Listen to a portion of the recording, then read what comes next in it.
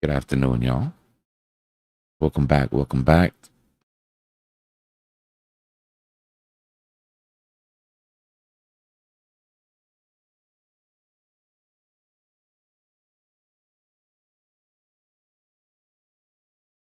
What's the word, good people?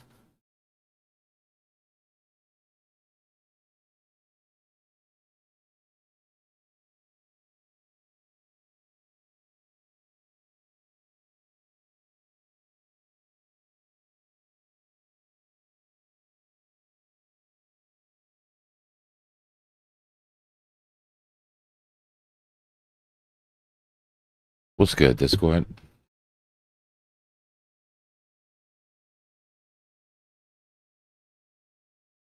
Holy CME, please, damn.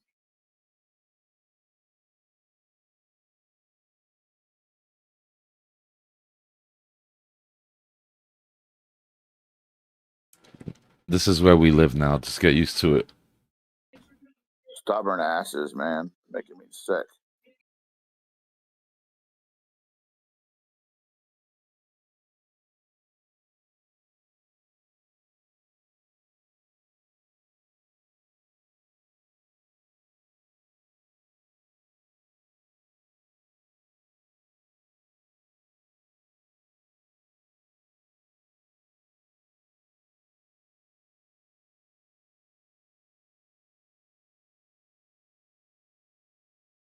Just start planning your longs from 7.6 to 7 to 7.7. Wow. And then your shorts from 7.7 to 7.6. And then we'll just do that for the next 30 years. Wow. It's funny.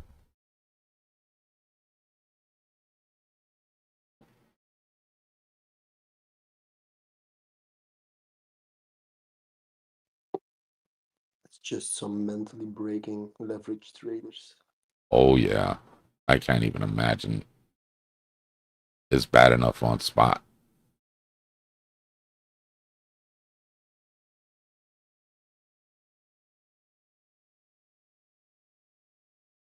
But yeah, if you guys are itching to trade, I mean, there's other stuff, right? You don't. We know that when Bitcoin gets stuck in a box, other things move. So you just gotta look for what's volatile for the day. I mean, if you're really itching to trade like that, you know.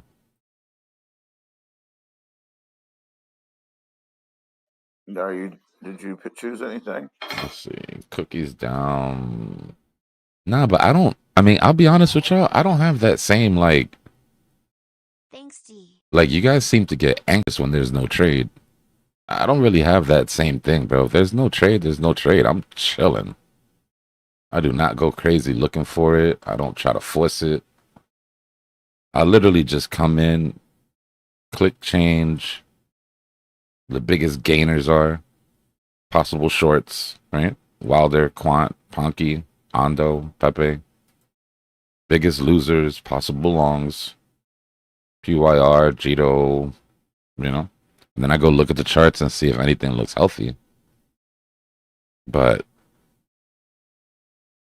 yeah, don't go nuts. Like if there's nothing, there's nothing, right? You can't.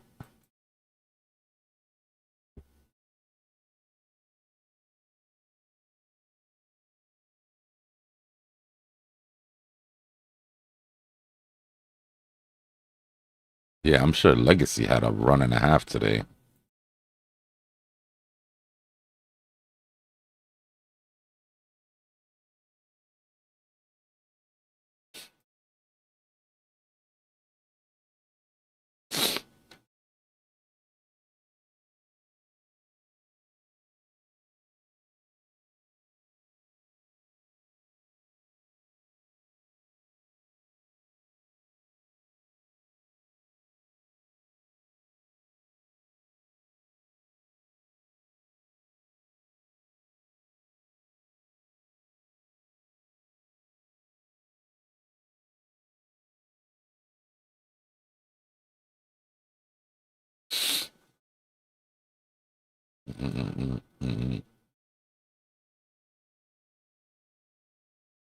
I mean, ETH has been chugging along since it's double bottom. Bro, get off of my screen.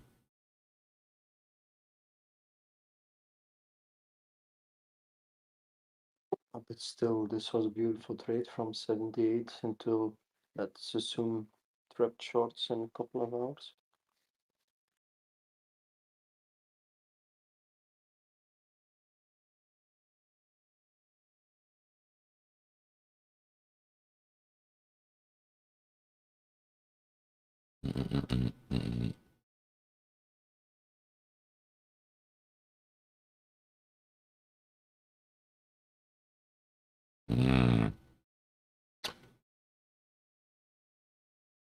See your concerns.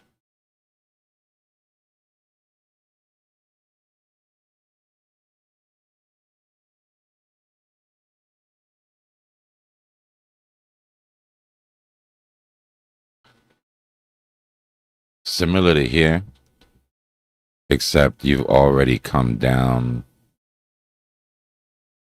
almost to the lows.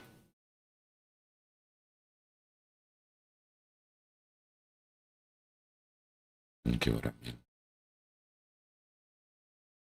If we were still right here, then I would say maybe you have a chance to sort of flag out, but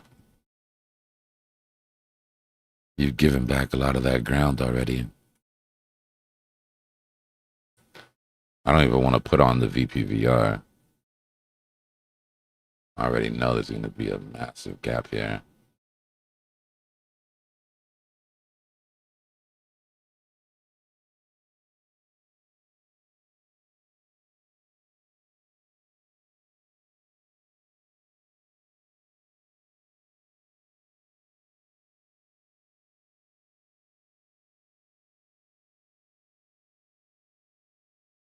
Yeah, simply put, you don't want to lose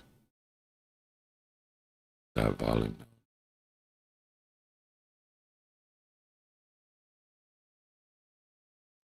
Bitcoin gives me 75 feelings.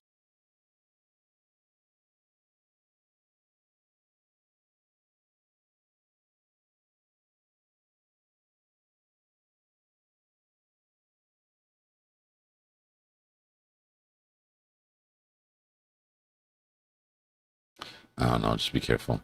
Really nothing to stop price until you come all the way down to like 48.9 if this breaks. Not a whole hell of a lot there.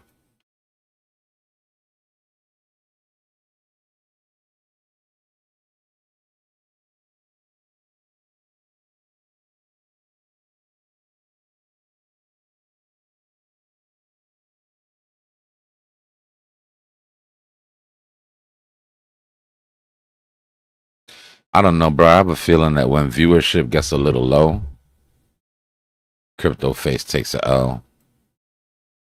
Just seems to be kind of like timing is interesting.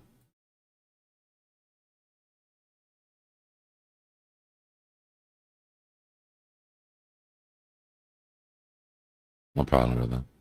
It's like if I can't make money on this trade, I'm about to make money on these clicks.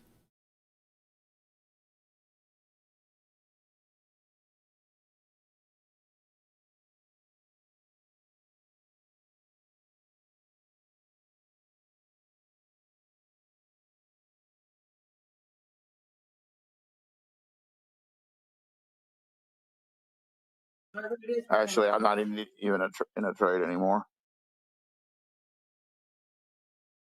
Yeah. Cash is a trade, you know? Sometimes it's best to just chill out.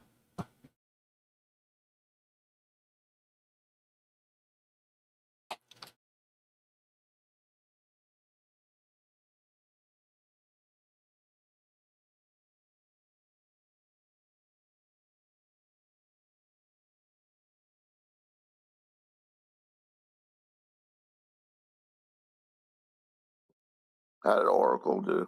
Let me go look.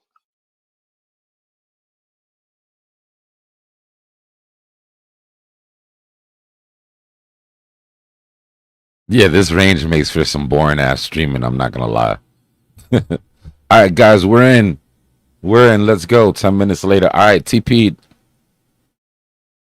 Back down.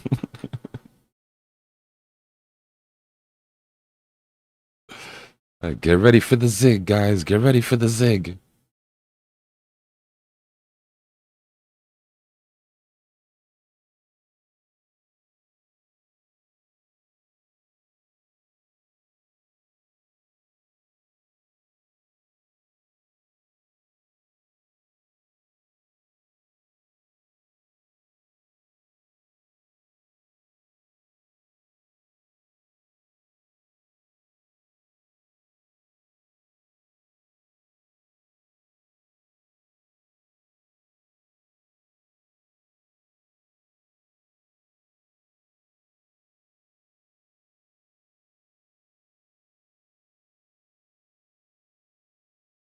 I mean, it depends, right? Because I mean, if you go down to the 1 minute,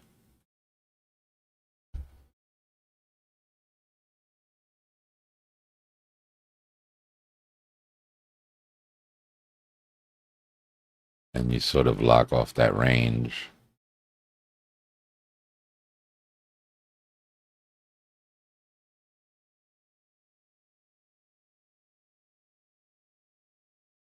Right? I mean, there's been plenty 1 minute scalps.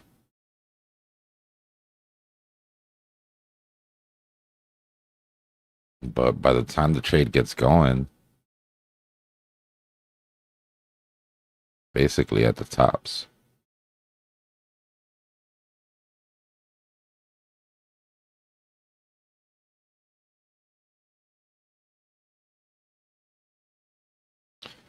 And I already know what people are doing, bro. People are like, it's only a 1% range. But if I slap 100x on it,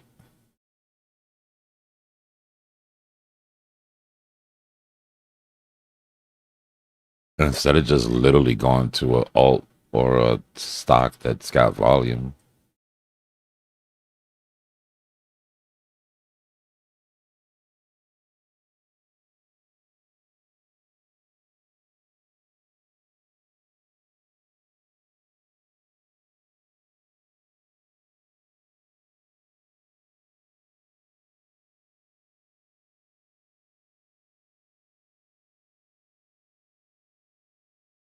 How the hell does that happen, bro?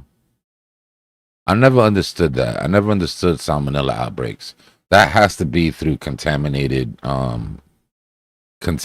like silverware and shit like that, right? Because I don't care if the chicken has salmonella. If you cook it correctly, you're not gonna get, right? You should be killing that at home. Should be assuming every piece of chicken you have can give you salmonella.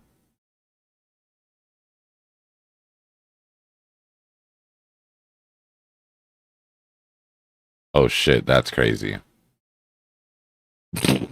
Laugh. That's nuts. That's another level of tightening the bootstraps that I've never thought about. Having to undercook your meals because you don't have enough gas.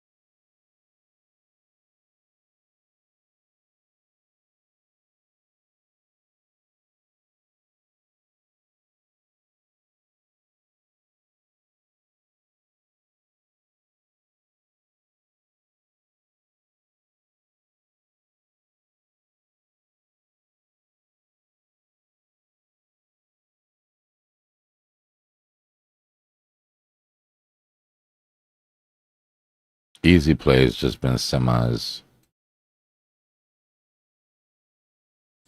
but the reason we don't talk about that is because it is gas out.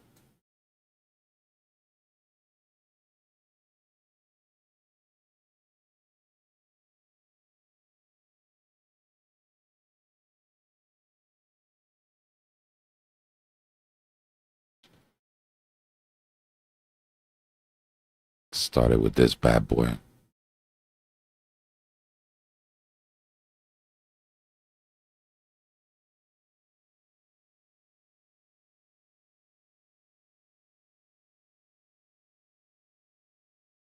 Yeah, then yesterday was a snow day. I went out and did some things, and then I was out doing hood rat things with my hood rat friends.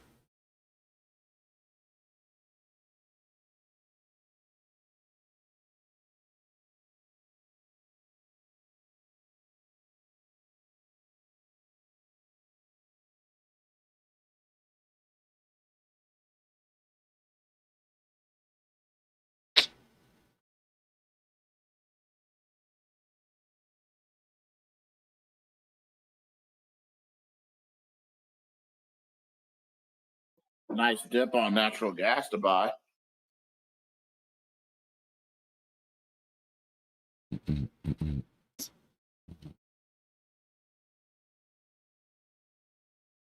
I see a nice short coming up on Qualcomm.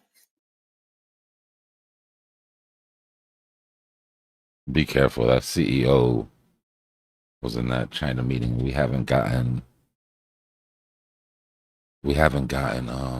official word out of what came out of that thing.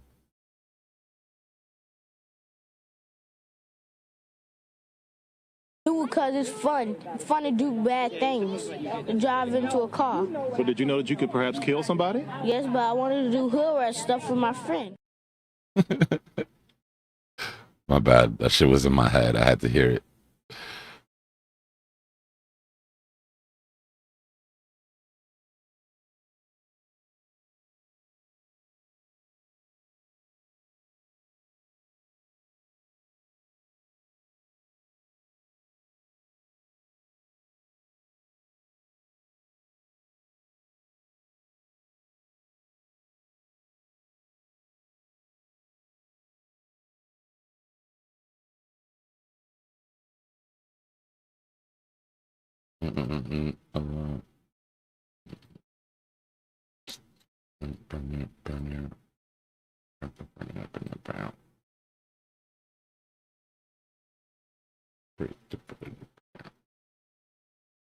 Looking for one last touch to lock in this pattern.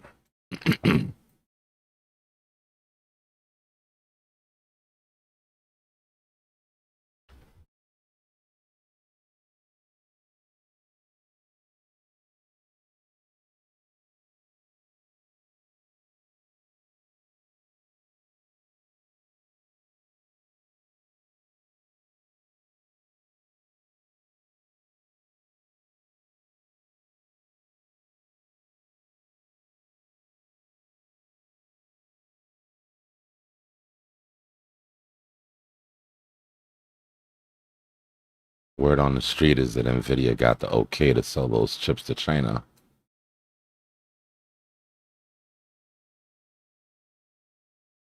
That could be exactly what Legacy needs to keep that euphoria going.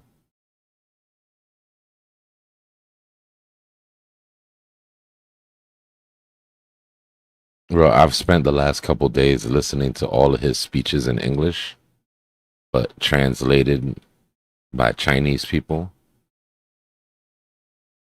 Let's just say it's completely different than the shit we're hearing on the news.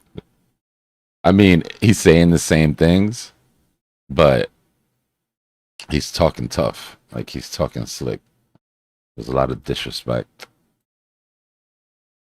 And when we watch the news, it's like, it makes it sound like he's just glazing us, you know?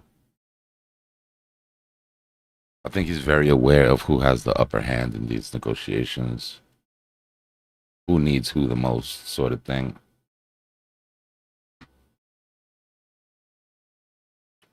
But from what I hear, and again, it's not official, but I hear that China has come to an agreement to interfere with Iran, and that could just mean a phone call.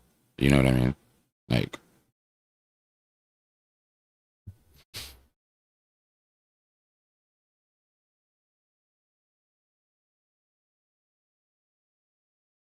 I don't see this stopping because China says, hey, you got to chill out.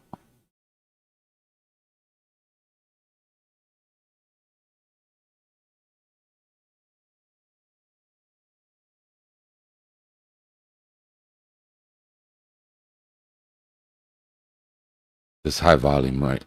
This high volume node right here. This is what's holding us up. That move back through that gap will be pretty quick if this holds. But if it doesn't, it could be what breaks our range.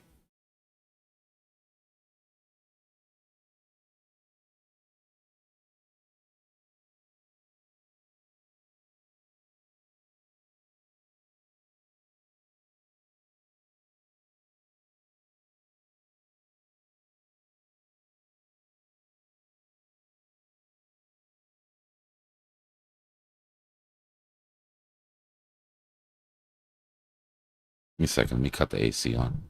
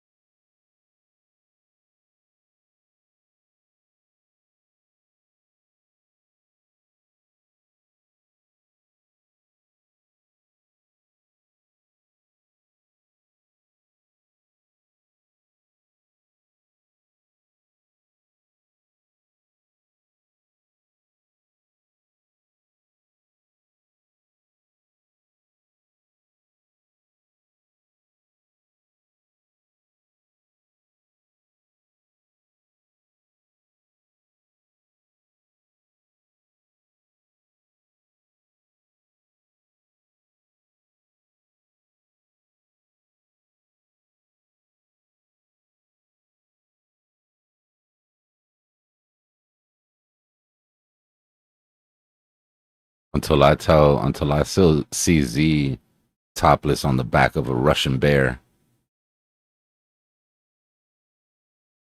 in the middle of a snowfield, I think Putin got it.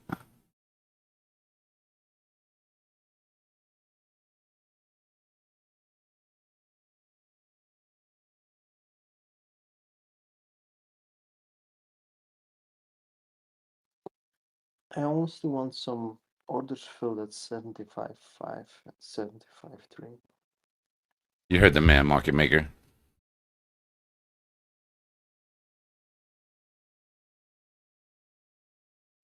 And then give us that lower high to go down 82.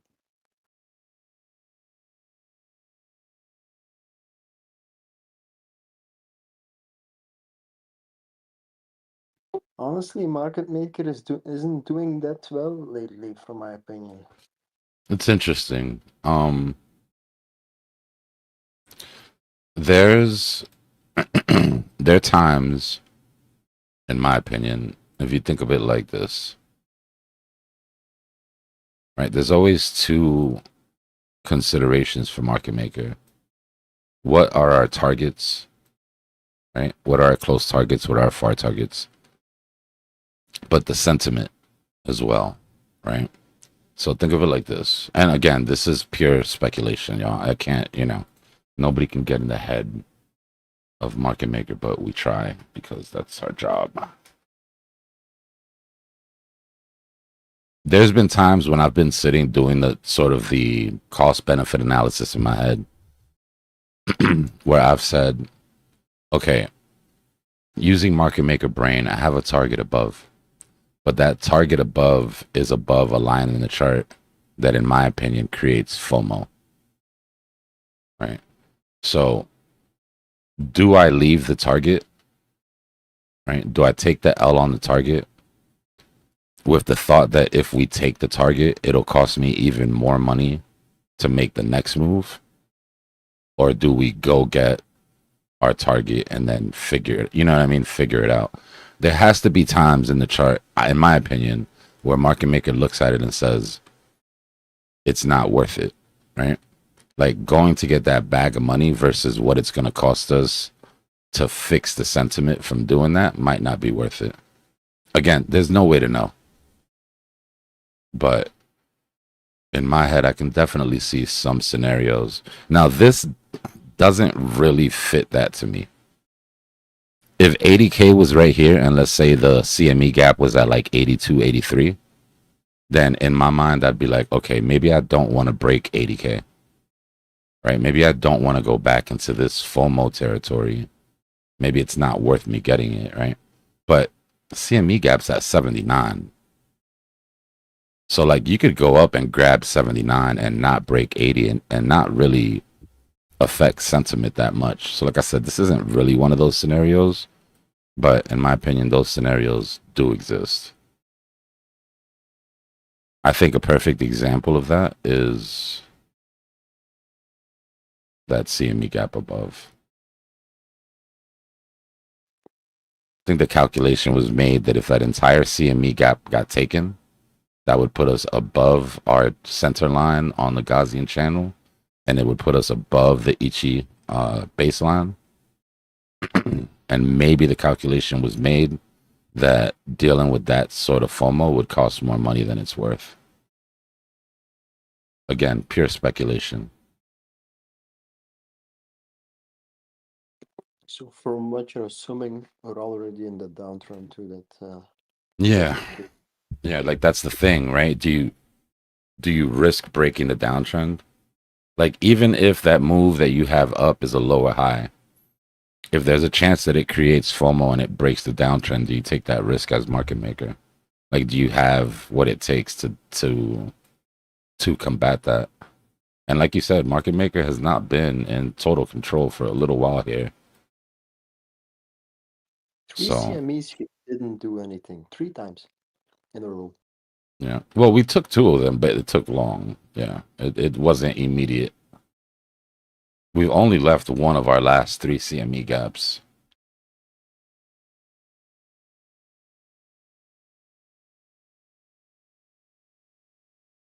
I really was hoping that we were going to grab that 83 and then smack down. Yeah. But yeah, we will see.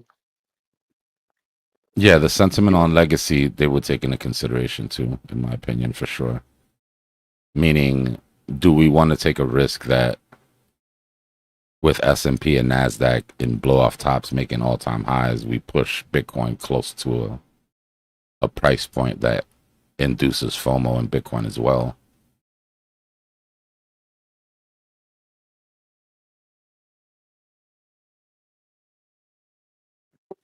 I don't know what gold and silver is doing. I'm gonna look on that one. Yeah, I mean, we looked at the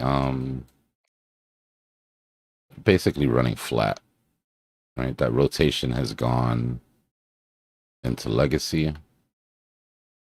Bitcoin's bleeding off, gold's sort of going flat. These are 4-hour charts.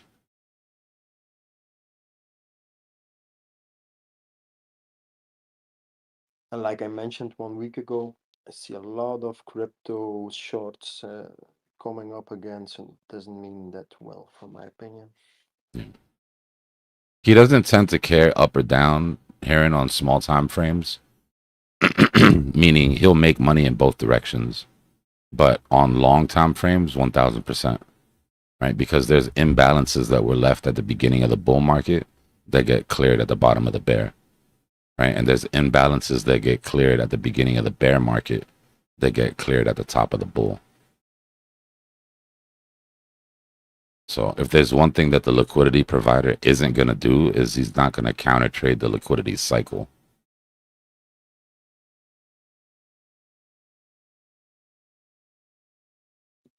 Then leaving a CME on 83 is honestly a good position if you're going down to 40 to grab it on the way up. Yeah. I mean, if you think about it, right? Like, it's going to get grabbed anyways. Nobody here thinks we're not going to go above 83 during the next bear market. I mean, the next bull market. So the question is it worth leaving? Right? Does it hurt you more going for it now or going for it later? Yeah, it is possible that we put in the trap longs yesterday. Last night.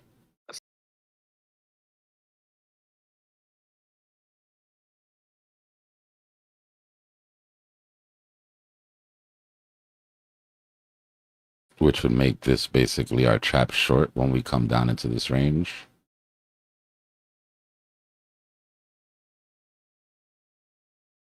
And then there's a decent possibility that we're already in our weekend range.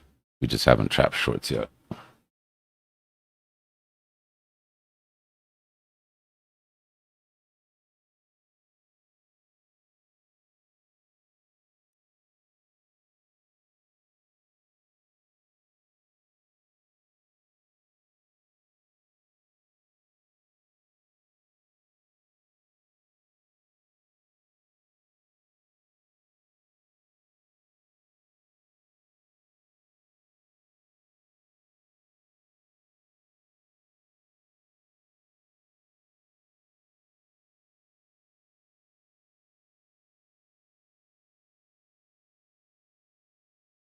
Trying to be fair here.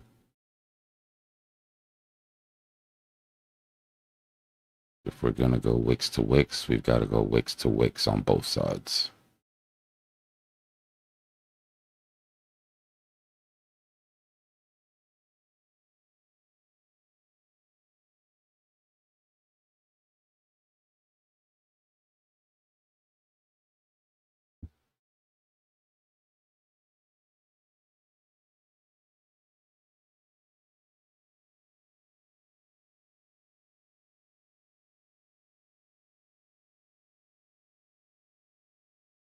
I do. Yeah, Heron, unfortunately. I guess the better question is this.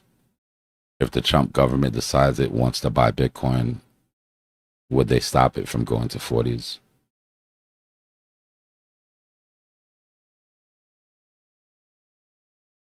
They want to wipe out Sailor. 1000%, Dave. I already miss Powell. I've been saying it for the longest. I was the last adult in Washington, bro. Got the kids running the show now.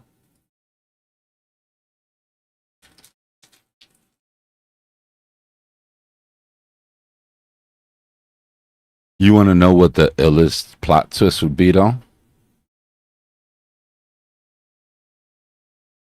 If Warsh comes in and raises rates. One of the things about these positions that you got to realize, these positions that once you get them, you have them and you can't get rid of them. People will say anything to get into these positions. And the second they take power, they can do whatever the hell they want because there's nothing you can do about it. I'm not saying this will happen. I'm saying that would be an interesting ass plot twist. If he puts him in thinking that he's going to do what he wants and then the guy just immediately starts thinking about legacy.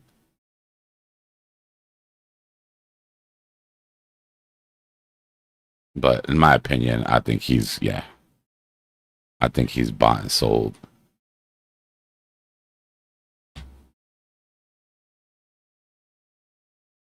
But you remember what Powell said during the last speech? That was one of the most gangster speeches I've ever heard Powell give.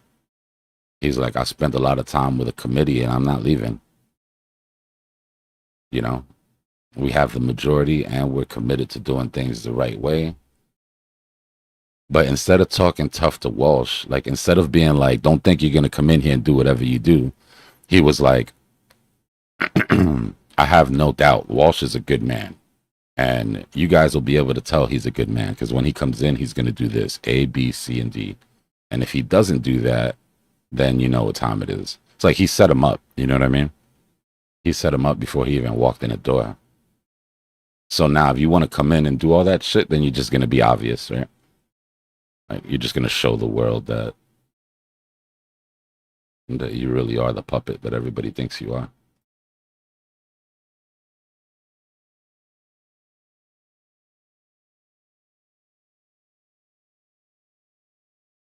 Yeah, that was crazy. That whole speech was a masterclass in passive aggressiveness.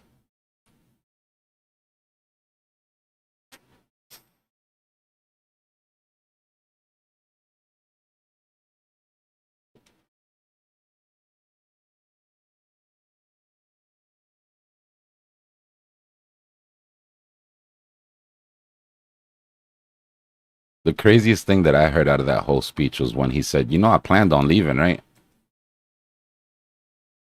Like, I wasn't gonna stay. I was just gonna walk out. But the amount of pressure that you've been putting on this office makes it to where I have to stay."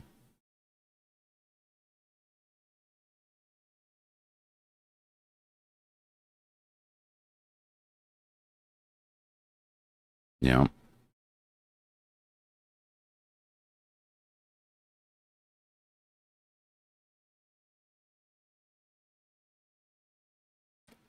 The crazy thing is that Trump's the one that put him in. I think that's why he's so mad. He's like, if I brought you in, I can take you out, sort of thing.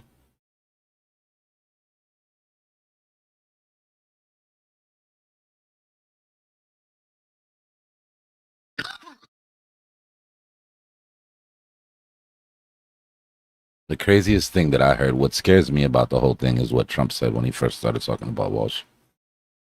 He said, we should just cut by 3 points. He said we should just cut by 3 points, and then inflation comes back, we'll just raise rates. And I'm sitting here staring at my chart thinking, oh shit, we're screwed. Bro, if they do that, you have no idea what this chart's going to look like, bro. They're going to send this thing on a trip.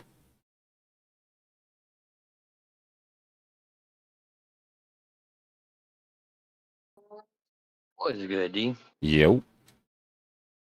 Chillin', chillin'. So, what you're saying, do you think, would that be called like financial repression tactics? Kind of what they did after World War II? Yeah, in a way. I mean, it's gonna be it's de-incentivizing people to spend money, basically. But that shit is gonna Gotcha. backfire, bro. You think so? Yeah, you can't. There's a reason that Powell didn't just cut willy-nilly. You know, and the times that we saw that he did cut early and then we went into a pause, the chart was like the market likes, you got to think of the Fed as like your dad, right? Like when you come home and your dad is chill and he's like, you know, everything's cool, you're like, eh. When you come home, he's got that alcohol on his breath and you don't know what to expect. Everybody's all like, that's how it is to have a Fed that isn't grown up, right? Inflation gets entrenched not because of anything the Fed does. Inflation gets entrenched because of how people feel about the Fed, right? It's the public sentiment. If people feel like the Fed is in control and the Fed can control inflation, then people just spend money and they go, you know, they don't worry, right? Because dad's not drunk. But if you feel like dad's drunk and you think that the Fed can't control inflation and that it's out of control and that we're already in recession and they're just not telling us, you know, if you get that mistrust, then people stop spending money, right? You start tightening up. You're like, okay, we're going into a recession. I don't trust that they can control this. So we're going to pull back our spending. The problem is that pulling back the spending then makes inflation worse, right? So it becomes entrenched. So one of the jobs of the Fed is to have people's trust. Even if you hate Powell, you trusted that when he got up there, he was going to say the same exact thing every time. We're fully committed to get inflation back to our target of, 3%, blah, blah, blah, blah, blah. When you get a Fed chair that comes up there and is like, all right, we're looking good, we're going to cut, blah, blah, blah. And the next time he comes on and he's like, all right, well, inflation's getting out of control, guys, we're going to have to tighten our... Then people don't have that that trust, that faith that they can continue to operate normally, right? They start to pull back their funds because they don't trust dad. Dad's drunk, right? So you got to chill out. And then that makes everything worse. Yeah, no, that makes complete sense. But wouldn't it? So if they do lower the rates below inflation rate, wouldn't that make them able to pay interest rate and reduce GDP percentage to the debt percentage? Yeah, in a way. But the problem is that lowering the rates also brings down the amount of money that comes in. Right? So you're reducing incoming funds. It's not just the lowering of the rate, it's whether it's really time to lower the rate. Right? You can lower the rate at any time, right? But if the monetary system that you're in doesn't call for lowered rates, then that brings fear, not, you know what I mean? If Powell would have come on one of these days and been like, we're lowering 2%, like, it sounds bullish, right? But that puts people on their heels. Because why? What's the big change? You know what I mean? Like, what's the big, what do they know that we don't know? Right? And then it starts to make people scared. That's why they use Nick the Snitch. Nick the Snitch, Nick Timmerose on Twitter is like the Fed whisperer, right? If the Fed is ever going to do something that's off of what people expect, they throw it to Nick the Snitch. Nick the Snitch puts it on Twitter. The market absorbs it. And then when the news comes out, it's not a shock. So there isn't, the market doesn't go crazy. Okay, yeah. I mean, it all makes sense in a way. It's just, what the thing is, bro? Like when you're trying to make sense of the economy and then you're trying to put it into perspective with your home economy, like your family economy, it's never going to make sense, bro. Because that shit has nothing to do with, has nothing to do with us. Has nothing to do with us. They could say the economy's great. Yeah. And everybody's still assed out. Like I said, like my example with that island, right? Like if you get an island with 1,000 people and they get some sort of disease that kills half of them, but they discover the vaccine that saves the other half, but that vaccine costs $1 million each, then people look at the economy and say that economy did amazing that year. The GDP rose by, 300%. Yeah, but half the people died. And the other half took loans for that medication that they can't afford. But the economy's great on paper. You get what I mean? Like, it has nothing to do with the people themselves. Yeah, that makes, yeah. It's just GDP, bro. It's just how much can you produce? And if you can produce more with less, like AI, right? We're about to go into a world where the economy is going to be doing amazing. The GDP is going to be through the roof with 75% people unemployed because AI is doing all the work. So on paper, the economy is doing fine, but you go talk to people and they're like, we're struggling.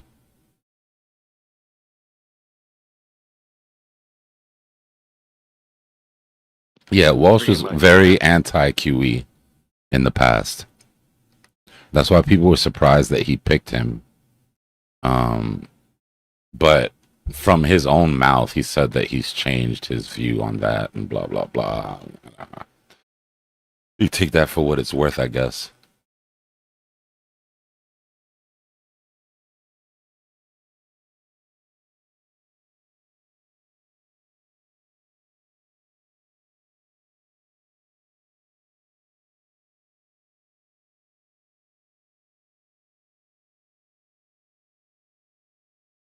UBI might not be the absolute worst thing for crypto, though, if we put everything else aside.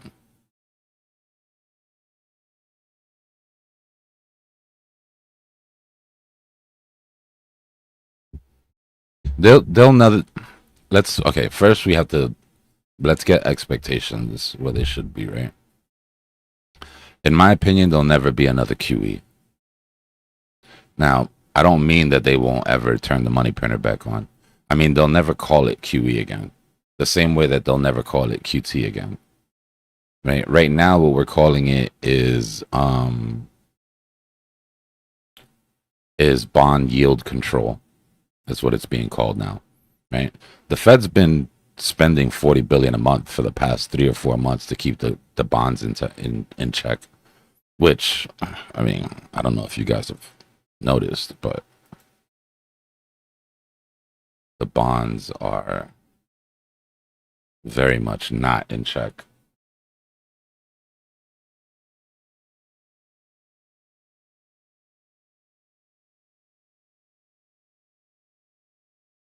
Right, we're pushing new all-time highs on the 30-year. So why are the yields going so high? Right? The yields are going high because the 30-year bond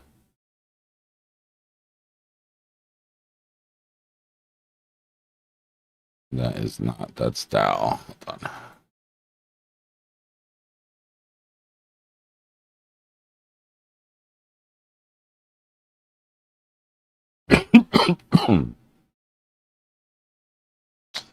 Why am I having a brain fart? What's the ticker for US 30, right?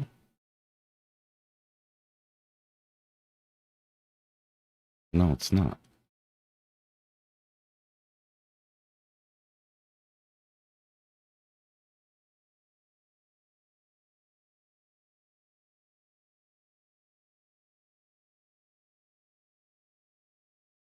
All right, this is the yield, but this isn't what I want. All right, well, whatever. Bonds go up, right? Bond yields go up when bond sales go down, right? This is what our 30-year looks like right now, our 30-year bond. And the reason it's dumping off is because China's dumping long-dated bonds. These countries that are now attempting to buy their oil in anything but US dollars are dropping their 30-year bonds. Anybody who attributes the success of the bonds to the petrodollar is dropping 30-year bonds. Right? And it's not just us.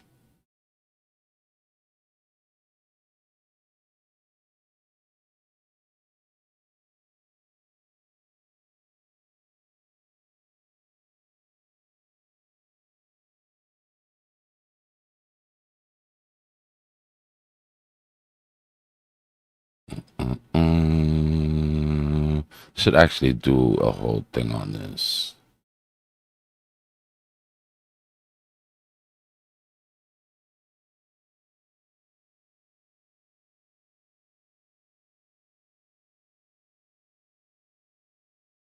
$30-year yield futures.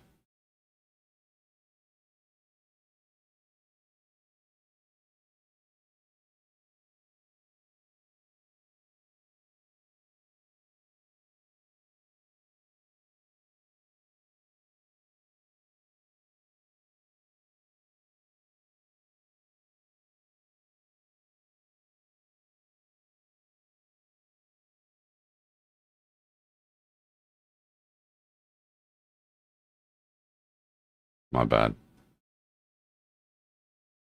5-year, 20, 10, 30. We cannot afford to keep paying this. I don't know if you guys realize, but if this moves up into 6%, this is basically the government raising the rates, raising the yields, right? To basically beg you to buy the debt. Right? Please hold our 30-year debt. We'll give you 5%. No, we'll give you 5.5 then. No, we'll give you 6%. We'll give you 7%. Right? At some point, we need to find some buyers. And what the Fed is doing right now, let me show you exactly what the Fed is doing right now.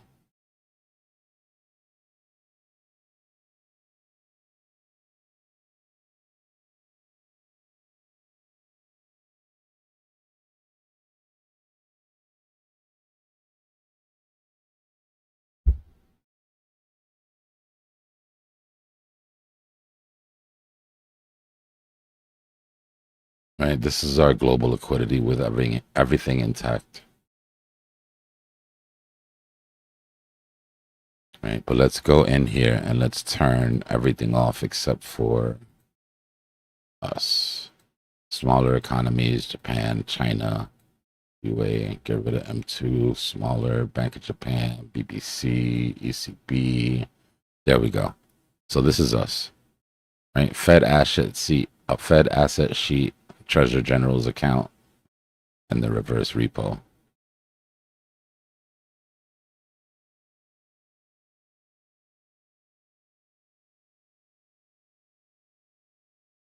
Let me turn off the asset sheet. Hold on.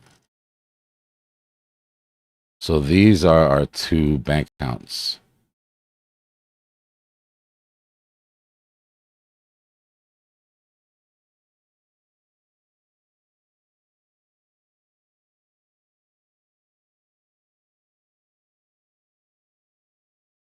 So the money is being spent as yields move. Hold on. Let me inverse this. You see it now?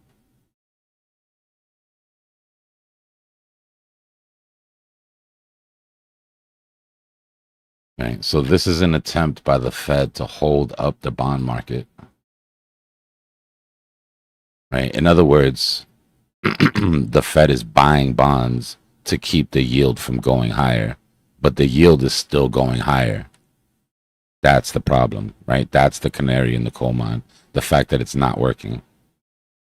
Right. You can see them dumping money into yields, but yields continuously going up. Right. So the QE that we're having now is called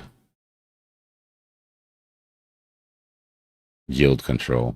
And I think that it becomes the third pillar of the Fed. You always hear the Fed talking about we have two mandates, right? To provide employment, right? To keep employment level at a certain point and to keep inflation under control. Well, their third pillar, in my opinion, that they haven't admitted yet, but their third pillar is to keep the yields from going crazy. And right now, that's a failure. Right, so something has to happen. And this continues, in my opinion, as long as the oil becomes an issue. Remains an issue, I should say.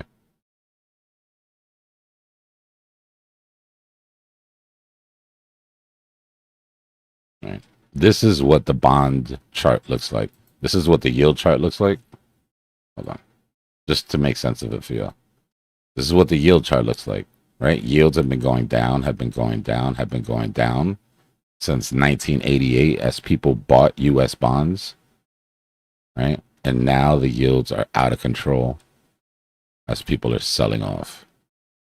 If you inverse it, then you can see what the chart really looks like. Right? So when you look at global liquidity,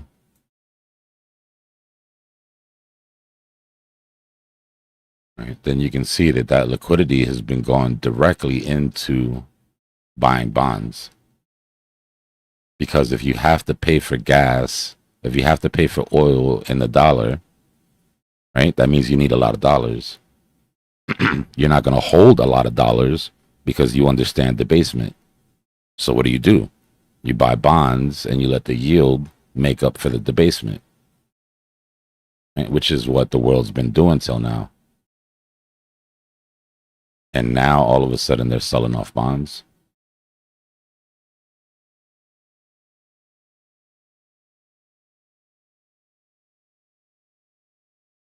Right, so the evidence of the sell-off is that the bribe that you're being offered to hold U.S. debt keeps going up.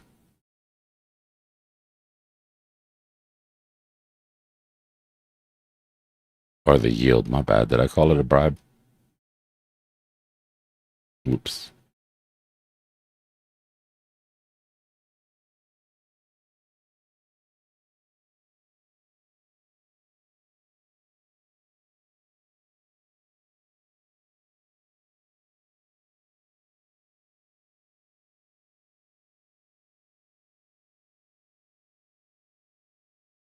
In my opinion, it's a counterattack.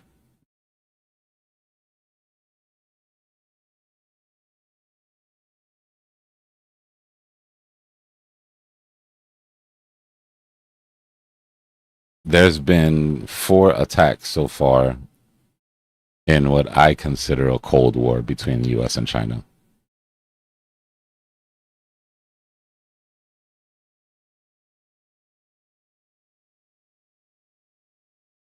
The first one was when we cut them off from NVIDIA chips. I think China saw that as an act of war. Their counter to that was funding the proxy war in Ukraine. Funding the proxy war in Ukraine bled our oil reserves because we had to make a deal with Europe that if they helped us sanction Russia, that we would take care of their oil. So first attack, we cut them off chips. Second attack, they drained our oil. We went to Europe. We went to Venezuela to replenish those oil supplies. We also cut off their number 2 gas station, and then went into Iran to cut off their number 1 gas station. That's the third attack. The fourth attack, counterattack, was them dumping US bonds, which then means that we can't print money to fight war. We have to print money to buy bonds.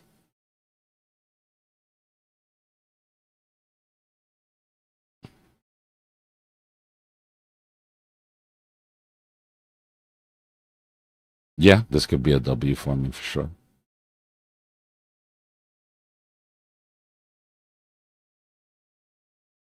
You just want to see that volume come in. Remember, strong W's print M's on volume. It's a good way to sort of think about it. A strong W is going to give you a high on that right side, and is going to give you another high on your type 2.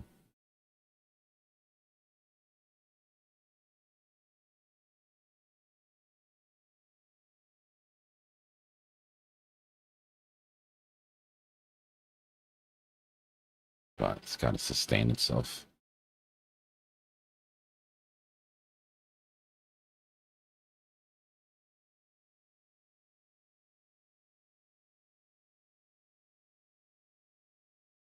Mm-hmm.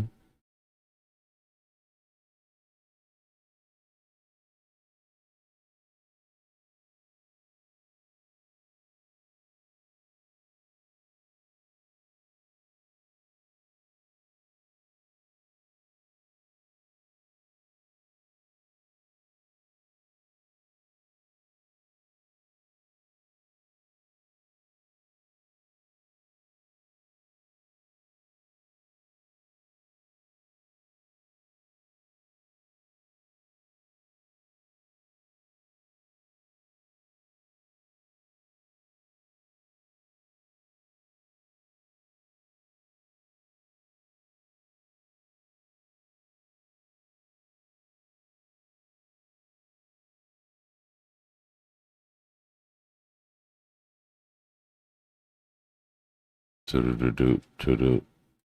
Mm-mm-mm-mm-mm-mm.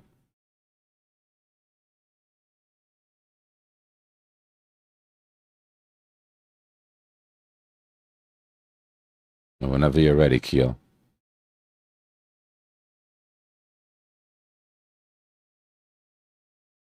Does anybody else have the same issues that I have with Keo, or is it just like at this point obvious that they don't like me?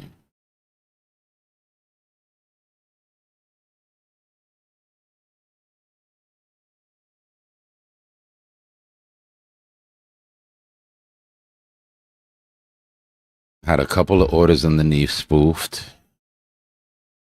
Right, so nothing really massive underneath right now.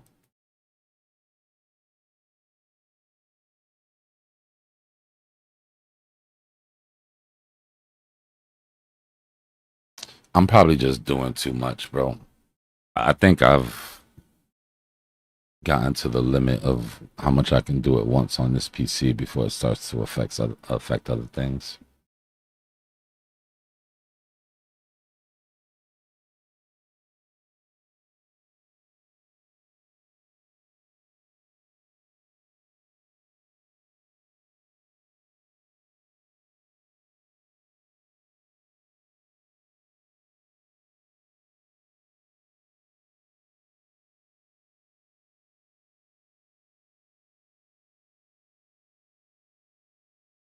All right, let's go see how deep the book is. $102 million buys the whole book right now.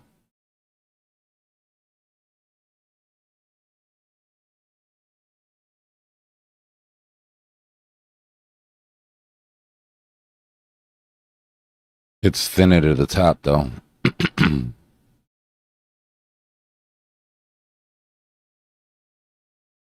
You only really need about $35 million in buys right now. Yeah, Jack, I run it every once in a while when I reset the PC, but you know, this thing never gets shut off, gang. Like, for the most part, this thing is on 24/7.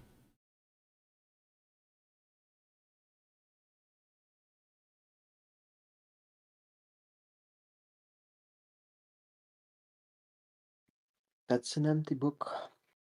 Yeah, it's pretty thin.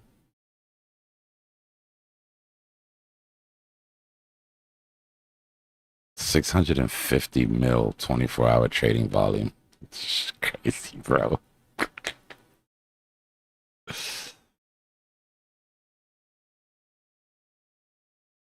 That's nothing.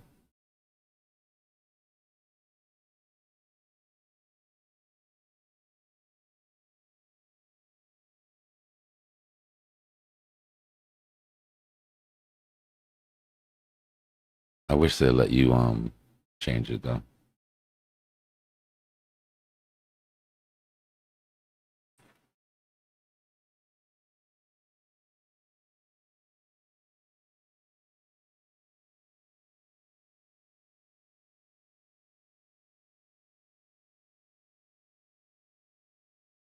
Yeah, I imagine it's gonna be even worse. Even worse, Dave, since so much institutional money's in here now. Because you already know how that is, bro. Those offices get shut down. Everybody's at the Hamptons. It's not even the boss. I mean, people who put in the orders, the receptionist, the cleaning lady. Nobody in the office.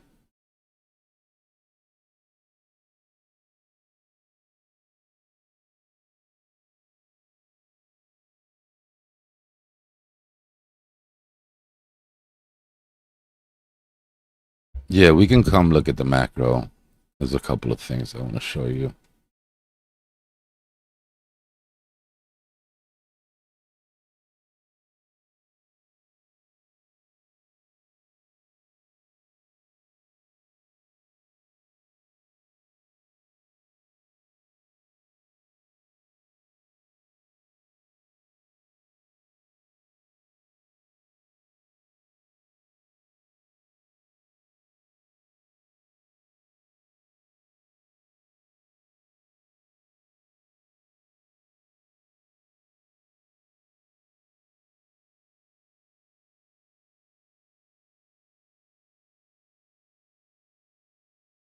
Let's turn on the Gaussian channel. Let's turn on the Ichimoku.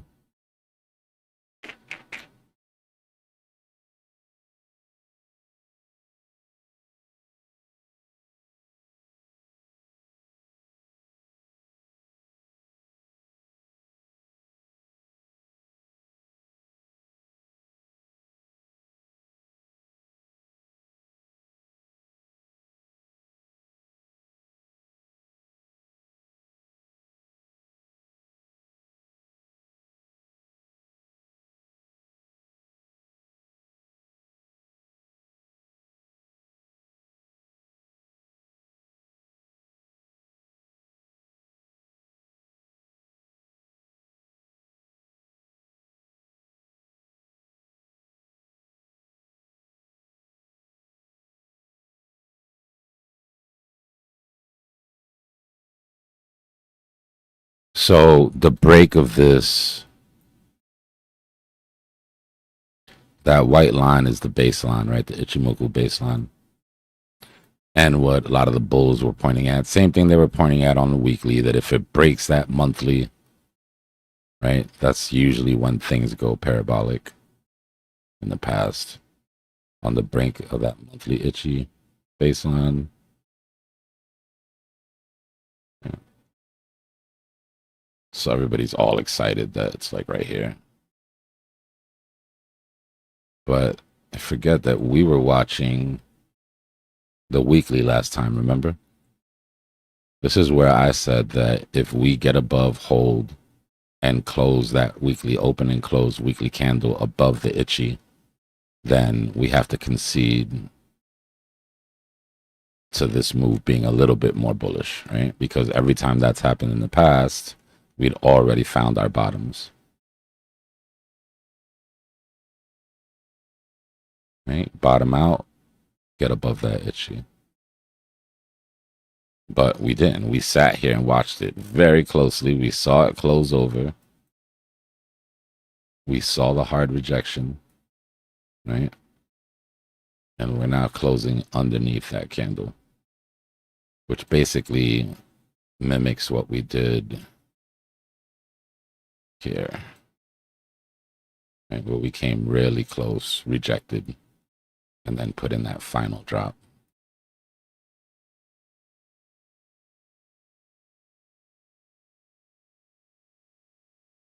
And then if you put on the 2-week, hard rejection off the 50 EMA on the 2-week, breaking out of this cloud is what triggers the next capitulation down. Right? Price gets trapped inside of that cloud. And as it breaks is when you get that sort of capitulation, a capitulative move. So we've been supported by that cloud this whole time. Now we just rejected off that 50. And the Gaussian channel as well. Right? So the loss of this Gaussian channel and the loss of this cloud is what brings us down to our lows, in my opinion. And then when you go to the daily,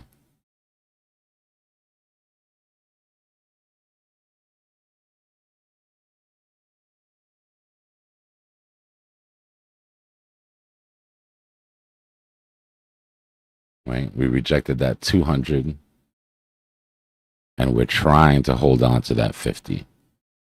The loss of the 50 on the daily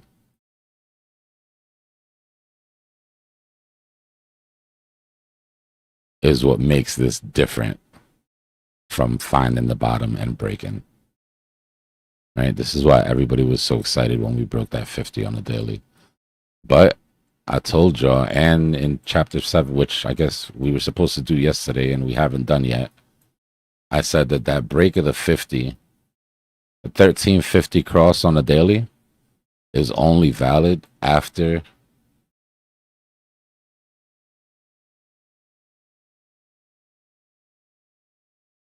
your baseline breaking the cloud on the Ichimoku. Right? Once that baseline on the 2-week breaks the cloud, we look for the next 1350 cross. So look at it like this. Let's put a line right at that break.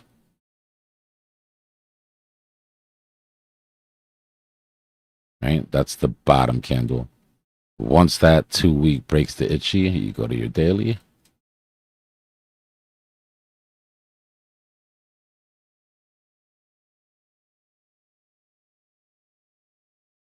Right? This is the line where it broke. You go to that daily and you wait patiently for your next daily 1350 cross.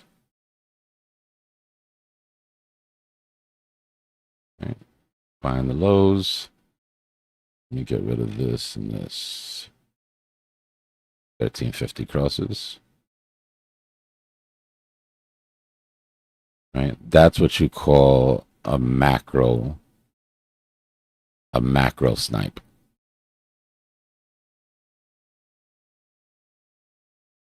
Right? Snipers will be hitting these. Surfers and scalpers will be waiting for that 1350.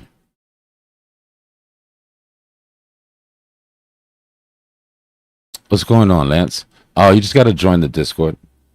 School's free with the Discord for now.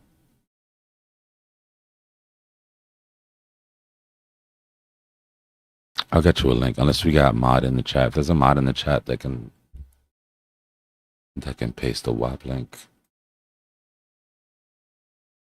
So there's a couple things we're waiting for, in my opinion, me personally. Right? Everybody can do their own thing, but this is my box. And if you turn your SMMA on and you go to the 2 week, turn everything off.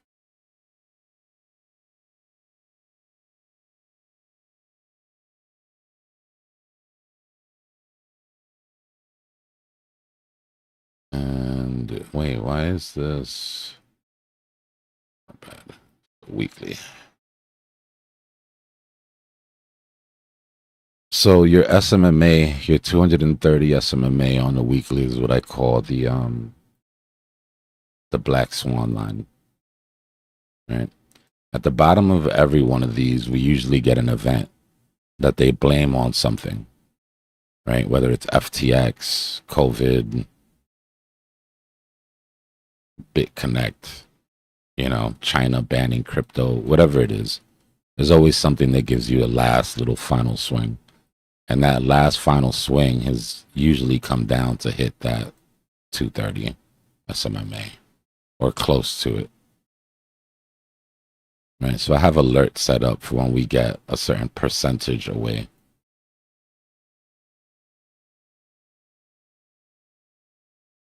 But on the weekly, that line right now is at 46.4. Now it's moving. It's a moving average. Right. So when we came down to the bottom here, that line was at 44. This move up on Bitcoin has pulled it up to like 46. If we do what I think we're going to do, then it'll probably flatten out somewhere around 44s. What if we break it? Inshallah. Cheaper Bitcoin? Shit. There's one thing that I won't ever worry about doing, and that's anything that I buy underneath that line. You know, to be fair to the 200 EMA people,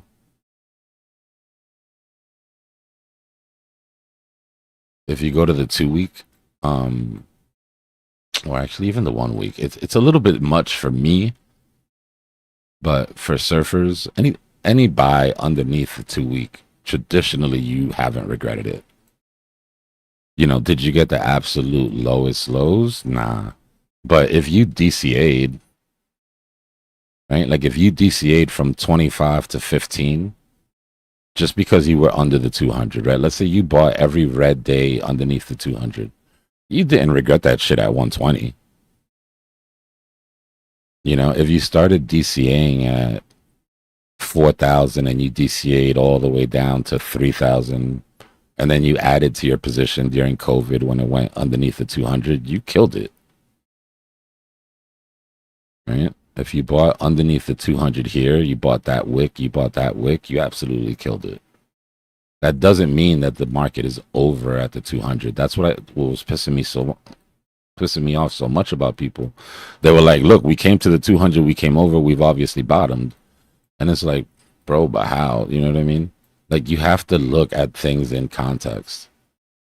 Look at how far we went underneath the 200 on our first cycle. Right? Like 9%. Look at how far we went underneath the 200 on the second cycle.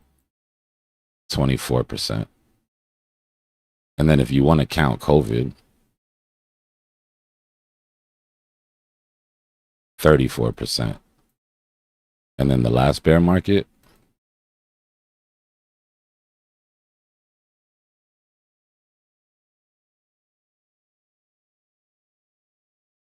42%. So what can we take from that, right? Like as technical analysts, we have to, the trend is your friend to the end. And trends aren't just higher lows, higher highs. Trend are also percentage differences, right? Diminished returns, increasing returns, diminished returns to the downside. So this would tell me that we go significantly underneath the 200 this time. And if we go to where I think we're going, my bear case for the bottom is 50. Or I guess I should say my bull case. My most bullish number, I guess, which is not true. Bullish should be 30, but you get what I mean. Is 50. And then my base case is 44 to 46. And my bear case is 38. We're knifing at this moment, just saying. Yeah. So if we made that move down, you know, that'd be 44% underneath that 200 EMA. This should be the trap shorts here. I'm going to try to long back up into the trap as soon as I see something that I like here. Falling knife, gloves activated. Yay! 758, please. Let's wait for the volume though. You make sure there's people at the party. Stopping volume candle on the 15-second.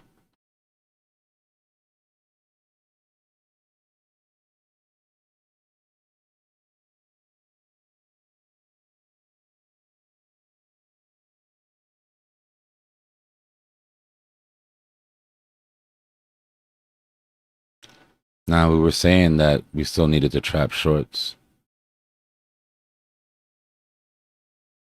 The goal is to, for my opinion, trap shorts and then make it back up into that range that we were just ranging at and have that be our weekend range.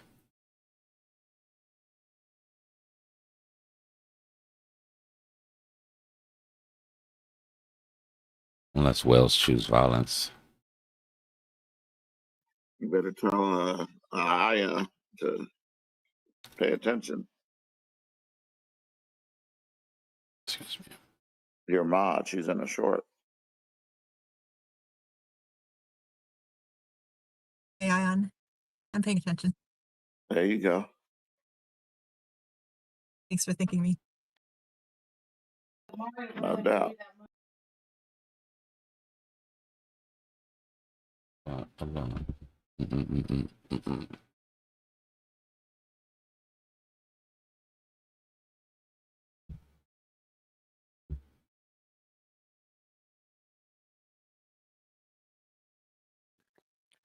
Just one knife, that's too easy. Give me a second, y'all. I'll be right back. 75.9. My part coin short's pretty happy right now. Well, I'm pretty happy. Oh, that's an aggressive trade.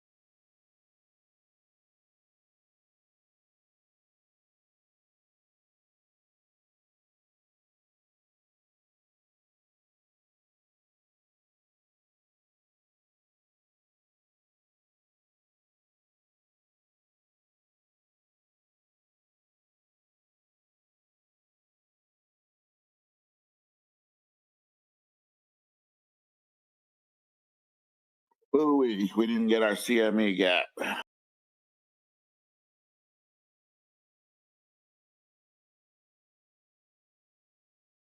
Did you get out of your long? I got stopped out of it at my entry. Oh, okay. Well, you don't lose any money. That's good.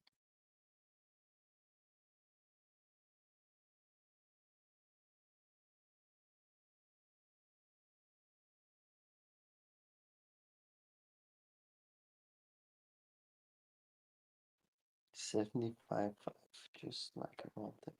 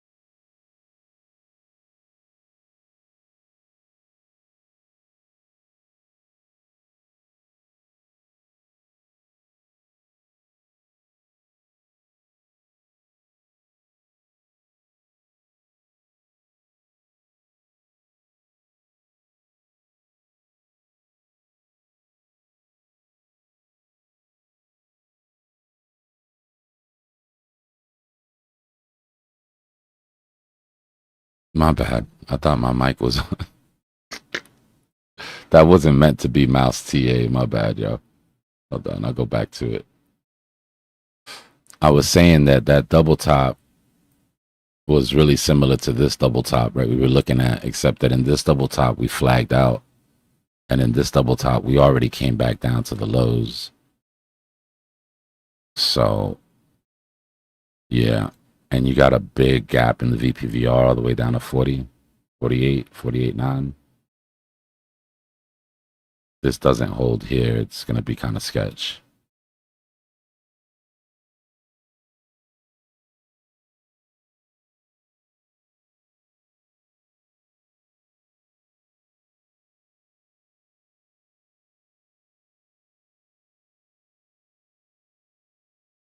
Nice, Philip. I'm not mad at that.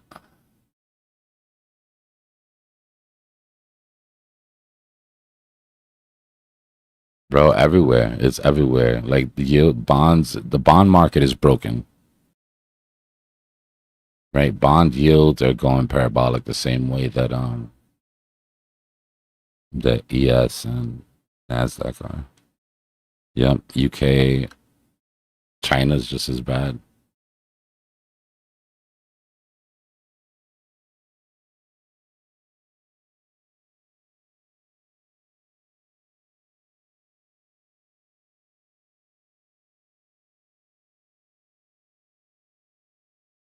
People just don't trust governments, bro. What it's basically saying is, I don't have faith holding your debt for 30 years.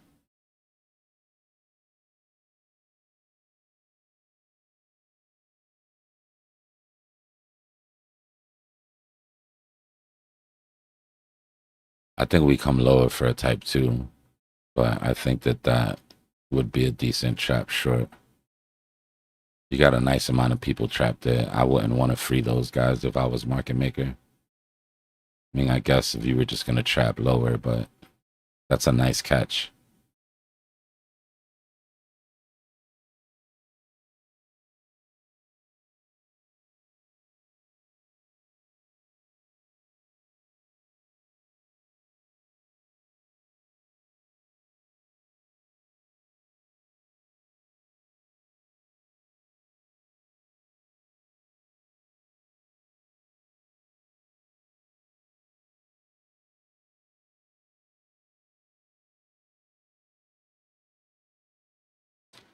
Well, I guess let's go take a look at what's going on. Y'all know here we don't check the news to see what's going on in the war because it's all bullshit. We go right to the radar.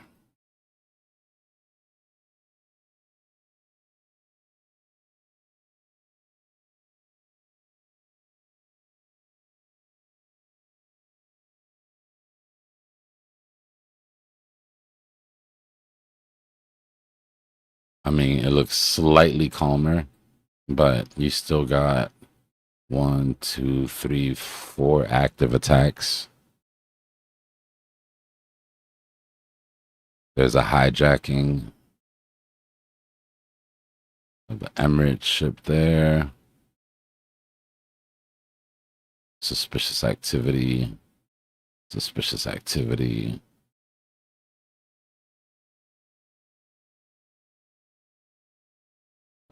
Attack in Qatar. I don't see any ships. I see one ship making its way towards the U.S. blockade. Listen, when this war is over, you will see the majority of these ships moving their way across this blockade to whatever country they've got to go deliver their oil to. Right? These are ships that haven't been able to get their shit, that are stuck. These are ships that are stuck on the other side of the strait. And this is the fight that happens as they try to get through. So I don't know what the news reports are saying today, but there's nothing getting through.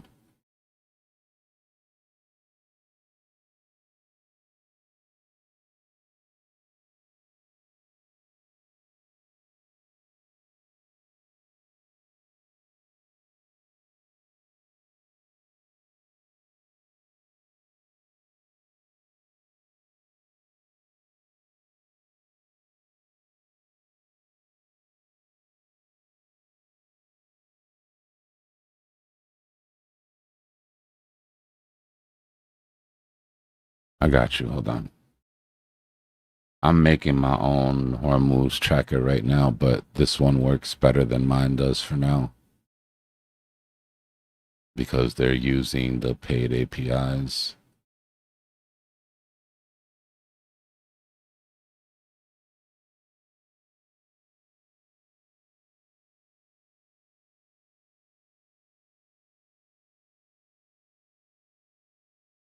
There you go. Don't get into the habit of clicking random links, y'all, but if you want to take the risk, that's the site I was looking at.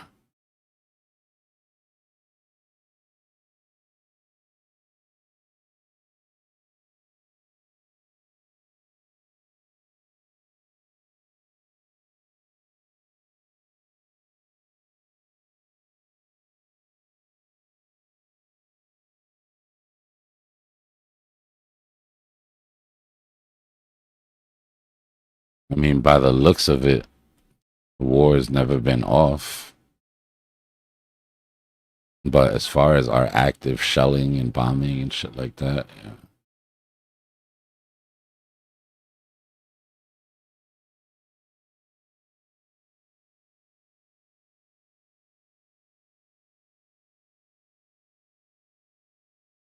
Guess there's two aspects of it, right? They're not actively blowing shit up, but the oil's still not moving.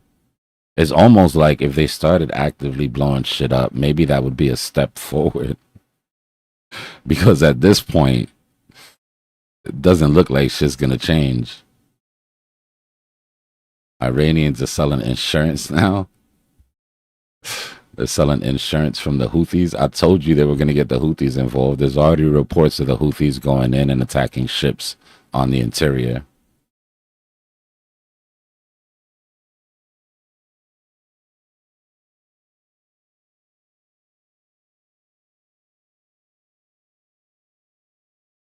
That's funny, H.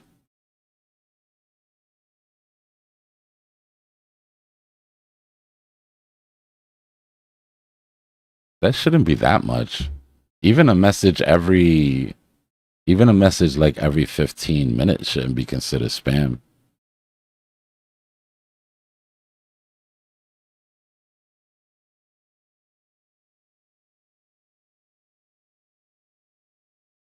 Oh, maybe. Yeah.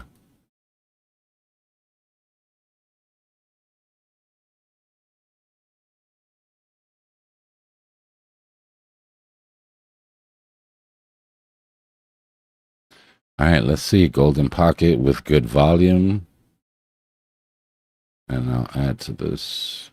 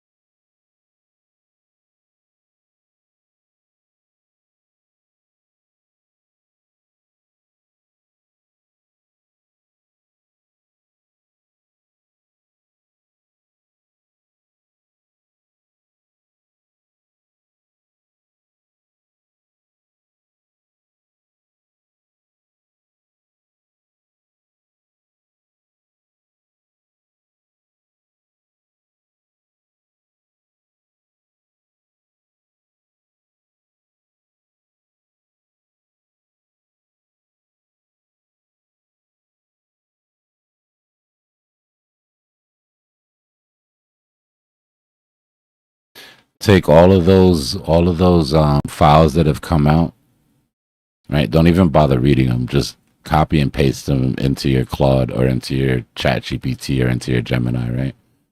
and then just ask it.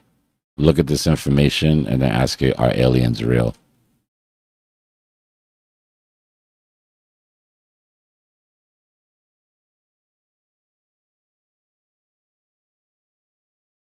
I don't get many one-word answers from AI. I did that shit the other day and Claude said, yes. Dot. That's it. I was like, fuck. Yeah. You're not gonna go into it or anything. It's just like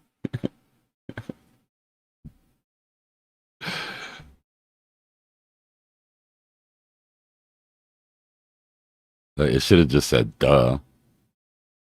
Like you just gave me all the information.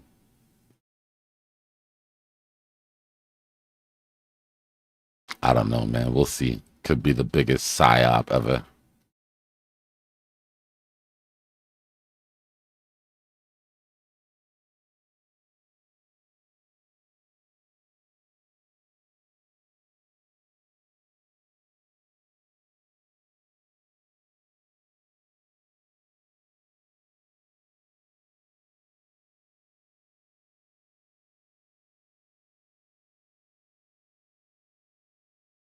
I've seen two things that I can't explain.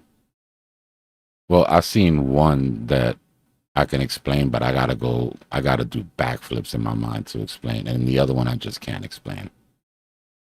One of them was with y'all. I was on Discord one night. It was New Year. It was either New Year's or 4th of July. And I went outside to see the fireworks. And there was a triangle sitting in the sky. And it looked like it could have been a drone or something like that. I recorded that shit for at least 30 minutes, bro. And it was just hovering, like watching the fireworks. I showed the video to YouTube and everything. I can't explain what the hell that was. Now, the other one, I was sitting outside my house and I saw like a shooting star. Normal, right? Shooting star, no big deal. But this one shooting star went in one direction and then stopped and went in the other direction. And I was like, what the? But then in my head, I was like, okay, there's a bunch of shooting stars. Maybe that was 2 shooting stars. And then one of them just shot off at the exact same spot that it needed to shoot from, where I was standing to make it look like it was one. You know what I mean? So I could explain that one away. But the other one, nah, bro, I stared at this thing forever.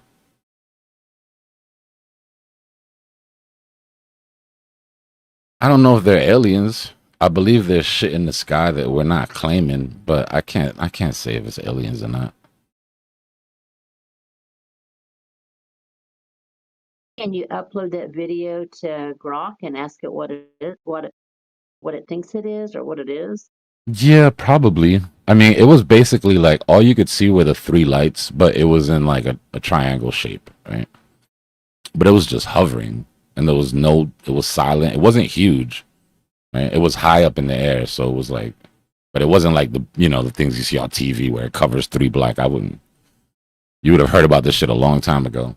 But it was just enough to be weird, and it stayed there just long enough to not be a drone. I've flown drones before. I know how long these things can stay up in the air. Like, they can't sit there for 2 hours.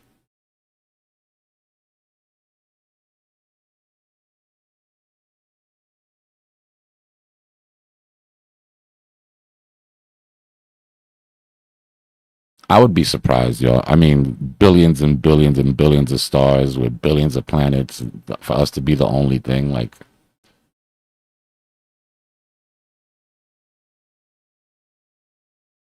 I know we want to feel special, but maybe we are, right? Maybe we're the only squishy things. Maybe everything else is made of rock or something. But there's got to be something else out there.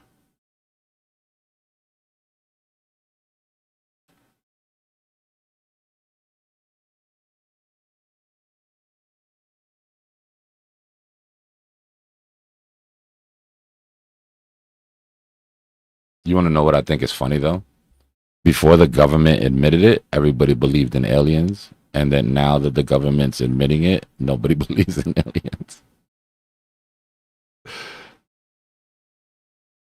I think that speaks more to like a mistrust of the government than anything else, right?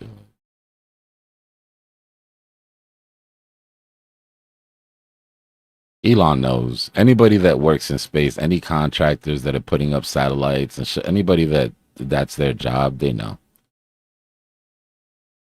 They gotta know something.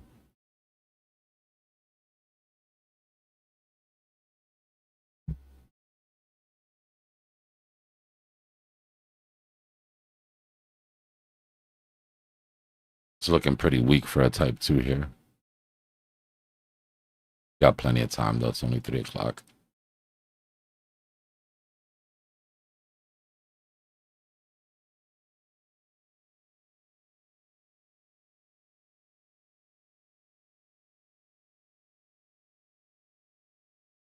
Yeah, maybe it's not aliens, right? Some interdimensional shit, some time travel. Who knows, right? But something.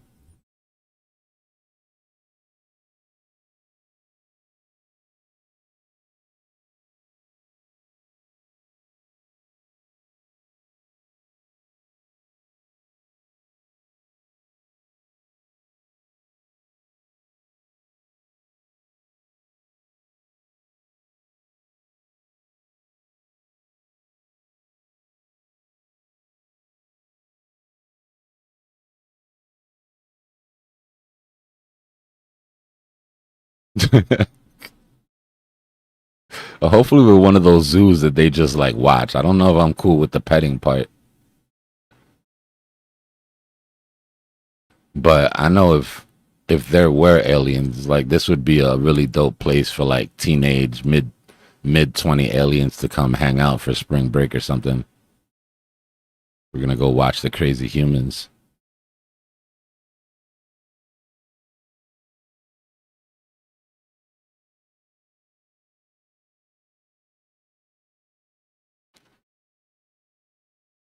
Yeah, I mean, I believe that at one point that's how people describe them, H, just like anything, right? Like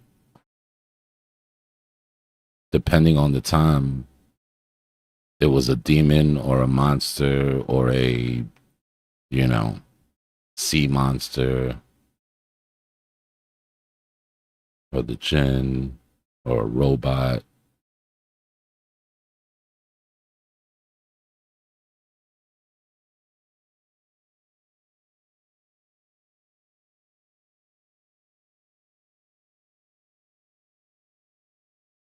I do know one thing, like if they ever do come down on some hey, we're here type shit, it's gonna throw religion for a loop.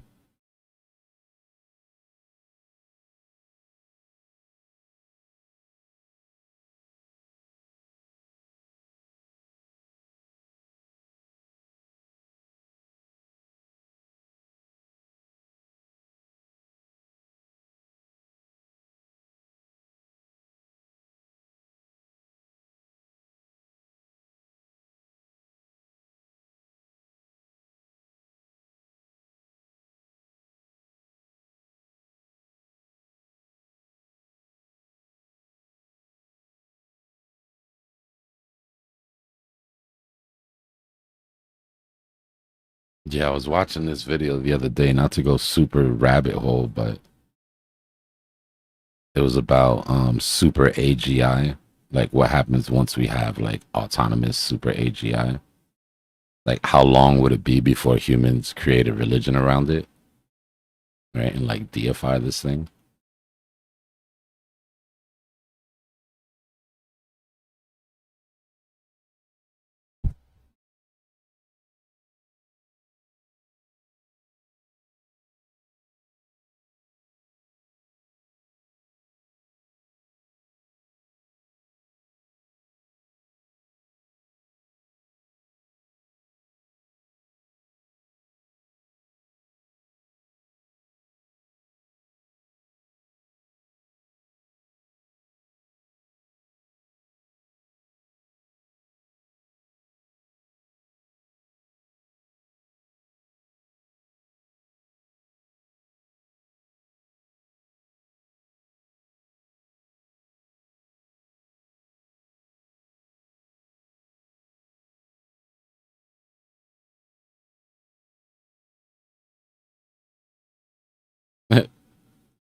It's true that it is.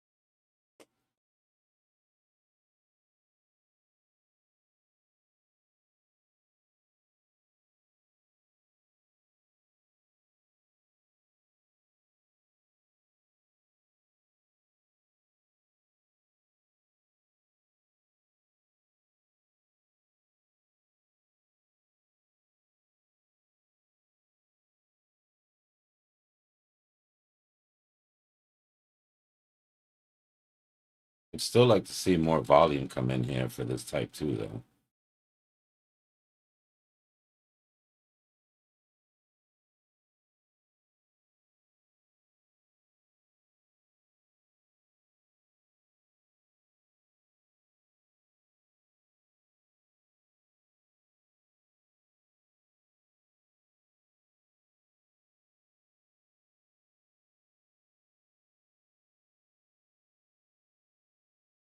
Yeah, I know, right? Should open a second YouTube channel where we just go off the rails.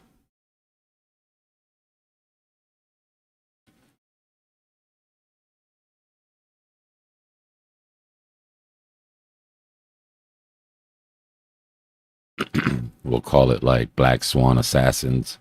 We'll just sit in there all day and just murder potential black swans before they arrive.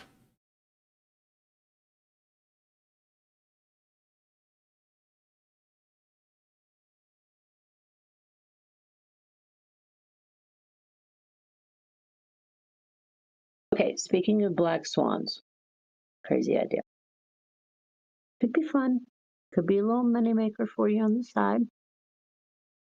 Because the other night, you know, and I have nothing more to think about than, wonder what the black swan's going to be. Mm-hmm. And all these crazy things are running through my mind. They're a really good one. You know, I don't want to say it though, because Is speak it into existence. So I thought, how about we have a contest up till like October when we think we're gonna, you know, have maybe what the date is. Anyway, and to submit an entry costs $5. So we submit an entry of what we think. Okay, and you have ADHD. Look how my mind works. I mean, now I'm saying it, I'm like, oh god, everybody's hearing this. No, you're But, good. okay, I think it'd be fun. Everybody submit their entry, $5 an entry. If you want to do more than one, fine. At the end of the event happens and somebody got it right, you keep all the funds for the channel, but somebody gets a hoodie. Because I need another hoodie. Collection. That'll be funny, like a The crazy thing that we could come up with and have it just in a pool of for our eyes only of what these events could be. there's some crazy people in here. I know y'all are gonna come up with some shit. I know what mine is already. We need that. Mine would be mine personally. I'm gonna say it now so nobody takes it. Mine is a Bitcoin treasury company unwinding. You can't do that. You gotta pay $5. Oh, where do I put my money? Okay, I'll send it right now. Yeah, we'll cash app you. We'll start a jar. Somewhere. No, that would be funny. But we could, I mean, honestly, we could do, even if it wasn't attached to that, we could do like really cheap raffles for hoodies, right? As long as enough people came in, you could even do it for like, yeah, it's like $5 if there's 10 people, or if there was, it's $5 if there was 15 people, 16 people, that would pay for the actual hoodie itself. Yeah. To get a shot at whatever Yeah, question we're trying to think that we know what we're talking about, and whatever it is. Yeah, it'd be anyway. Cool. It'd be like our own, it'd be like our own Black Swan poly market bet. Exactly. That's exactly right. Yeah. Yeah. Super DJ. Yeah, for real. I like it. I mean, I think they do need to investigate that, DJ, but how do you catch that, right? It's just so impossible to enforce. Like, there's no way to stop insider trading on prediction markets. But they at least should put something on paper. You know, like right now, there isn't even anything on paper. Yeah, they just do the Nancy Pelosi method. Just give it to your brother. Yeah, like, how, of course. Like, anybody with an app could put that trade in for you. Yeah, you just a stranger. Hey, you know who I am, right? I'll give you $50K if you do this trade. Yeah. Or you get two people that are both insiders. You trade my inside information, I'll trade your inside information. Neither one of us can get in trouble. You know what I mean? Like, there's so many ways to do it.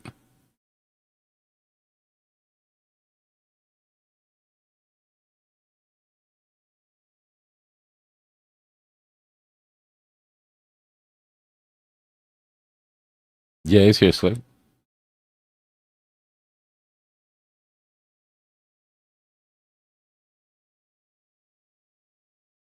So I came in a little late, but was she pretty much explaining like a system where we like kind of play against each other on the price of Bitcoin? No, no, it was just a raffle for it to see like Black Swan things, but just for like a free hoodie. Like whoever wins, like whatever Black Swan, if you pick the right one, you know, then you would get like a free merch item or something for it. That would be cool. And that could be like a cool like use for smart contracts. I'd be interested just to see what everybody says. We could have like a cool little leaderboard, put a widget on the screen. I have a Yeah. current poly You market might- going on right now, actually. My Cuba bet. Oh, you betting on Poly? Yeah, I mean, I did a lot of research on this. I did a deep dive on the whole Cuba thing.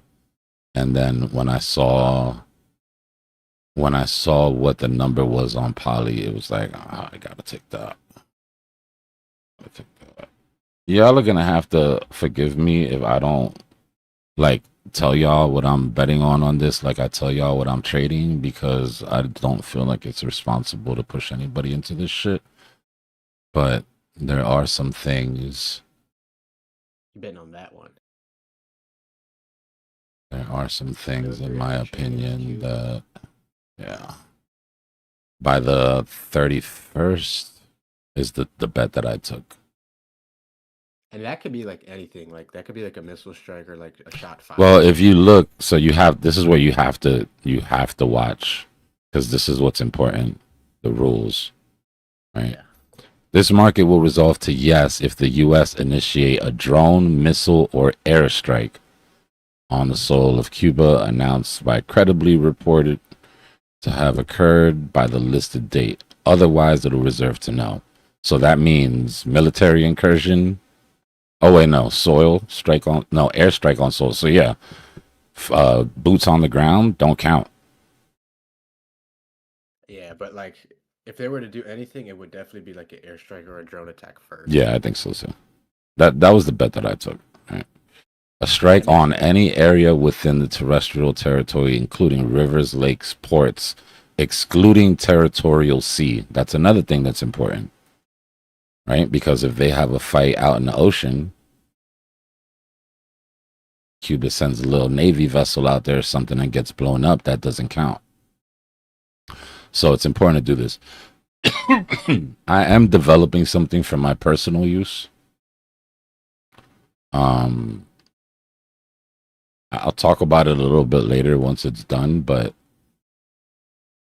there's a lot of inefficiencies in Poly that can be exploited, right? There's a lot of rules. There's a lot of things that people don't read in those rules, right? So if you could get a bot to read the rules, and just, I'm giving up too much sauce, but let's just say there's ways to point out these inefficiencies faster than a human could. Like that.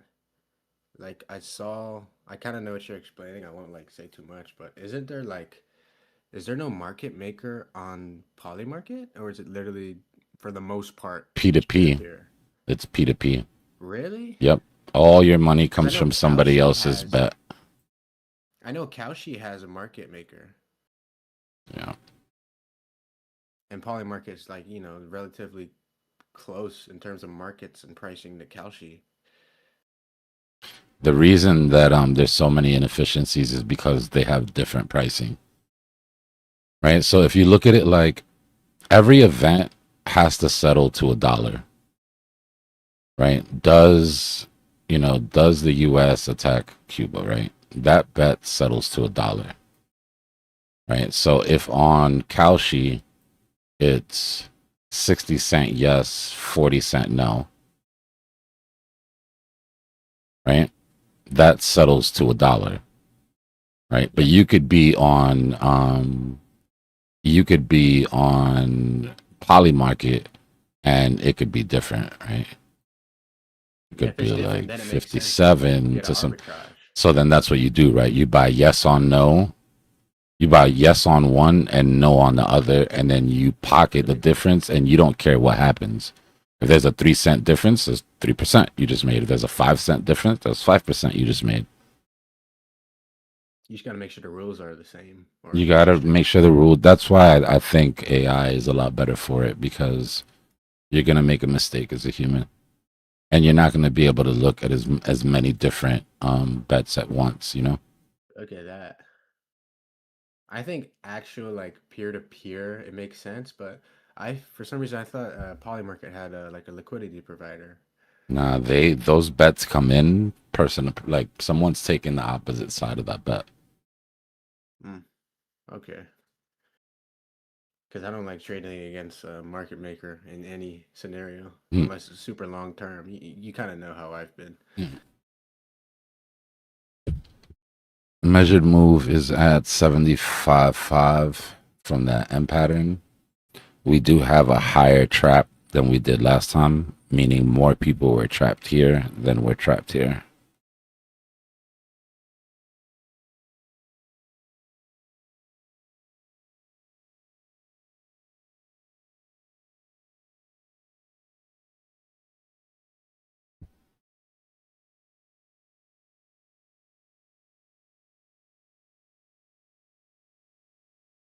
That's cool that you're doing that.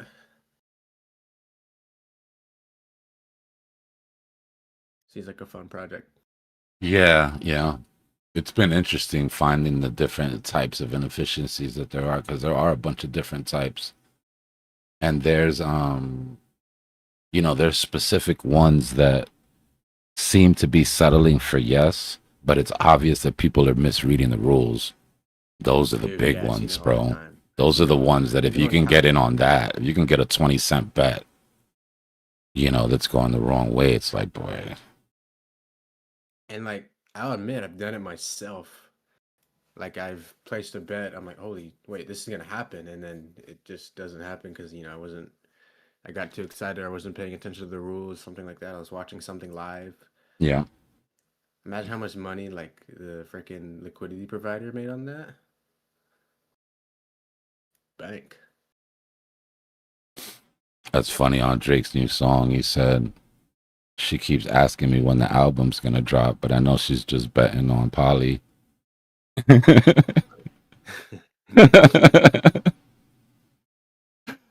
like, yo, I could just get the inside on somebody that has a poly bet running. You know what I mean? An album drop, a movie coming out. Who's gonna get picked to be the actor for this or that? Yeah, that's a lot, dude. Yeah, there's a lot of people that play music poly too, where they it's all Spotify based. So that's another place where you could be an insider. Anybody working in the Spotify offices, anybody dating anybody working in the Spotify offices, Yeah, every trade has an insider, bro. Like every market. It's nuts. The weather. You mean you're gonna tell me that weathermen? How are you a self-respecting weatherman and you're not playing poly market weather bets? Like that's your job. What? Like how do you You're supposed not to make swing your at that? markets more accurate. So like you have to bet, weatherman. Come on. Yeah, exactly. Yo, D, did you see the guy took a bet on the temperature for a day and then went over? He knew where the sensor was and was over there with a Heating heat it up. gun. Yep. Yeah. Yep. Oh man. It's brilliant. Like there's edges Yeah, there. yeah. Whenever something's new, there's edges that haven't been like exploited yet, Yeah,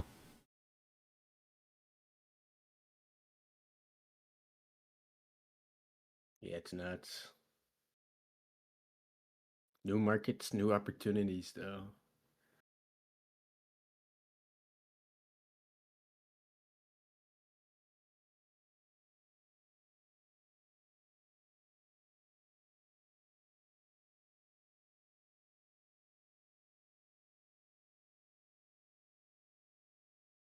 Yeah, and then you got a bunch of like third party like prediction markets that are popping up, like the two big dogs. Like I'm seeing a bunch of clones. So sketchy. Yeah, and like it's funny, like in the job portal that they have at Every my university, they every have one of the bookie jobs for them. every bookie with Claude has a prediction site now. Yeah. You just get Claude to spin up a prediction site for you. Freaking poly market wrapper, bro. Yep. Gambling's never gonna change, bro. One of the first things I ever did when I was young was run numbers. I don't know if like neighborhoods that you guys lived in had like a numbers racket, but in most like inner city neighborhoods, there's like a local lottery, and the numbers guy goes around and he takes bets on numbers, just like lottery tickets, right? Like show up at the beauty salon or the parlor or whatever, he'll take everybody's bets. So I used to run around and collect the numbers when I was young, and then when I got older, the way it works is. Since there's no lottery ball system, there's got to be something that everybody trusts. So it's usually based on a dog or a horse track somewhere. So there'll be like the first, the fifth, and the seventh race for the day give you the 3 numbers. So you could either play the numbers just by playing, or you could play the numbers by finding out what horses, whatever. That's a way that it could be like trust, where the person can't control the numbers, right? Like the person creating the book can't control the numbers. So one of my first jobs was sitting at the dog track, and then I would just, as soon as the race was done, I'd call and be like, "This was the number." But gambling is as old as time, man. Statute of limitations is up on that, anyways, guys. I'm not self-snitching or anything. It's like a misdemeanor at best.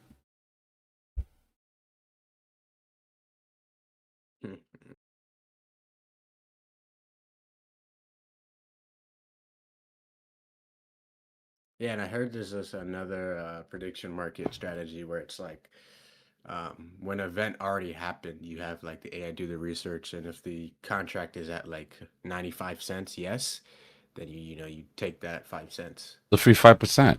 Yeah, if something's already been, because the reason why it never settles at 100 before the time comes is because people always hedge their bets. So those hedged bets create a percentage on top, basically. Yeah. I hate to say it that way because anything could go wrong, but probability-wise, yeah. Yeah, I've just got to like confirm it with like 1,000% certainty and check multiple sources, because like that could go pretty bad. Like if you have somebody putting like, oh, this happened and I'm sure of it, let me freaking put the house Full on port, it. exactly. That's the problem. That's why you can never full port anything, bro. There's no sure thing. Yeah. There's nothing And that's then when sure you do enough that, where you can just whoops. risk every dollar on it, Yeah. But like it's fun for like a little project, try to round up a small balance, but like never like put too much money, because if you lose, then you really lose. Yeah. Now, I had the itch from early, Jamal. It's my cousin's fault. I blame my cousin. But there was always a dice game or a spades game. There was always somebody gambling something around me when I was growing up. That's one of the biggest things I had to fight. That's why when I tell y'all, bro, when I talk to you about leverage, it's not like I was an addict, like a gambling addict. Like I literally live for the buzz of the dopamine. And I have ADHD. So before I understood what I was doing, I was just literally trading for dopamine, right? I was just farming my next dopamine hit. Didn't matter if the dopamine hit came from a big red candle or a big green one, right? It's the same amount of dopamine, losing everything and trying to get it back. That's what's wrong with gamblers. Like, it's the chase. So I had to kill that shit. But I remember being young, bro. I can remember sitting on the stoop with my cousin, betting on what color car would come down the street next. Just stupid shit. And it's not like we had the money to gamble, right? The problem is that we didn't have money, so we spent all day trying to figure out how to get more money.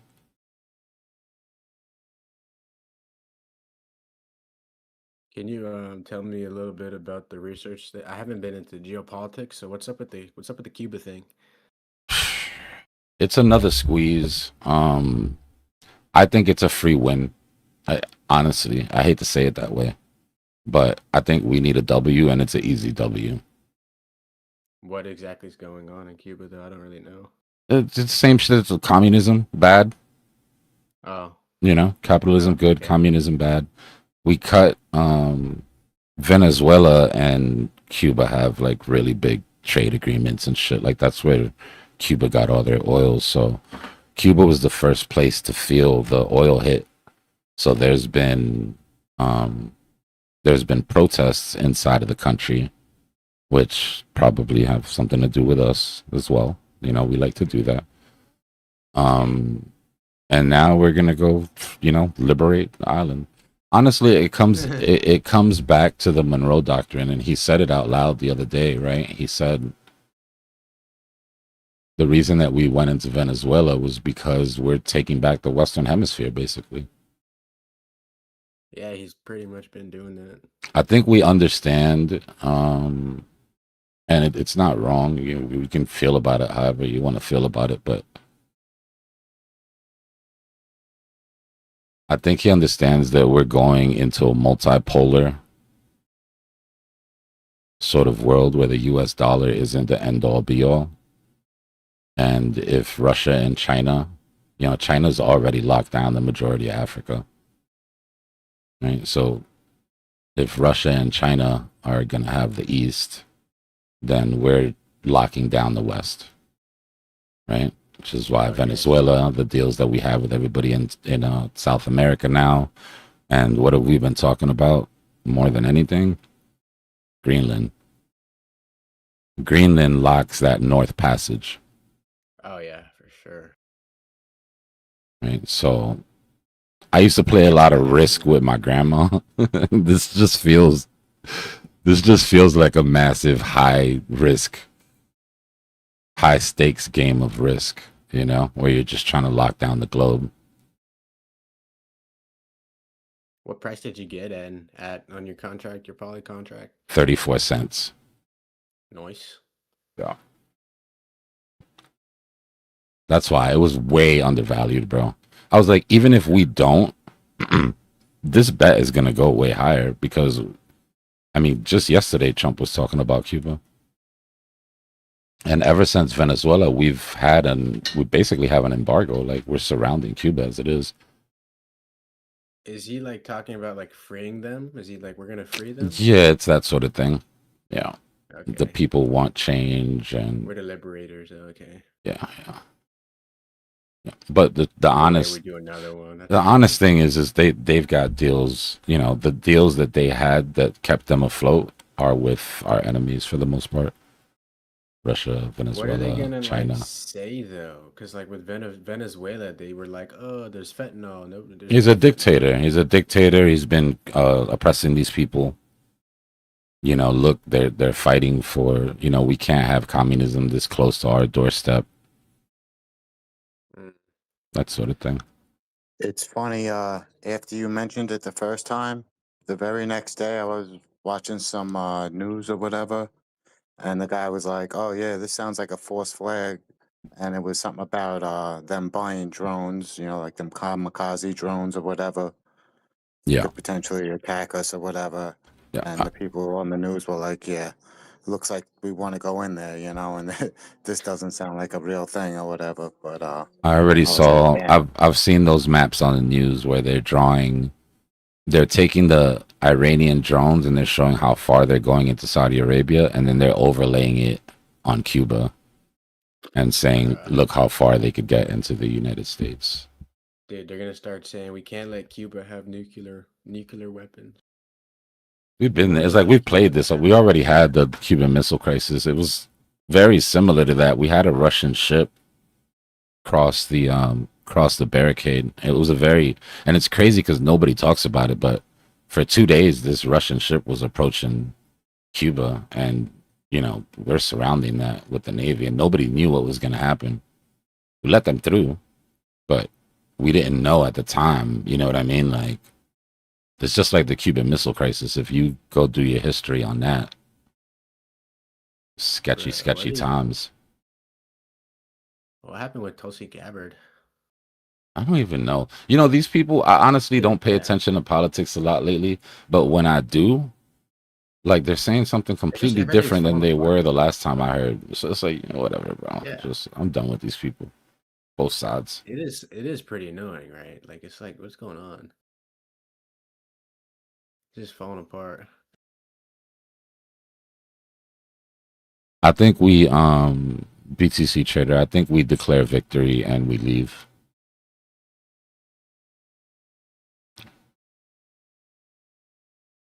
Mm, I think that's what it happens better in go right Iran. though. You remember what happened in Iraq, right? When George Bush got on the damn he had that flight suit on, like if he flew a fighter, like if he flew a fighter jet to the damn aircraft carrier, and then he had the big banner behind him that said "Mission Accomplished." You know, it'll be. I think it'll be one of those moments. It's the smartest thing we could do, man. This war is not gonna. This war has opened a can of worms that we can't put back. That we definitely can't put back before midterms.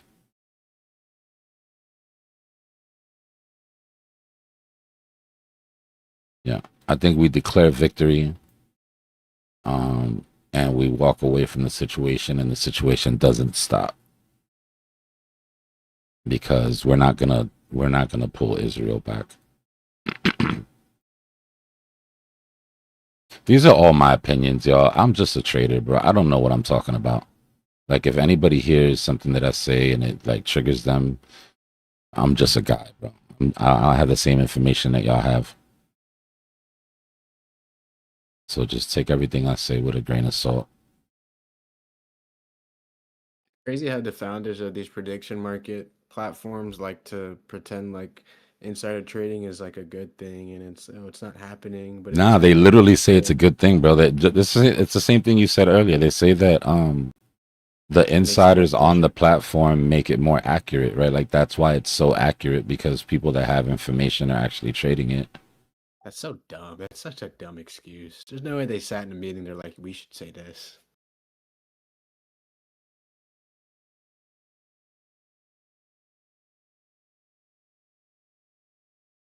I don't Maybe I'm know. just a hater. Does anybody here ever think about getting into politics?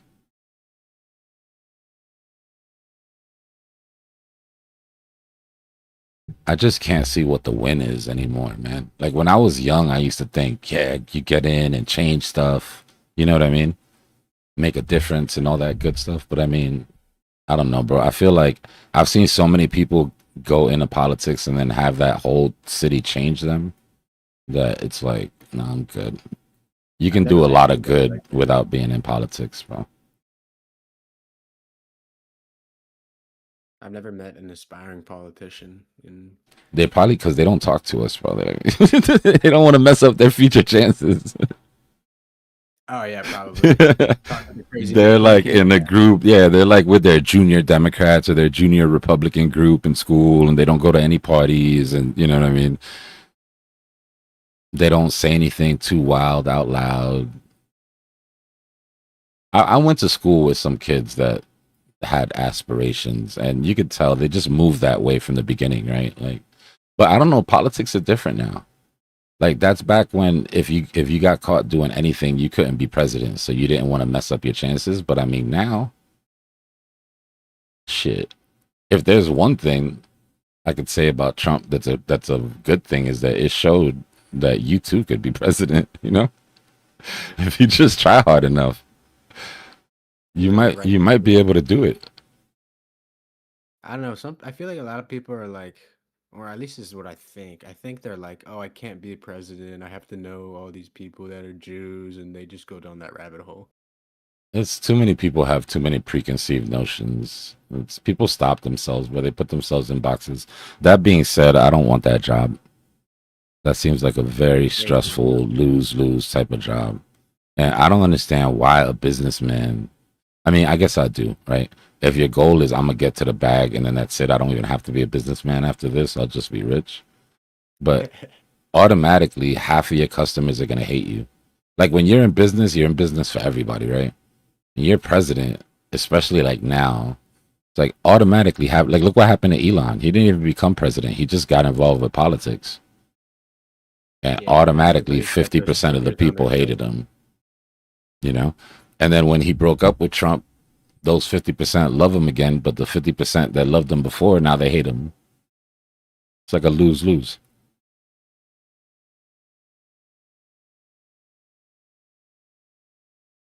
Yeah, this is crazy. I can't wait for the next like election season 2028. It's gonna be interesting. Because this is like my first one that I paid attention to, so I want to see what it's like in the next one, Mm-hmm. especially with crypto and all that stuff. Yep. Who do you think's gonna win, Republicans or Democrats? I know it's super early, but whatever. It's going to be a really hard push for Republicans unless something happens during this midterm. Yeah. They've got to start thinking about the future. You like Vance though, or Rubio? No, I don't. I think they're going to be too tarnished because they're like Trump's guys. I think if I think if the Republicans stand a chance, it's going to be someone new. No way, really. Yeah. Yeah. Not new, like we haven't heard the name, but if you remember what happened after the last time when Trump lost, like anybody attached to him, sort of, that was the end of their political career for the most part, unless they had like a forever position. Yeah. I don't know. I'm uncomfortable with the amount of. What makes me uncomfortable is this China trip. But there were no politicians on that trip. The only politician in that room was the president of China. Oh yeah, just a bunch of business people. Yeah, I mean, our president was there, but it's a businessman before anything, right? Yeah. So it was just literally just a business meeting. It just starts to smell like an oligarchy. You know what I mean? Like,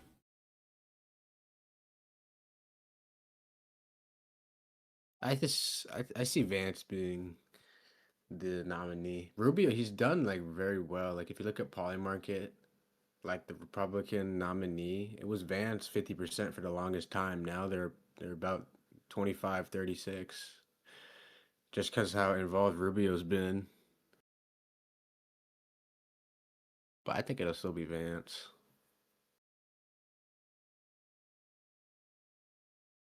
IMO. I just think all that like woke shit from like 2020 is like dead. I also believe MAGA is dead, but I think the conservative values are going to be more popular. I don't know, bro. I know we need to get back towards the center somehow. Yeah. That over everything, yeah. I think Vance will be good at doing that, though. Like Trump, he's like a huge character. Everybody knows that. Vance is, everybody but Trump is like way more reasonable. They might be smarter, Ukri, but there's a difference in goals, right? Like a good politician should be able to make a decision that might be a bad financial decision if it's good for the people, right? A businessman has a harder time making that decision, right? Because so much of their decision-making ability or the decision-making process sort of rotates around financial gain.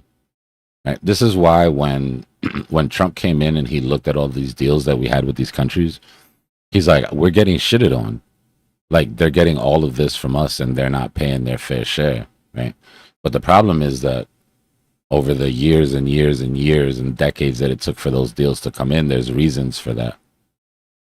Right. At times there's things that we're getting from these deals that aren't financial. But for a businessman, I think it's harder to see that, right? All you see is the bottom line, and you see they're getting more from us than we're getting from them. So it's just a different way to approach governance, I guess, right?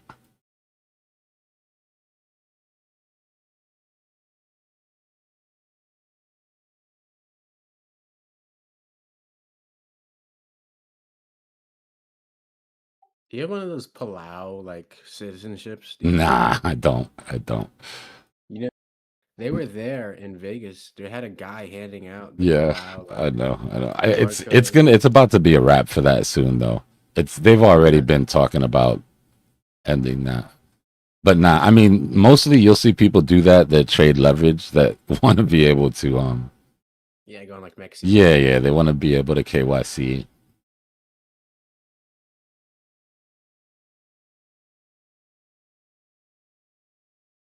I thought that was so funny. I just had the Asian guy freaking handing out the little QR codes in Vegas for Palau. I'm like, wait, this is that citizenship thing. I'm like, it was just so huge in the last server. Or bigger, I guess. Not huge, but much more popular. Yeah. As soon as Mexi cut everybody off, bro, everybody ran to that Palau shit. Oh yeah, that was crazy because everybody was on MEXC, including myself, and I was like, "This is totally safe." And then we got that email. I was like, "Oh my gosh!" I'm not sure when the IPO is. I'll check for you, but I know that Elon is about to become the wealthiest man in the world by far. Like it's not going to be no back and forth anymore. He just took a quantum leap up. It's probably gonna be over $1 trillion, I would imagine, bro. That shit's gonna IPO at 1 or 2 trill. I know, and it's crazy to say it, but and two is I'm exaggerating, but I wouldn't be surprised if it IPO'd over $1 trillion. Let me hold a band. Like, how do you even buy something like that, bro? What are you doing? You're buying for when it goes to 2 trill? Like, what are you? There's no money left on the bone. There's no meat left on the bone.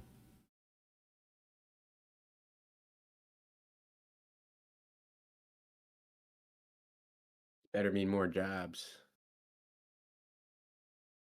Bro, that shit is gonna be AI heavy. Look at all of Elon's new hires. Elon put out a thing for new hires for AI employee, basically for people to run the AI, right? And it basically said, hey, if you don't have any experience, you can be trained. How crazy that is. You're replacing people that have degrees, right? That have schooling, and you're replacing them with just trainable humans that can just smack buttons on AI.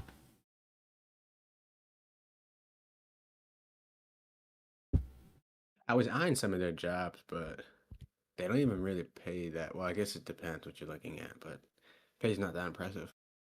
No, I'm sure the benefits package is probably crazy, but Oh yeah, for like full-time people, yeah. I'll be right back. Give me a second. Yeah.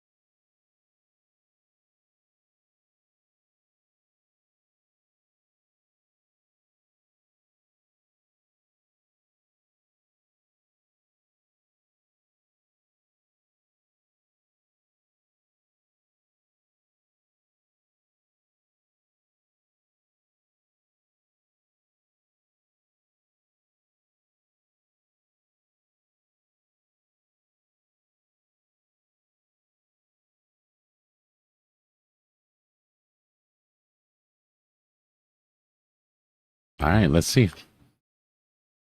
Second time might do it. Let me know if my background's too loud. A bunch of people in the house. I'm good so far. Crisp is pretty impressive though, if you tried that. Yeah, it does all right.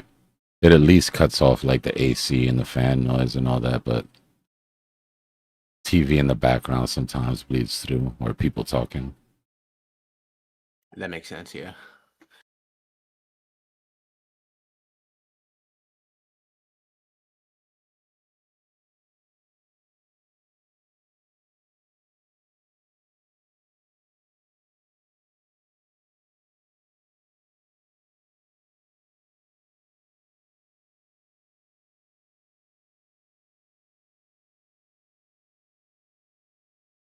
The book is down to 68 mil now.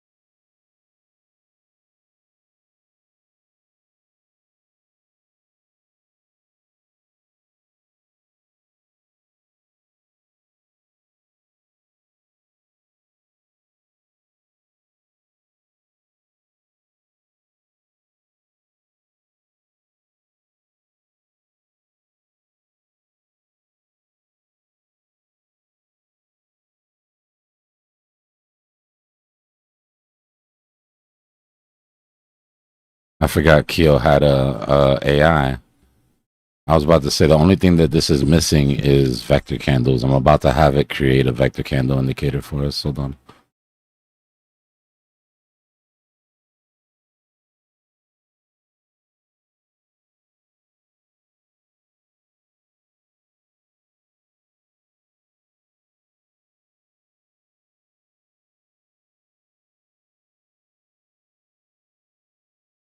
If this works, this is going to be lit.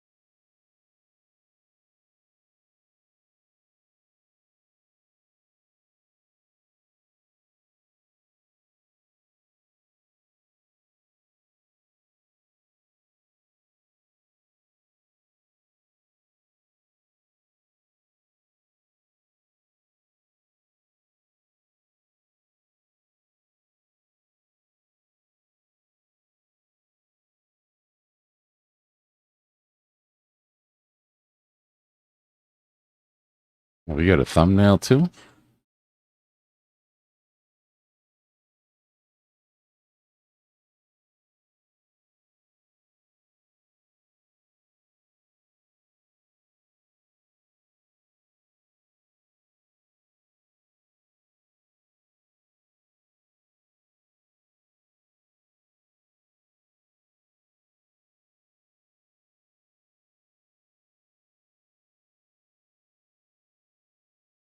No, it's not going to work.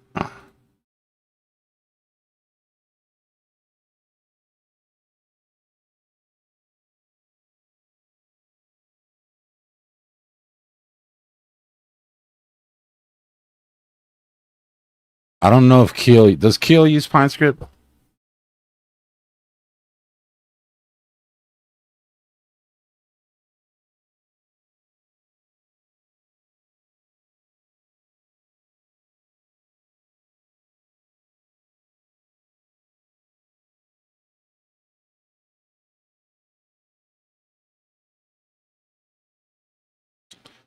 I don't have anything that fits into a banner, really.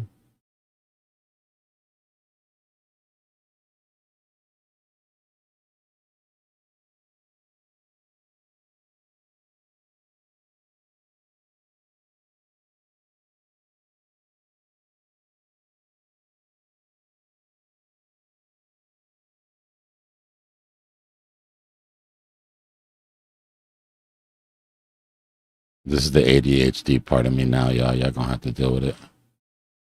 Prices going up.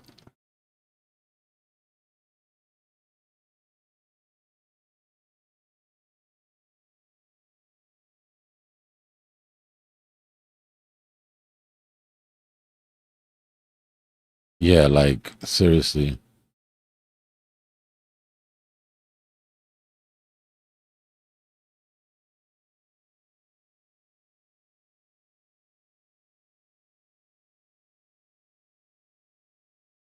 Got you.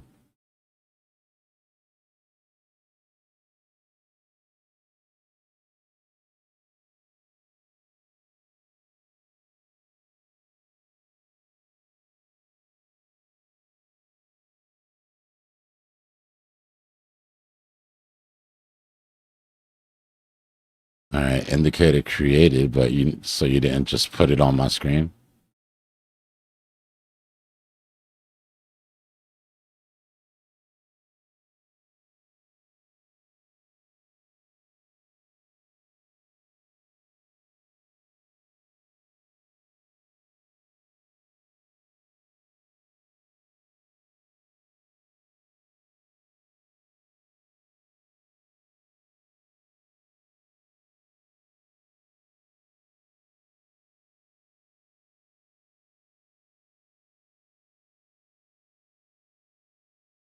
The hell, where is it? My scripts. There we go.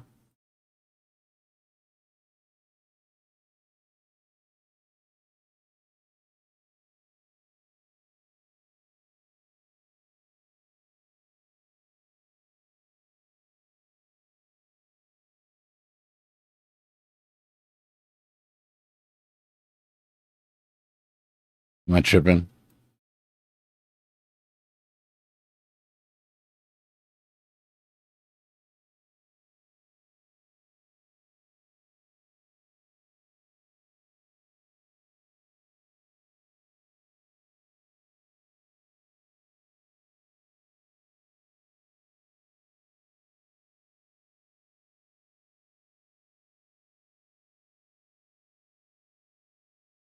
Nah, now I need my shit to work.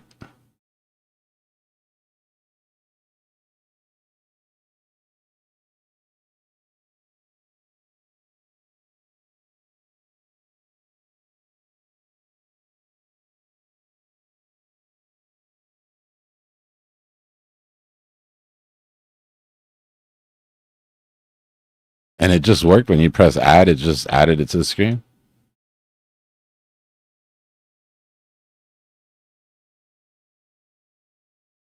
Is this supposed to be lit up or something?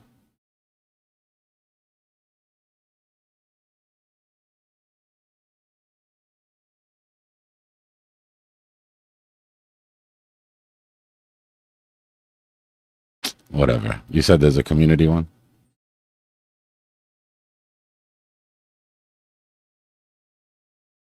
Oh, you think I have too many indicators?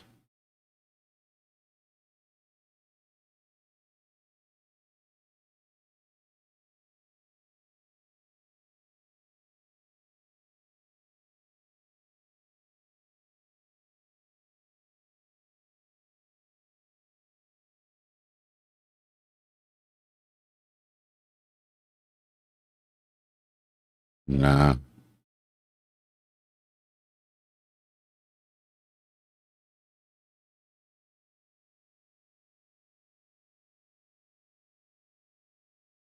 It's all good. I was just messing around with it anyways. I'll look into it. Let's see if I can bring some of the indicators I made on TradingView over here. Be cool.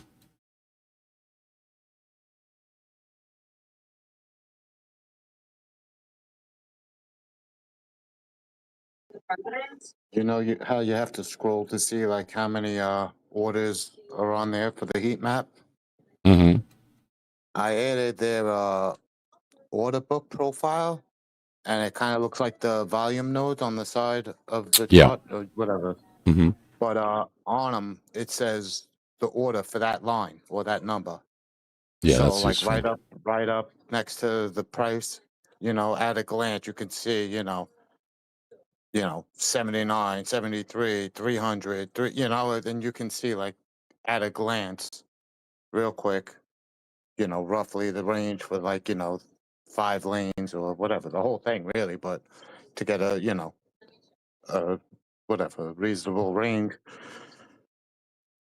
instead of digging through. But I do see like, how it's kind of good information to be able to look and see how they were added or if they were, taken away or refilled. So I mean, one doesn't take away from the other, but it's pretty cool at a glance. Yeah, straight up. More data is always good. Yeah. And they stick out by the number that's on it. So, at a glance you can see where they are without, whatever.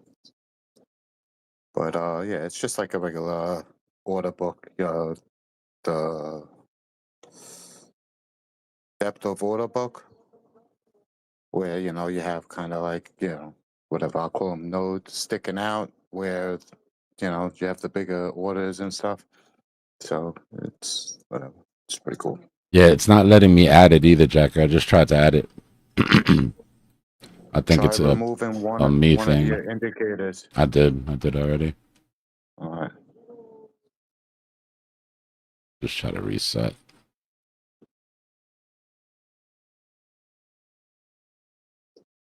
Maybe it has something to do with the type of candles you got.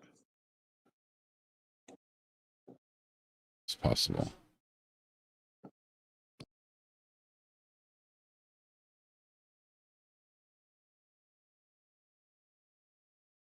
Yeah, but I don't think. There we go. Yeah, I just had to reset.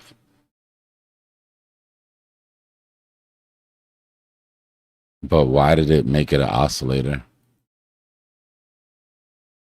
That's dumb. All right, I just wanted to figure it out. Let me see if I can add the other one now.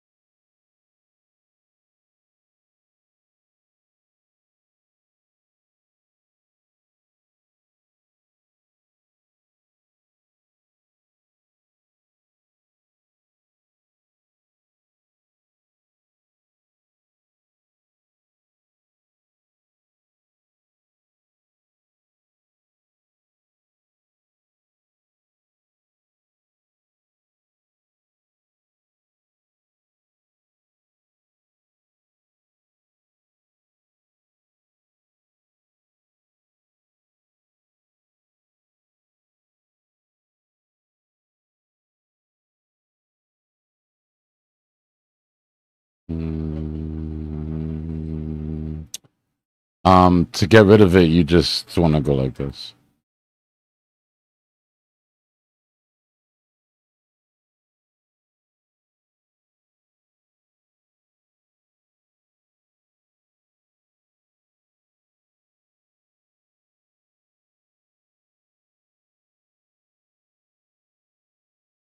But where is this? Yeah, I just don't like that it doesn't show you, doesn't give you enough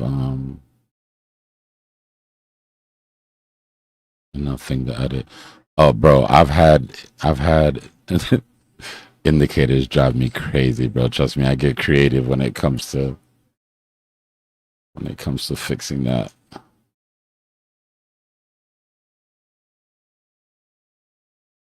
Now, is this gonna affect how the candles move because it's overprinting the candles? It's like a hard print on the candles.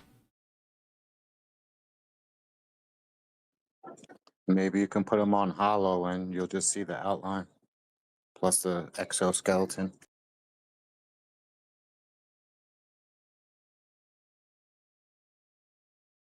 Yeah, it's super ugly. If you could ghost the candles, it'd be cool though. But they don't. That's what I'm saying. I was looking for the colors because I would have just brought down the opacity on the vectors. That's cool though. It's cool that they gave people opportunity to play with it though. When I have some time, I'll just have Claude change my indicators from PineScript into whatever code this uses. Maybe you could put the vectors on your volume. I know they make a. Yeah.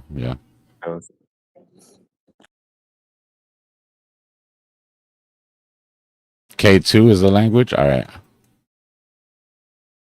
I'll look into it.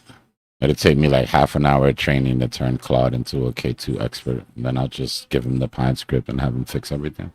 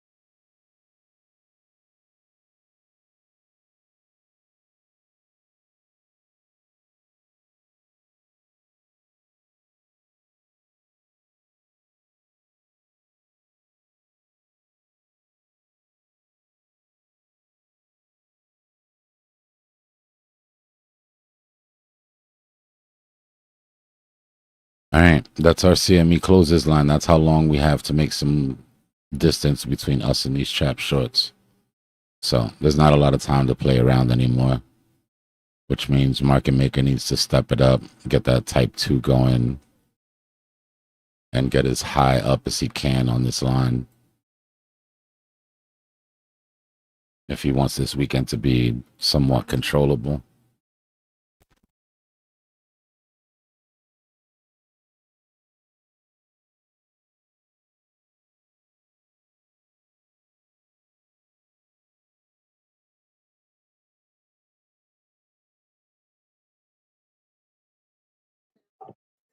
You would think that he would want to have this set up higher so that on the false move we can hit that CME gap.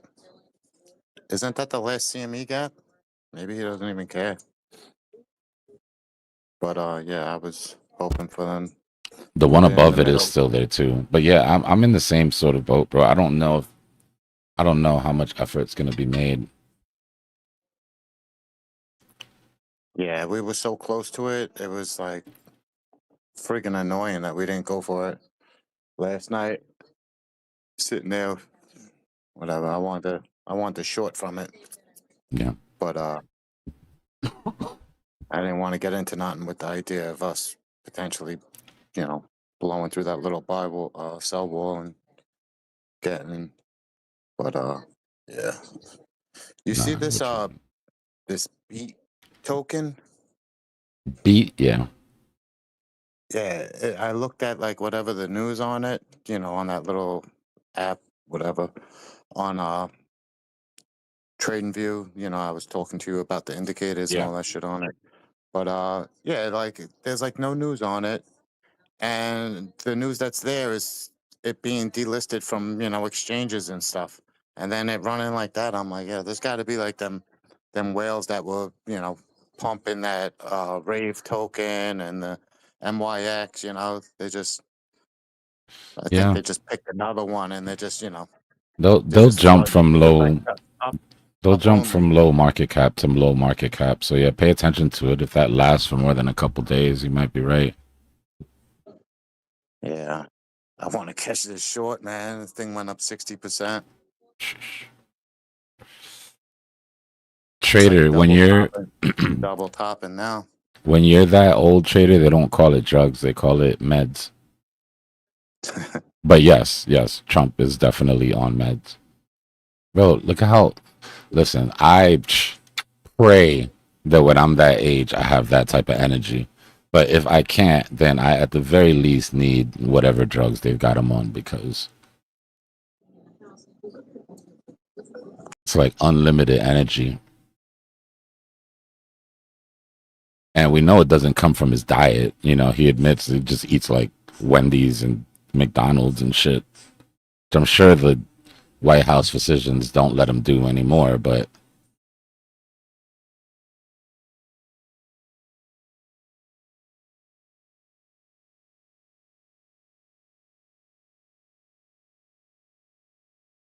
nah, he's gotta be, bro. He's gotta be. Again, it's meds, and not like there's anything wrong with it.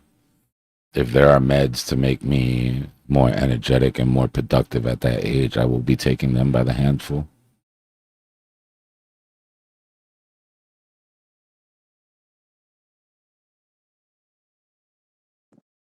You ever see the interview with Mel Gibson on Joe Rogan? He was talking about his 90-year-old father who, was hard to get past to even get on a plane. He was like on his last legs. No doctors could do anything for him. And then he went to Panama and they shot him up with the stem cells. Mm, And now he's like, has a productive sex life and, it's he's crazy, an old new bro. man. Yeah, crazy. That's the fountain of youth. Plus some. I mean, I would do it. Your risks at that age just they start to go down, right? Like if I don't do anything, I know how this ends. You know? So Yeah, quality of life. try it Definitely. out. Like, bro, everybody wants to live to 100, but there's a difference between living to 100 and you're walking around at 95 or living to 100 and you're bedridden since 80. You know what I Yeah. mean? Like, I'm one of the few that don't want to live to 100 because I got injuries already, whatever. you But got to live long enough for them to fix them things, bro. I'm telling you, technology, we're alive at such an amazing time, bro. Because things are moving so fast that it's like, you basically just got to stick around. You know what I mean? Stick around and be healthy enough and be able to afford, I guess, obviously, is the big one, right? Like being able to afford the new treatments that come out.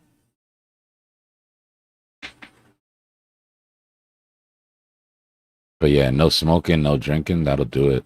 I told y'all, my great grandmother on paper was 108 when she died. No, she was 109 when she died. And they said that she, in reality, was probably more like 116 years old. Or 114 years old. Because when she was born, they said they didn't take, you were born like in your house on the farm. And when you were old enough to go into town, that's when they take you into the doctor and you'd get but your birth certificate was given to you on the day that you came into the hospital. And by that time, sometimes you were already walking. So like anybody that's over 100 years old, you've got to add like 4 or 5 years to their age if they were born like in rural places. But she never drank, she never smoked. lived on the farm, worked in the sun, you know, that type of shit. Like old school. And she was around till, like, when I mean around, I mean like she wasn't bedridden until the last 3 or 4 years of her life. She had a fall, and then they had to give her steroids, and that steroids or something they gave her from the fall. After that, she wasn't, her brain started to go a little bit after that. But she was cooking. I mean, I can remember her well over 100 cooking us dinner.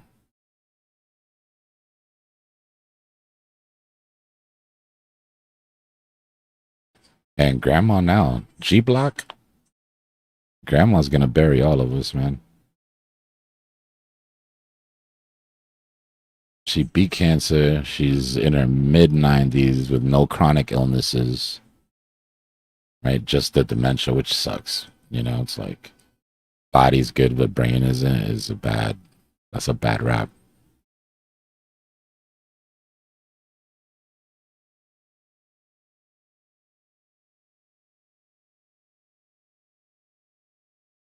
It's not only about genetics, bro. Genetics aren't everything. Epigenetics are important. Right? My mother wasn't off the farm. My mother lived that city life. My mother and pops didn't eat great. The decisions that your parents make can affect your genes as well. Epigenetics is important. But you can fix that, right? You just got to fix the way you live.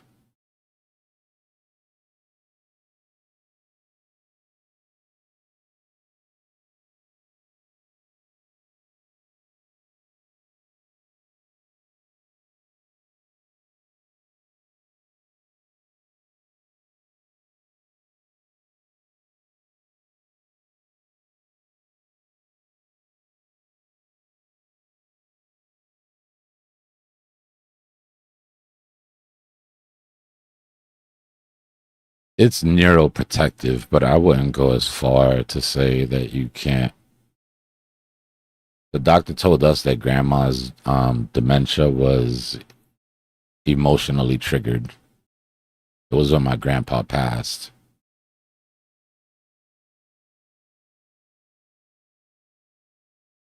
But yeah, they say it's supposed to be there's certain nicotine and THC as well. It's supposed to be neuroprotectant.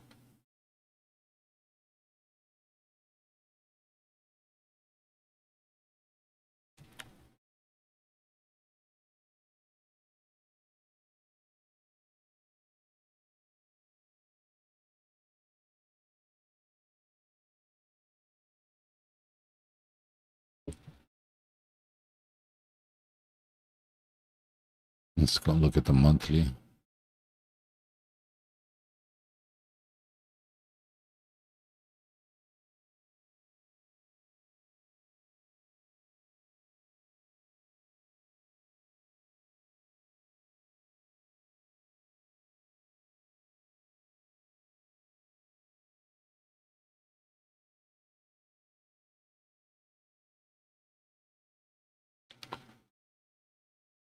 I don't know about y'all, but I see mean reversion and then a vector recovery.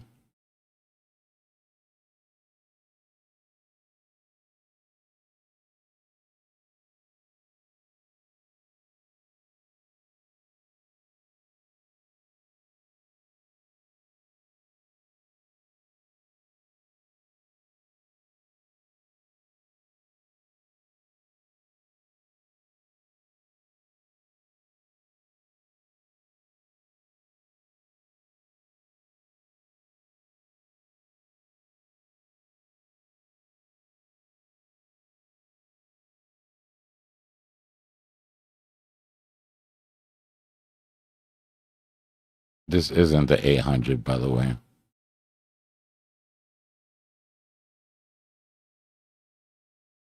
That's the SMMA. I should actually change that so it's not confusing.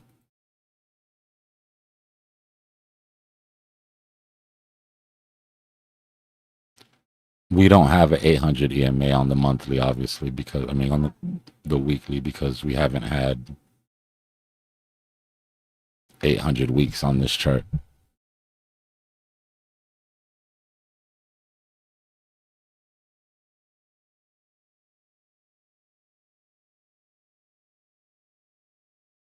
If you go to the index that gives you all the way back to 2010, you'll see we had our 800th week right here. So let's hope that it's not a mean recovery. Let's hope it's not mean reversion to the 800. But my money's on the SMMA.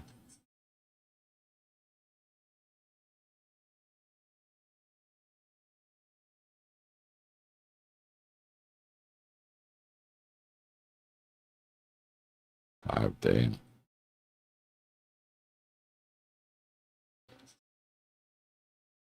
We're at our 800 on the 2-day, and we had our mean reversion to the 50.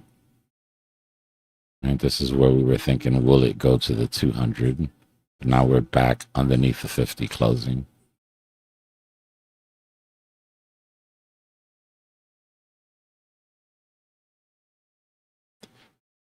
So losing it on a daily. Everything underneath is above. Right? So the daily is basically the line in the sand for our last mean reversion. After this, it goes into imbalanced territory.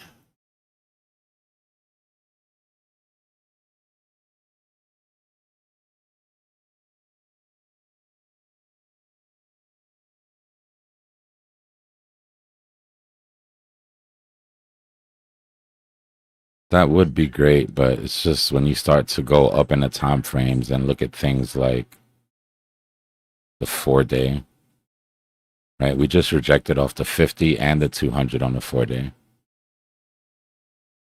right? And then look at the 5-day. We're losing that 200.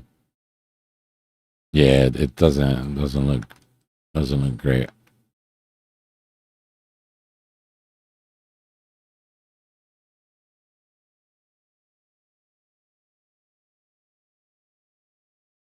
Gotta go to like the monthly.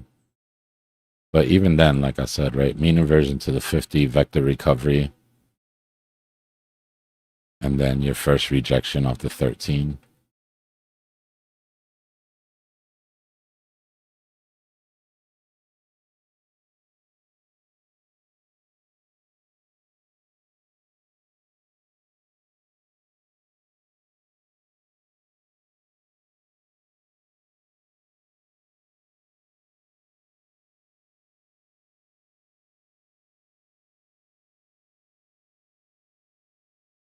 Remember the differences between these two, right? We talked about this. That multi-month long consolidation, right? Even now with the discrepancies that we have, this more matches this than it does this, right? But on lower time frames, we were looking at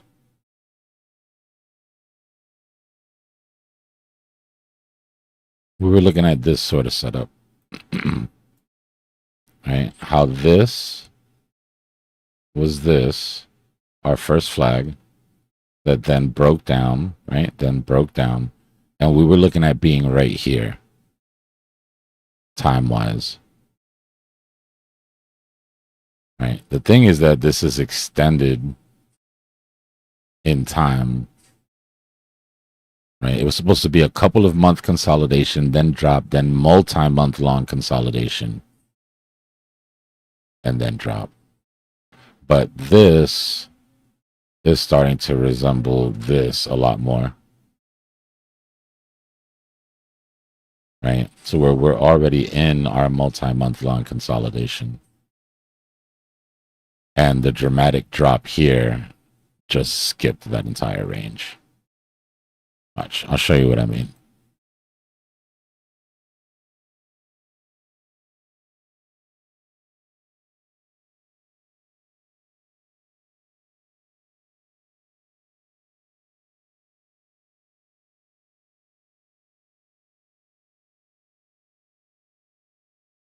the overlay that we were running right from the beginning, which served us great, right, until we got into that consolidation, was this.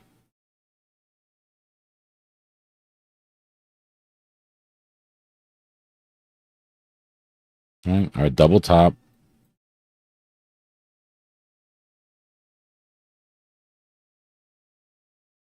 our drop, dead cat bounce, our drop into this range here. Right. The problem is that this is extended time wise a lot further.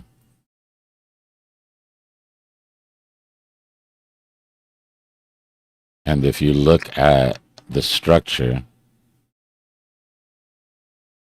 then we're starting to resemble that a lot more than, hold on, because I've got to stretch it out.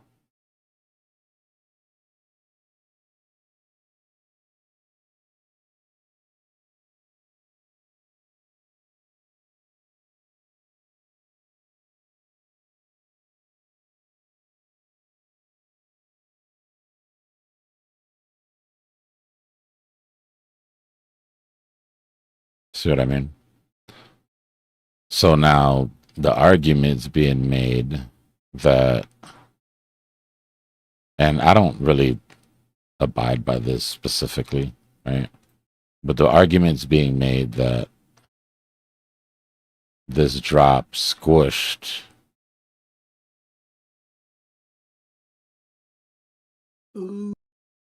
basically this, right? Like I said, I don't really subscribe to it, right? And that basically we're here, and that this next drop down, right, is what gives us our low. I think it's more of a case of the similarity to 2017, right? Where you came down, you had some big drops, like big drops. And those big drops killed sort of the momentum, right? That was a 68% drop. Right? That's basically the entire drop that we've had till now. And then price went up. Just rock with me for a second. Then price went up almost 2x. Right? And then dropped again. But more importantly, we went into that multi-month long consolidation here. And then we dropped.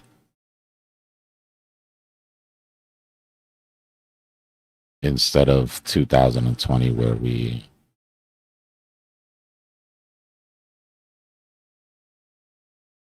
we hesitated for a second, right? Then went into the multi-month long consolidation, then dropped.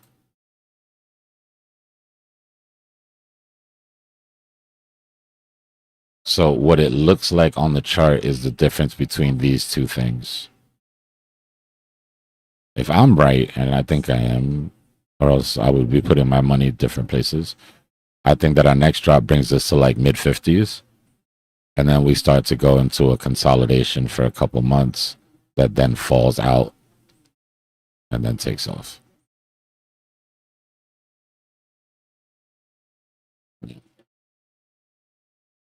If I'm wrong, then we come down, don't break this, consolidate for a little longer, then drop, and then take off. And the difference ends up being like a bottom of mid to low 50s versus mid to low 40s. There's no way to tell which one, right? Just probability is all we can work with.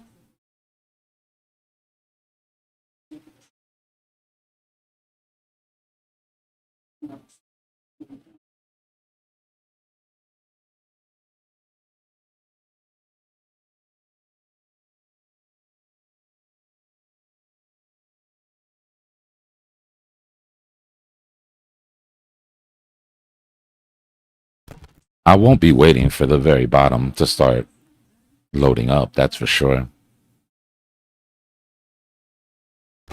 I wonder what CBBI is at. The second CBBI gets underneath 10, I'm starting my DCAs personally. It's just a rule that I follow every bull market. We're only at 40.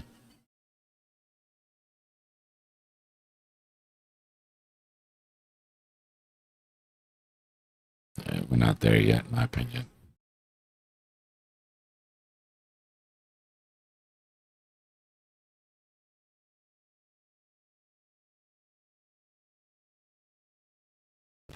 If it wasn't for the war and the fact that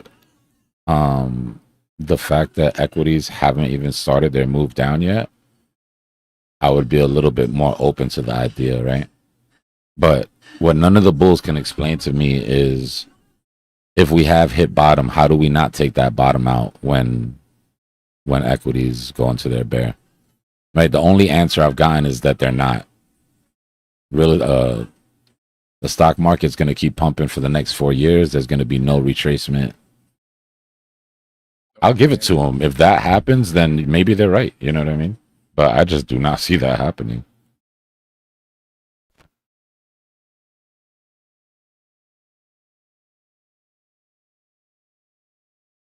That's what I'm saying.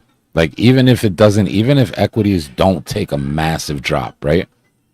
Like I said, even if they just drop 15%, that's a 30% drop for Bitcoin.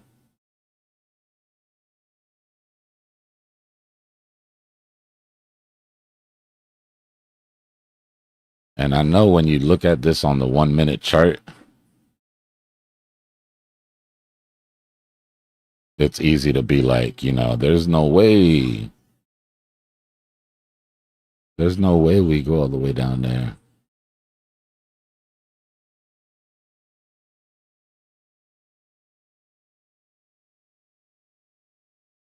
It's 30% to 53.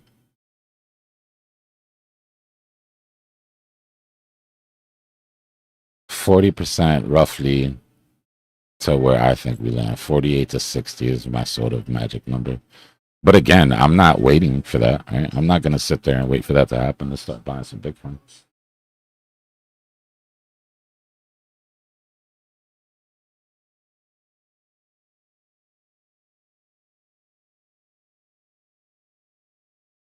But just remember, right? Like, while this looks crazy,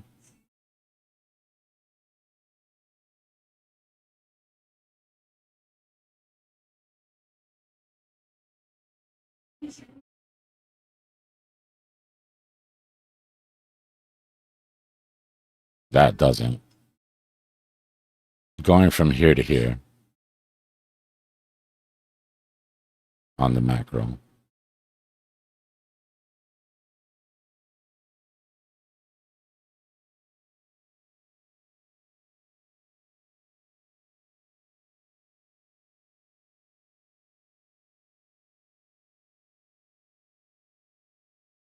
I think the very best thing that everybody could do is come up with a number in their head right now while we're sitting where we're at and everybody's sober, right? Come up with a number in your head that if Bitcoin hits this number, I'll buy it. Like, this is the number I want. Just a wish number in your head. And if you hit it, right, then you don't have any excuses. My number to where I would start buying Bitcoin is higher than 40s. I'm more than happy to load up on a $50 Bitcoin. I mean, on a 50K Bitcoin. I just don't think that's the bottom.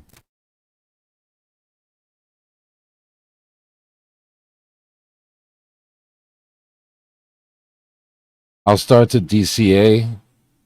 There's a couple of things that have to happen. One of them would be the CBBI getting underneath 10. Another one would be if we take that long sweep down.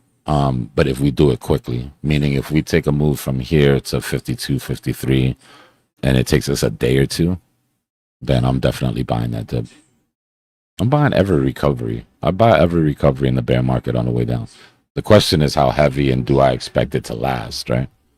But if you didn't buy when it went down to 59, then you spent the last 3 months sort of regretting it.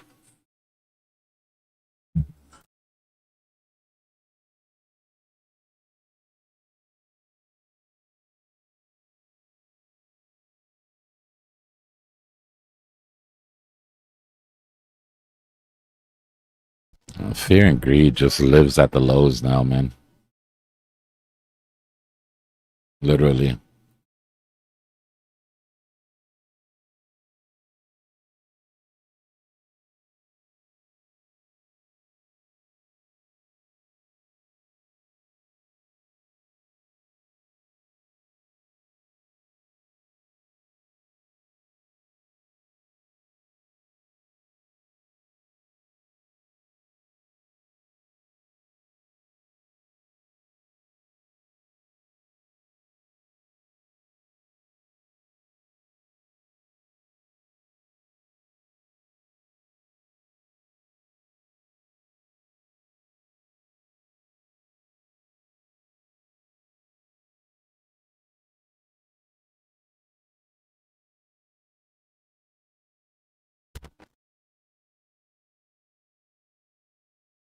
There it is.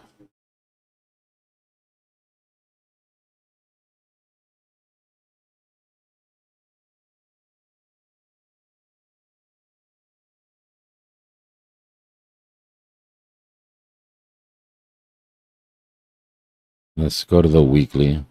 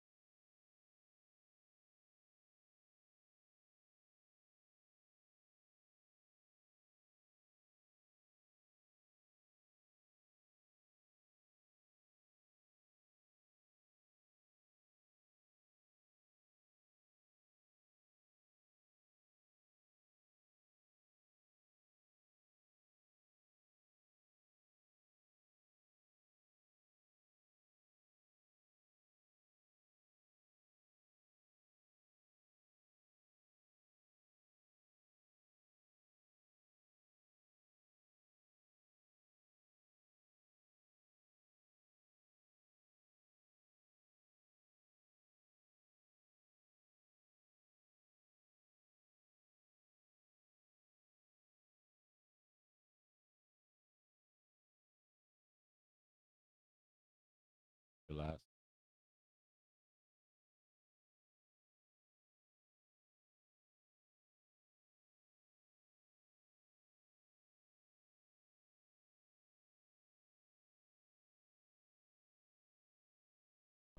Right, we came down into extreme fear. We moved up in.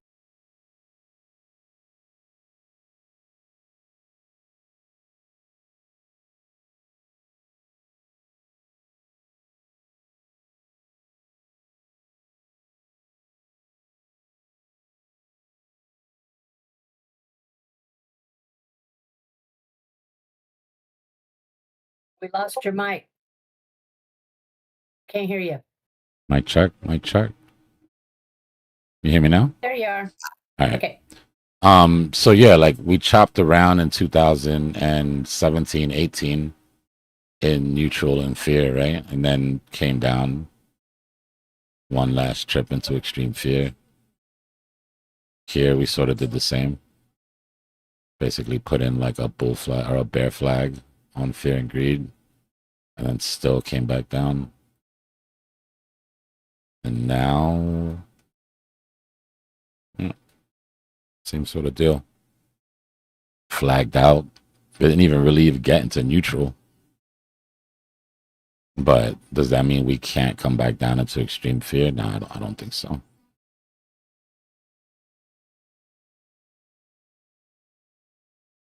I don't think so. And then we spend a good amount of time in extreme fear.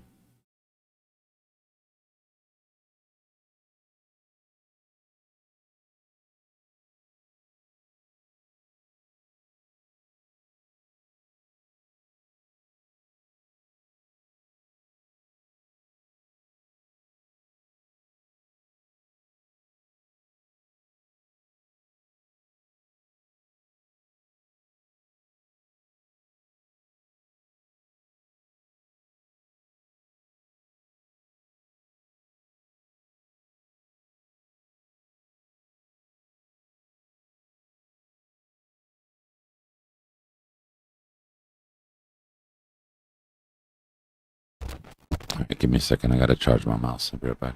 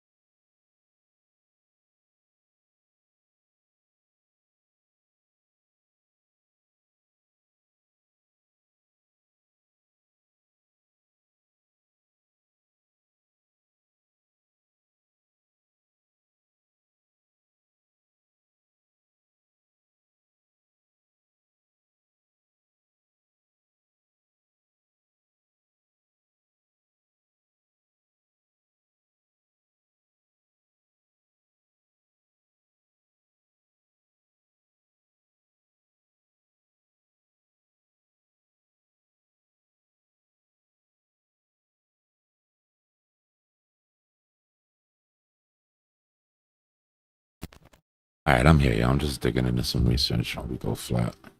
Bad CME close. Not a lot of space away from trap shorts at all. It's going to make for a messy trap. This, by the way, is our last official CME cap. Won't be our last weekend trap, but it is our last official CME. Weekend traps from now on will be judged by structure and liquidity. Until further notice.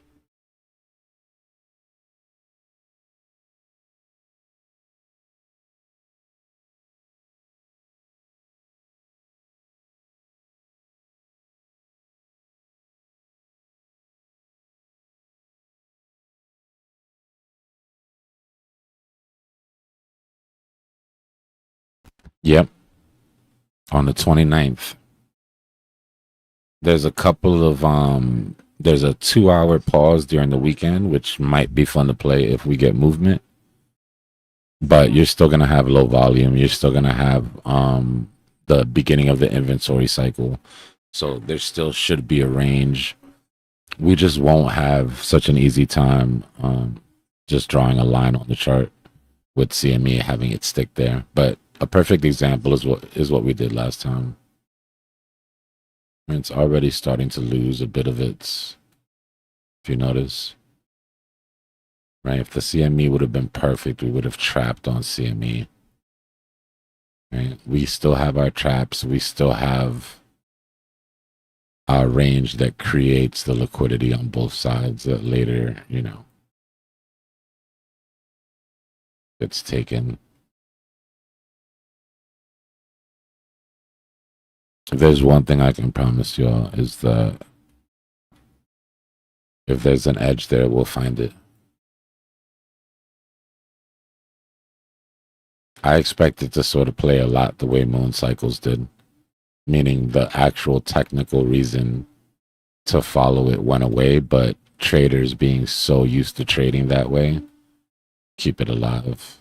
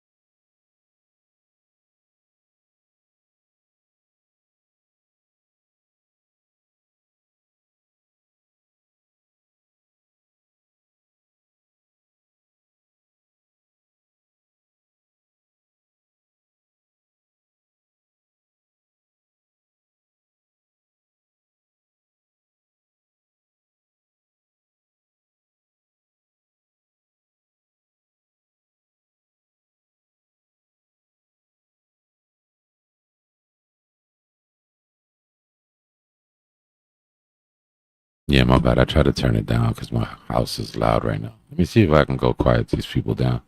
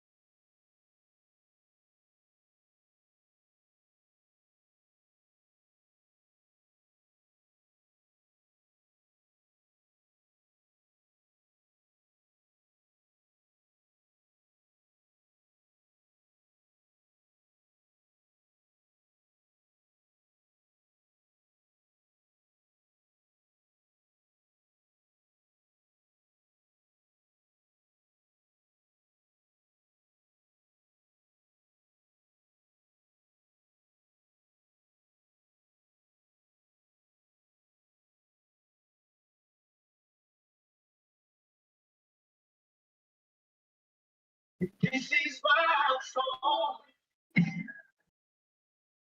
I'm crazy.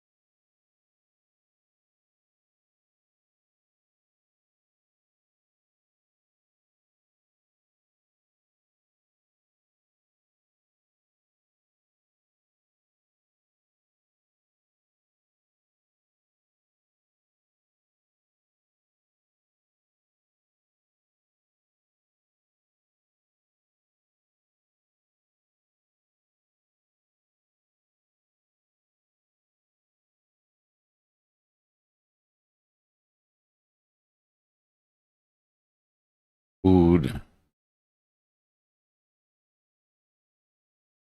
Masseuse called me and said they're gonna be early.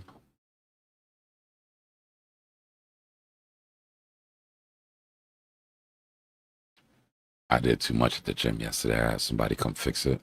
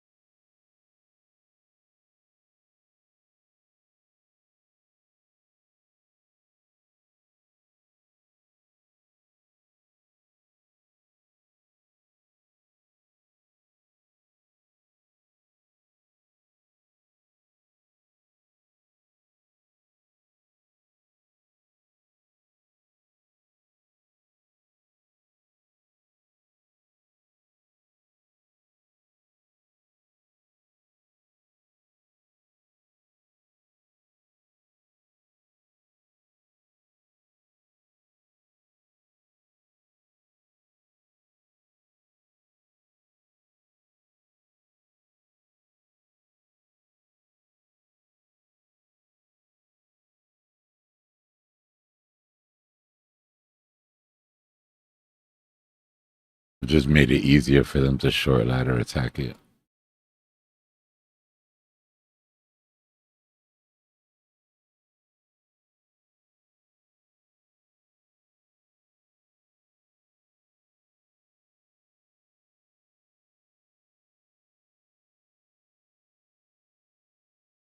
I don't know if you bulls are paying attention, but the angle of the dangle is getting more and more aggressive.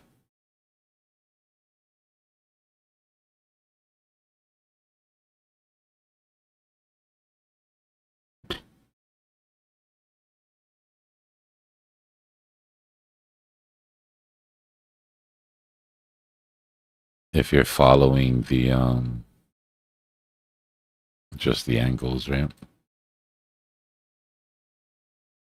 This is something that you guys have to get used to seeing by eye. You shouldn't have to draw this, but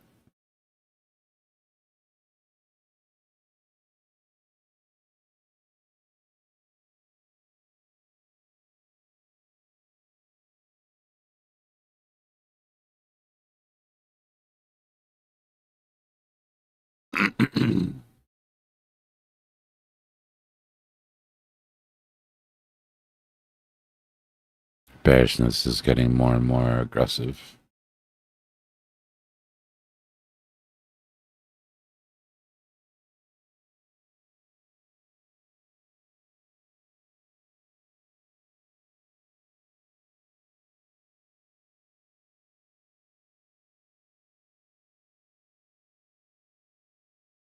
Arthur's.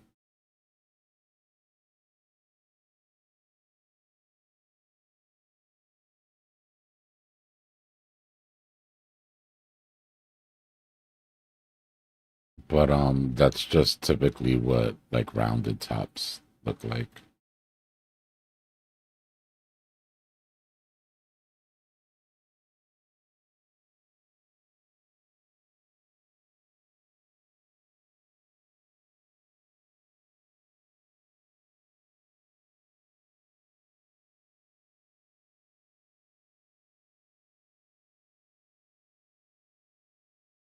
Yeah. Yeah. It's like the moment where it goes from like a slow rollover to where it starts to pick up steam.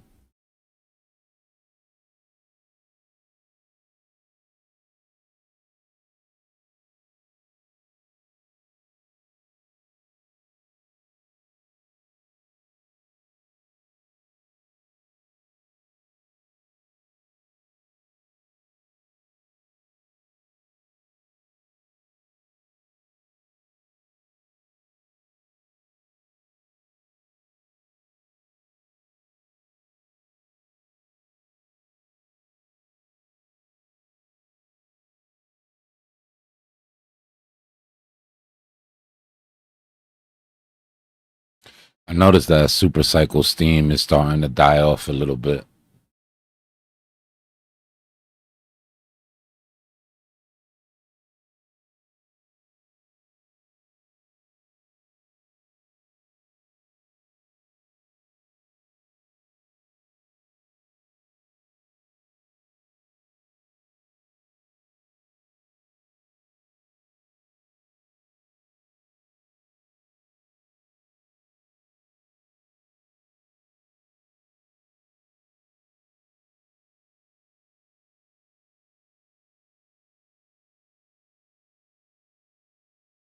Yeah, we've been having sloppy weekend traps lately.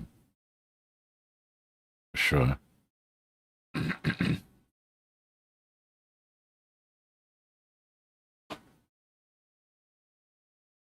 It's almost like market makers switched to the new regime early.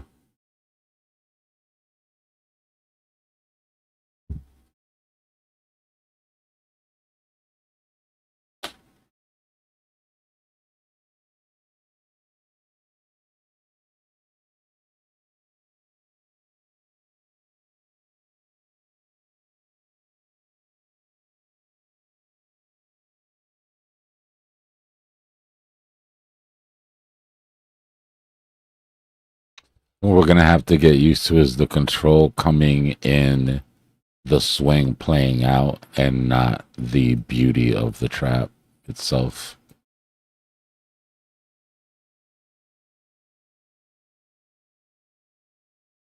So it could take you back to some 2020, 2021, 2022 traps. Were just so beautiful. Right? But this itself was a decent trap as well.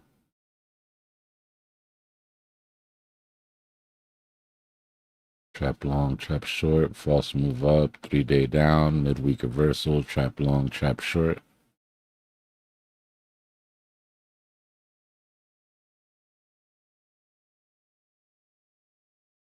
This is the one where we lost control.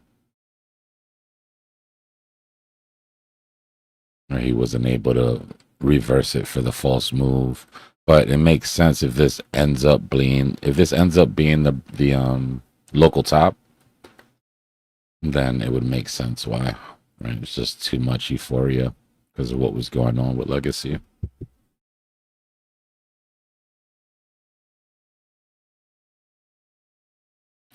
Trap long, trap short, weekend trap, false move up, 3-day down, midweek reversal, trap long, trap short.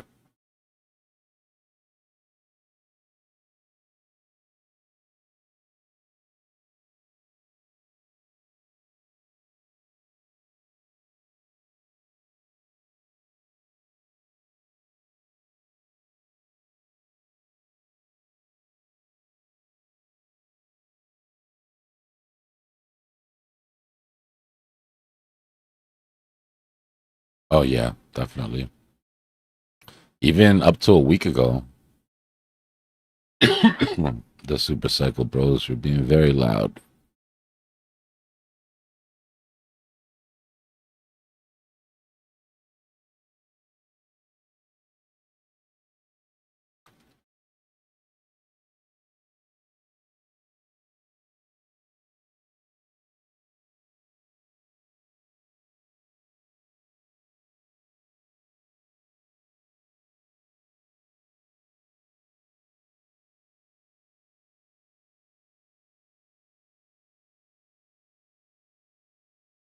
At least the weekends will be more volatile, but I still don't think it's going to be the type of thing where you can trade out real big on the weekends. The need for creating a liquidity trap during the weekend so that the liquidity is provided gives you the gas that you need to make your inventory swing, that isn't going to go away. How they decide to do it is what we have to wait and see, right? In my opinion, they'll keep it the same. They'll take advantage of the low volume on the weekend anyways. Trap long, trap short, bring the volume down as low as we possibly can. And then sit as flat as liquidations pile up.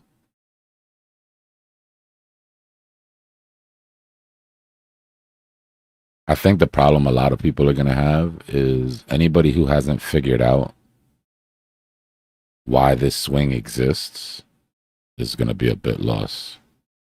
Right? If they think it all has to do with CME and that's it, then they're going to be kind of lost for a couple of weeks until they figure out what to do.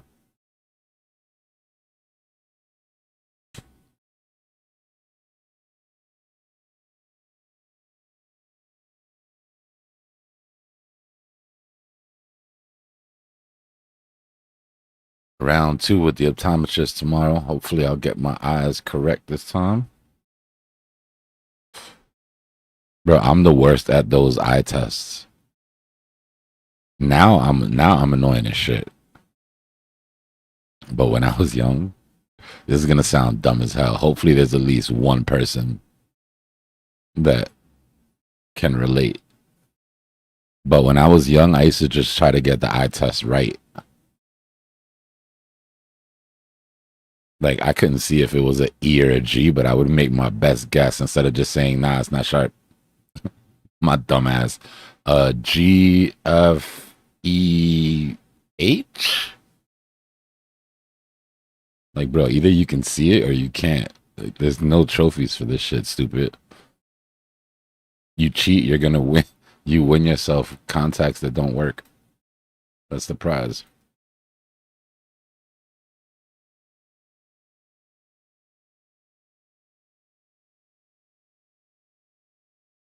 I blame school, bro. You tell me it's a test, I'm gonna do whatever I can to get the right answers.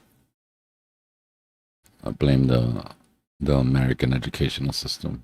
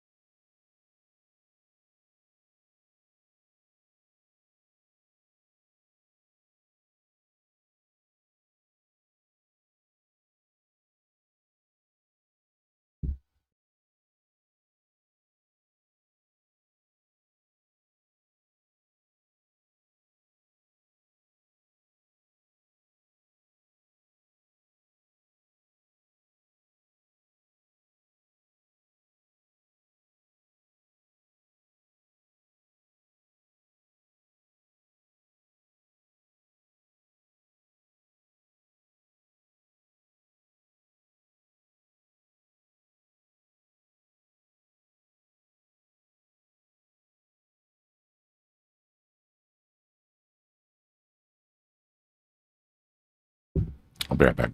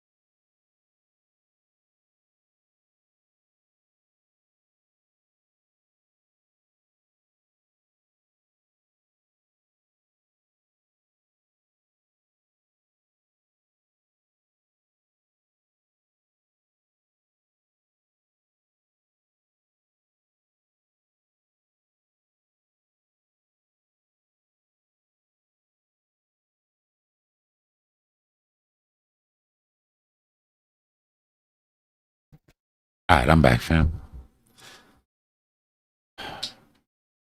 Just talked to the masseuse. She's gonna be here in like 35 minutes. My food's gonna be here in like 45 minutes. Perfect timing.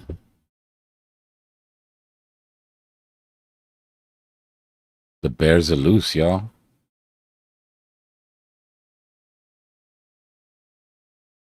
We talk about the need to trap the two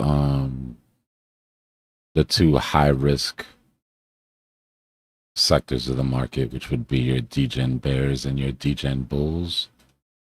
But the bulls are on the bears are on the loose. And honestly, it's getting to the point where these guys aren't trapped either because they've been liquidated if they haven't left their positions.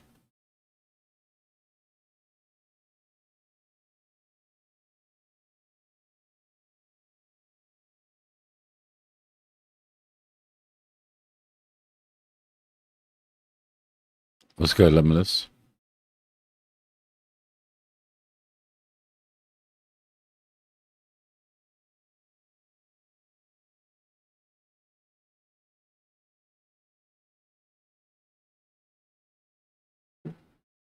I was watching some shit earlier that made me think about you. It was some crazy report on some Chinese peptides, and there's some peptide called Limitless 19 something that these people are crazy people are injecting. It's supposed to be like the movie Limitless.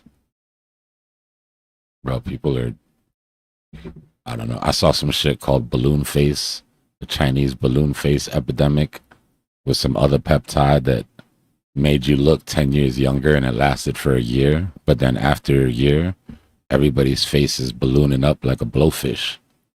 It's like, what? Like, yo, y'all are just doing anything. Yeah, right now there's no trap. Right now CME's closed right here. Right. So this will be the last weekend that we can count on the algo to trap price there. We were just talking about what happens after CME opens. I'm gonna do a full deep dive on all the possibilities that I've come up with so far. And then after I'll tell you what I think the most probable one is. But I think if you just go back to 2017 and go back to some of the weekly swings that we used to trade at that time, it'll be really similar. Right? The need for market maker to get back the money that he spent all week providing liquidity doesn't go away because CME stays open. Right? So the anchor for the trap itself, right, for the range, won't be CME anymore. But if you pay attention to how our last sort of traps have been, it's been kind of similar, right? You trap longs, you trap shorts. You can't hold the weekend trap at CME, but you end up holding a similar range regardless. And then the actual pattern still plays, right? Trap long, trap short, weekend trap, signal the false move down, ranged here instead of here, right? But why the range? The why is the important part. The how we understand, right? Algos are set to wherever CME closes. When they lose control, right? What's the purpose of ranging us out? Well, it's the same as if it would have been up here, right? It's to build that liquidity.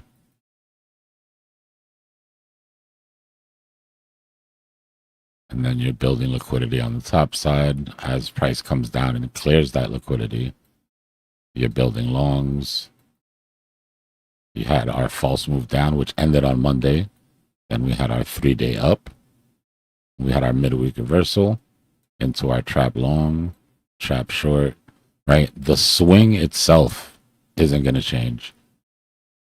The beautiful nature of our weekend trap will.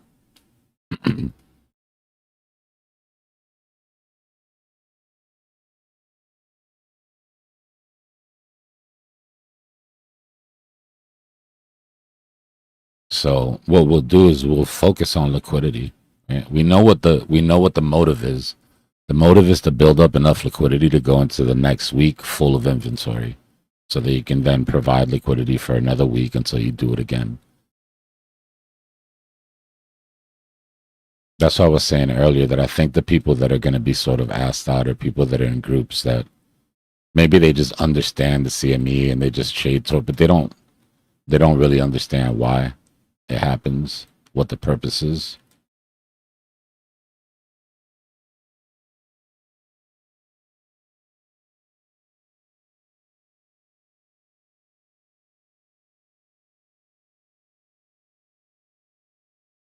Now, what is going to change, excuse me,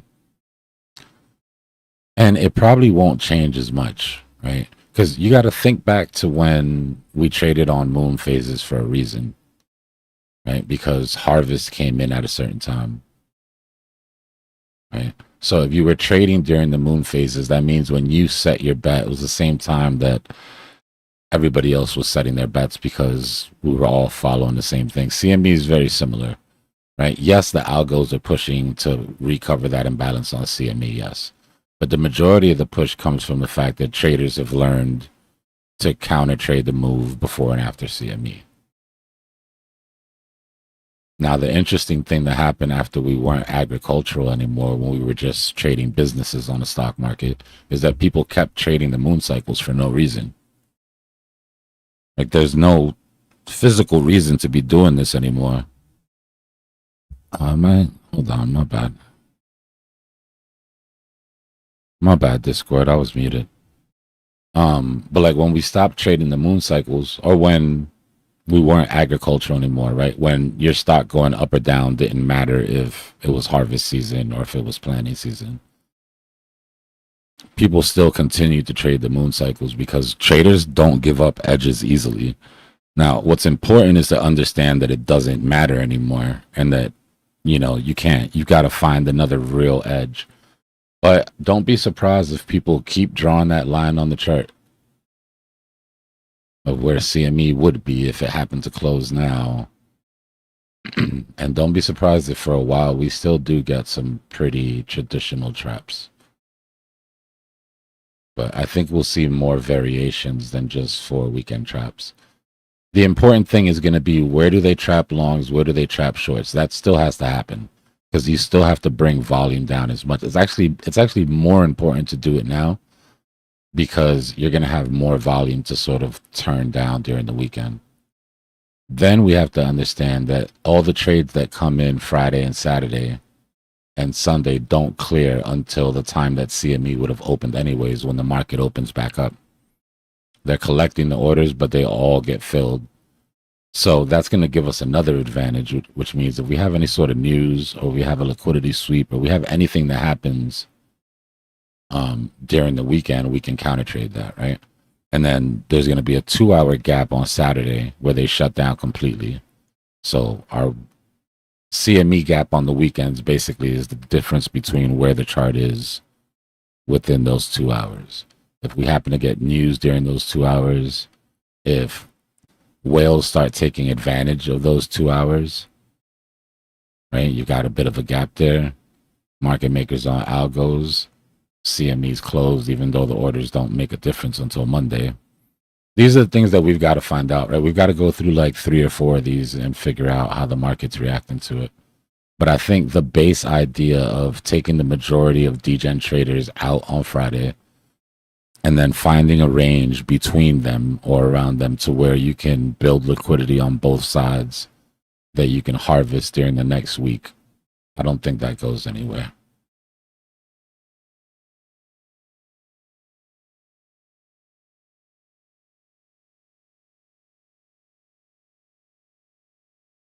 Nah, yeah, I didn't miss much because I had just come back on, but yeah, I didn't know Discord was muted.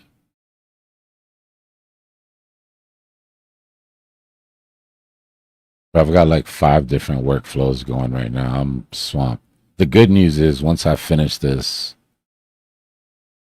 I have literally nothing to do, probably until all the way to the bottom of the bull market. But getting everything set up has been a pain in the ass.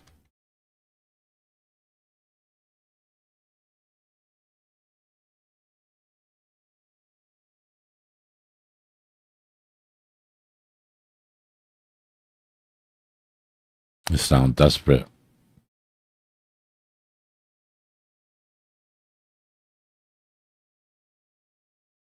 I'm sure that was part of the conversation in China too.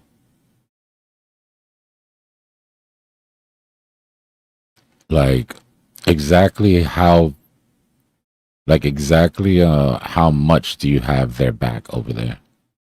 Like if we do A, B, and C, is this gonna screw things up between us? And then Z was probably like, clear the room. And then it was just him and Trump. And then he was like, well, if we go to Taiwan and we do A, B, C, or D, is it gonna screw up things between us? And then the room got weird. Your guess is what happened after that.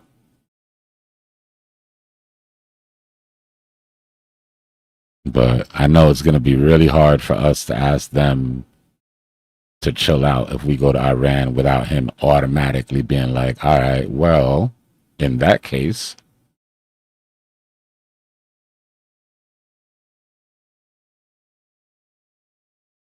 Yeah. That's going to be my next deep dive. The CME closing one. I'll try to like compare and contrast it to some of our old edges that we've lost in the past and how people reacted to it. But I mean, honestly, I know for people who just started trading CME, it sucks because it's like, damn, like I just figured this swing out, you know, especially like the last 2 years, been profitable off of it. But don't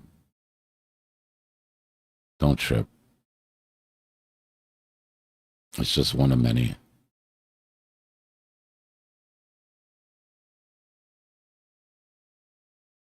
And it's only been a thing since 2017, you know?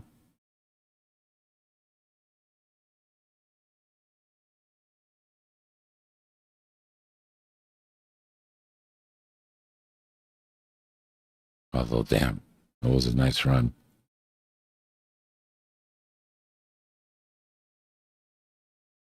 Yeah, it's when I thought about it, like, damn, that is a long time.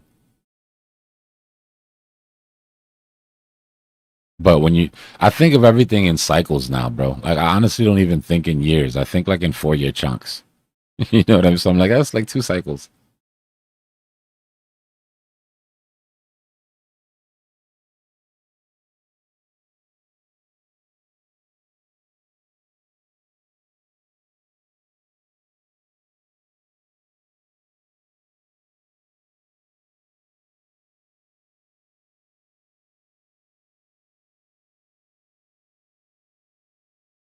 That Team Bear hoodie, though.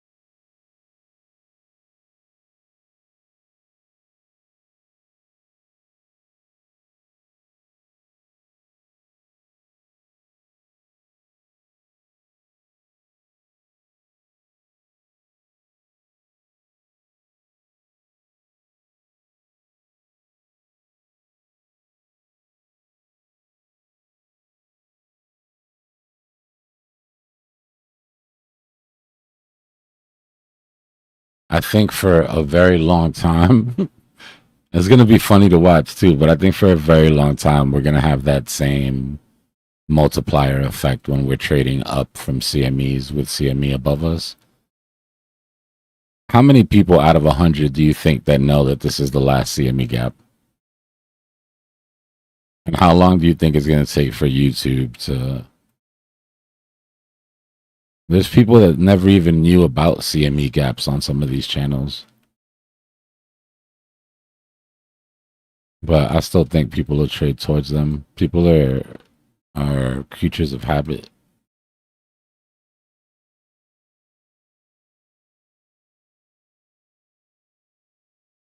That'd be cool. Like those, what were those hoodies back in the day that used to do that? I've seen them recently too, where like you touch them and like the heat from it changes the color.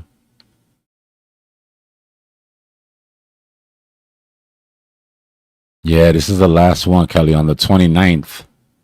Well, I don't know, when's the 29th? Maybe the next one is the last one.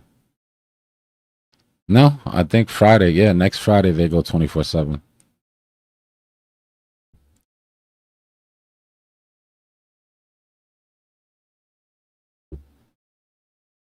Yeah, that's good.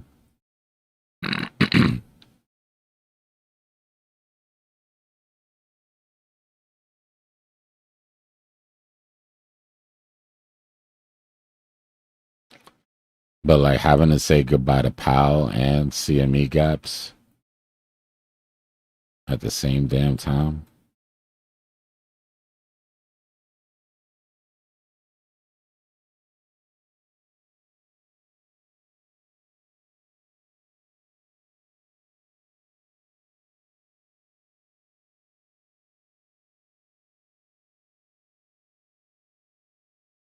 Yeah, we can take a look at the heat map real quick. Watch out for the flashbang. Okay, it's not that bad.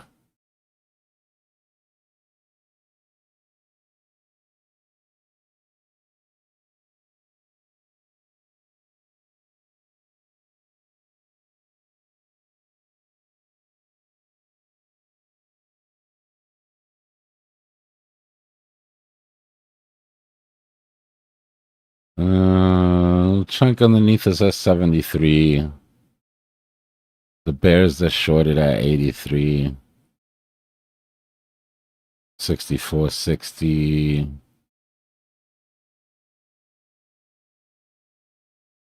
And then the bosses that caught that short at the top.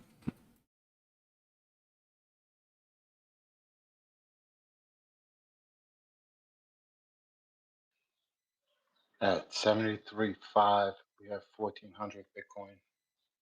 I will. That's a nice little chunk of Bitcoin. So this is everybody that shorted the last local high. Sitting at 82, 83.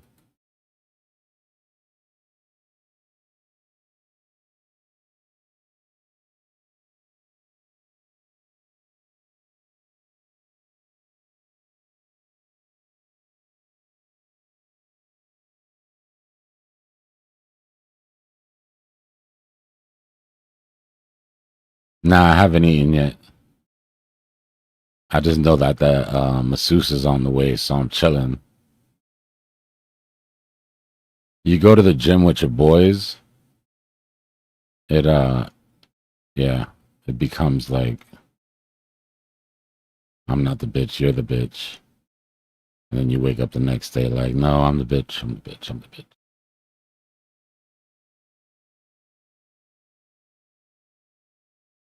$78, $74. There's not a lot underneath us, y'all.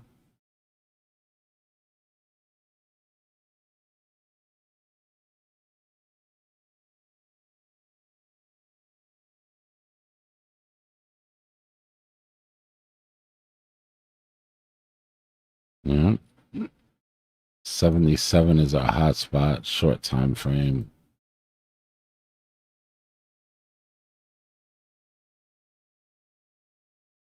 And then on the 3-month, yeah. I mean, we already know that the bears went heavy on this last local high here.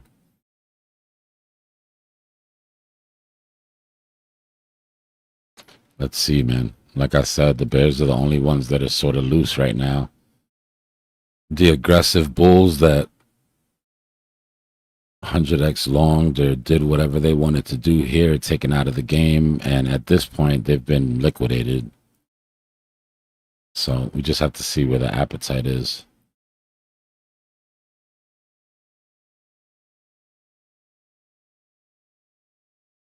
I don't know.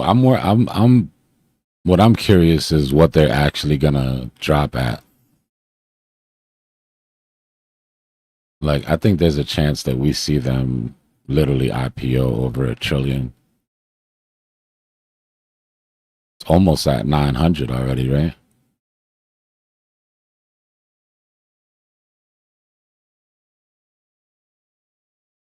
Yeah, I do Eucharist, but I did too much, bro. I did way too much.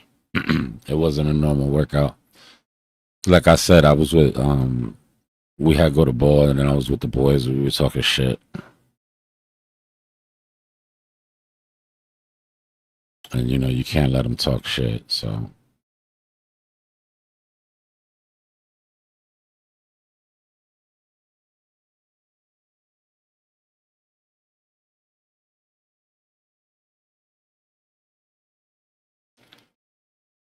you know what I mean. Don't let the desk job fool you.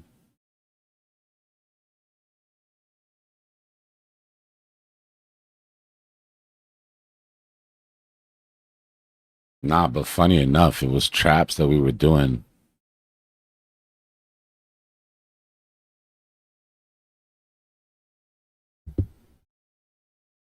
It's all good, man. This masseuse is a magician.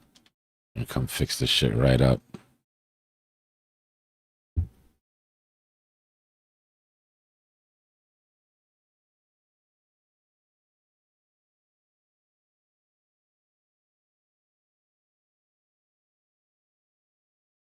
They're like, it's no trap shorts. We gotta put you out in the dark somewhere.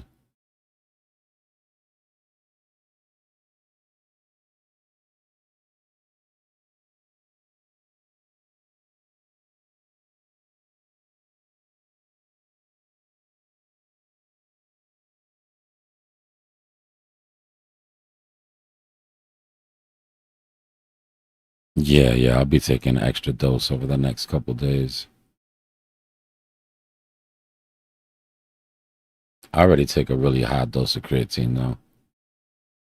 Because I take it more for like the cognitive benefits. And if you want it to get to your brain, you gotta take way more than 5 grams. How much do you take a day? 15. Ugh, you got me beat by 5. I've been just doing 10 a day. You gotta work your 30. way up to it though. It can upset your stomach. I don't have to worry about that. Yeah. But, If you get the I think I'm purest, taking more than 10 because I'm doing heaping scoops, so probably more like. the purer you can get it, the better. It's usually the like fillers that upset your stomach with high doses. But Yeah, I on used to get days that I don't get any sleep, like that other day where I didn't sleep all night and I went and I did class, I took like 20.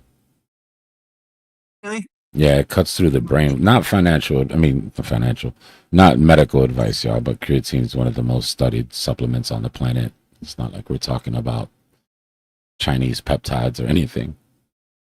That's why I started taking it as cognitive benefits. Yeah. And because you need less sleep. See, that I wouldn't advise that. But if you happen to not get sleep one night, it does kind of make up for it. Well, I mean, I'm not talking about severe sleep deprivation over a long period of time. I'm just saying, you can shave like 10, 20 minutes off your sleep and be okay. Yeah.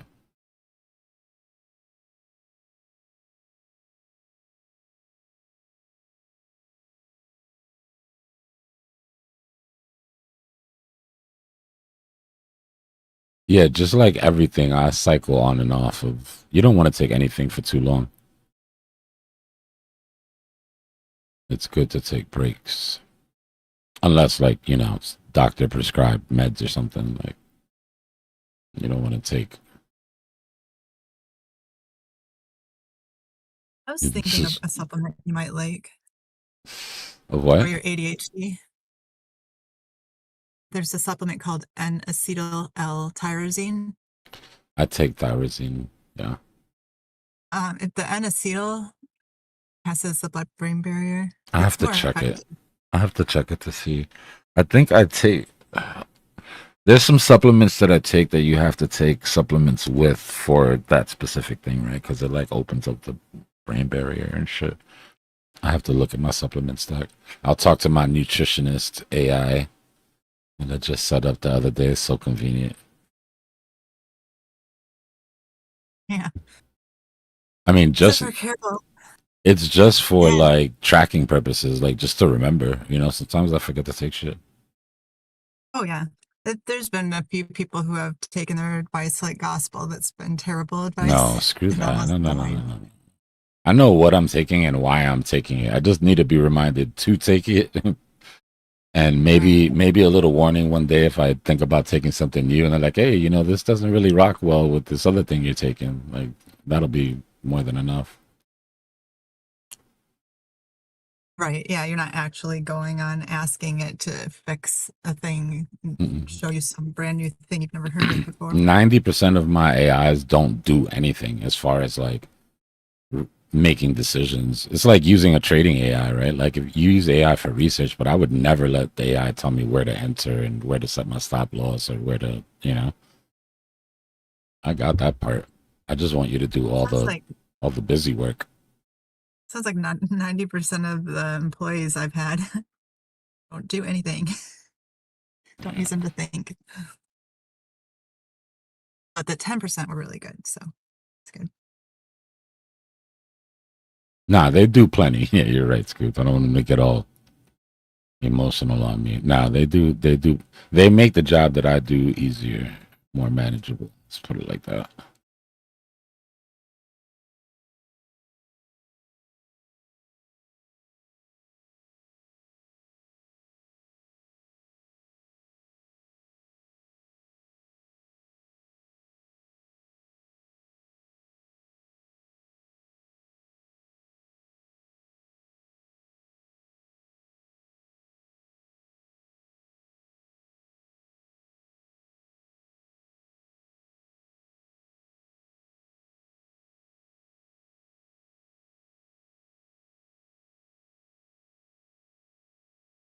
So have you been steady adding to your stack? Because I remember when you were just taking a few things. It seems to be growing. No, I'm taking glycine, NMN, resveratrol,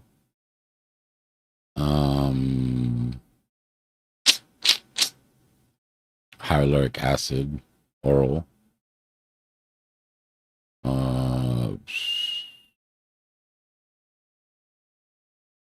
You know, regular daily vitamin stack. Dun, dun, dun, dun. There's a couple of other there's a couple of things that aren't in the like everyday stack, but they're like used as needed, you know? Yeah, I don't have any of those. I take everything every day. Are you interested in mitochondrial health? Yeah. PQQ. Look up PQQ. It's more of it's kind of longevity and energy, you know, all over well-being for your mitochondrial health, which is really important.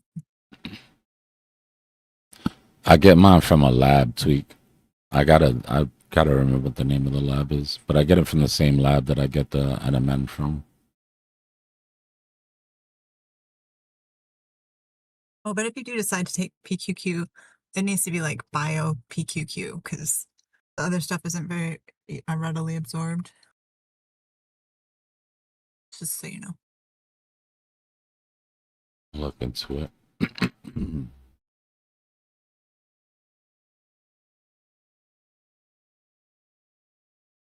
then last one, essential for your or I guess cognitive. It increases the blood flow in your brain, and it is oh my god, I just can't remember the name of it. I'm gonna go look. I'll be right back. It's not doing a great job of increasing that blood flow to your brain, is it? Just kidding.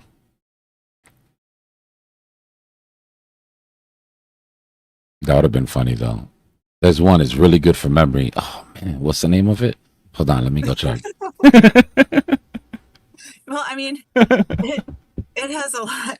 I have severe ADHD, so you know, it's going from a very, very low baseline. It's already doing miracles. But vinpocetine. Okay. It's a lot of people who do like neurohacking, biohacking. It's one of their staples.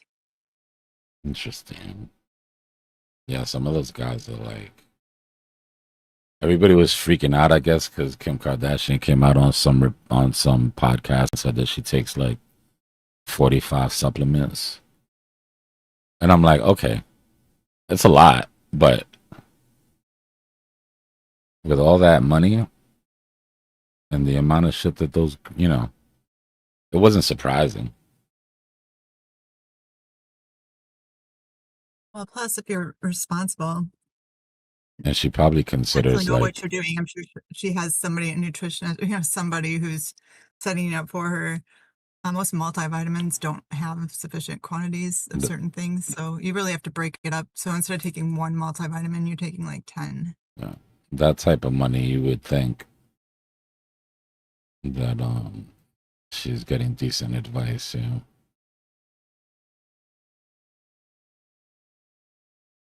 She probably also considers peptide injections and shit like that, supplements. Maybe that's something I'm staying away from. Probably a good idea. Go look up the next time you're not doing anything on YouTube. Look up balloon face. Look up China balloon face. And a balloon face, I'm scared. Yo, let me tell you. Okay, one, don't do that. Right. Two, they're really close. I mean, when I say that this shit took at least 10 years off people's faces, and it didn't even matter how old you were. If you were 20, it made you look like you were 13. If you were, if you were like, yeah, if you were like 22, 23, you looked a little too young. But like all the older people that did it, like it legit made you just snatched your face. Like if you had a facelift. But after 1 year, there's this reaction. So you got to see it. If you just Google it, you'll see it. But they look like blowfish. They look like pufferfish. And I've seen it's not something even like like that they got it at a bad clinic. It's just what this shit does. I saw a video once on some girl. She said it was because she got pregnant, but maybe she was actually taking this stuff. But she looked like just young and pretty, and then her face blew up, and then aged. She looked like she was 60, and like before she got pregnant, she looked like she was, a really pretty 20-year-old. It's crazy. Maybe it's something similar to that. Did they look older to you? It was bad. So like you got all the young at once. No, it was like it was like really bad. Like if you had a problem with how you looked before, I can't imagine how you're feeling now. Yeah, that's a very good reason not to mess around with experimental new things like peptides. I mean, there might be some great peptides, but it's just not in my radar right now. Anything that I would feel comfortable. Nah, so that's why I started saying that. What's crazy is that it actually, like, they're close. In other words, right? If you put that in the hands of somebody who actually cares what happens to somebody after, and has the patience to maybe, I don't know, test it for a year to see if your face blows up like the Elephant Man. Right. I mean, maybe do some. I'm not really a proponent of animal testing, but it happens. So Hey, sounds like they didn't do anything like that. Nah, it's bad. Look, I don't usually do Okay, this. you guys are going to make me do this, aren't you? Because I've Seems been like taking peptides for a decade. No, these are injected. Like these are like Yeah, injectable, but you're taking them like straight from, there's a from the difference. lab, not Yeah. from China These are like warehouse unregistered, brand new experimental shit from China. Like, I know, and that's the problem. And that's what, people in my circle that have taken peptides for a decade and are completely aware of them and the science and the chemistry and where they come from and the whole thing and the doctors surrounding it. And then you have this GLP-1 or GLP craze, which I'm nothing against them. no, They're Ozempic works. remarkable. Shit, that shit's saving people. Oh, and the brain cognition effects when you microdose it are phenomenal. But what it did was it opened the door for people to go, oh, I can make money fast. And it has just muddied the water for the absolute undeniable Look, I put it in the bubble chat, Coco, so you can see what I'm talking about. But the crazy thing is the before and afters, like, of the actual effect. Like, you can understand why so many people there just ran to get it because it worked. It's just the after that, you know? Yeah, I don't even know what it is. I'll look at it in a second. Yeah, it's But like I some just don't face want. thing. I hate the fact that I mean, I can't even tell you the health benefits I have had from taking BPC, KPV, Hmm. TB 500. I mean, completely changed my gut health when I literally was on the verge of probably being hospitalized and took doses of that and healed tremendous amount of issues that I had. But again, it gets it just gets completely it gets thrown into the category of all this experimental stuff, and it's been around for decades. I mean, these peptides aren't new. Uh, there's hardly a professional athlete that does not take BPC. There's hardly an Olympic athlete that doesn't take BPC. And Yeah, but that's not what people are taking right now, nope, though. That's not what, yeah. People well, are I'm taking not talking about the, these cosmetic crazies that muddy the water for everybody else yeah, that yeah, yeah. actually This have is like all legitimate cosmetic stuff. yeah, that stuff is crazy, and I have seen a lot of that. I just don't want it to muddy the water for somebody that has medical issues that Western medical doesn't address and doesn't help, and it's a godsend. Yeah. So, but got to seek out the right police. My son has been on a wait list for 7 years to get into this one peptide doctor. She's so fantastic down in Georgia. And I mean, that's when you are a specialist in these areas and you know your stuff and you know how to heal the body utilizing them, you get wait lists like 7 years. It's crazy. Yeah, it's nuts. Okay, I'm gonna go look at this crazy bubble chat thing if I can figure out how to get there. You said there's some with cognitive benefits. Oh, yeah.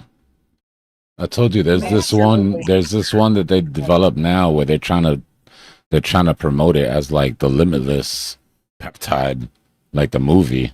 And I was like, oh boy, this isn't gonna end well.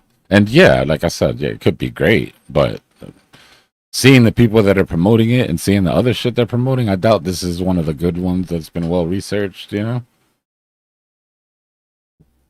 I don't know. But my pops, personally, my pops was about to have back surgery. He had a slip disc, and he was in incredible pain. Couldn't get out of the thing. If it wasn't for the Ozempic and the weight loss that took the pressure off of it, delayed the operation for at least a year, 2 years. Now he's going to treatment, doing stuff he couldn't do. Like, yeah, but some of this stuff is amazing. Anything that made just these profound claims, I'd be really wary of. But if something just gives you a nudge in the right direction, and yeah, I'll have to look into it.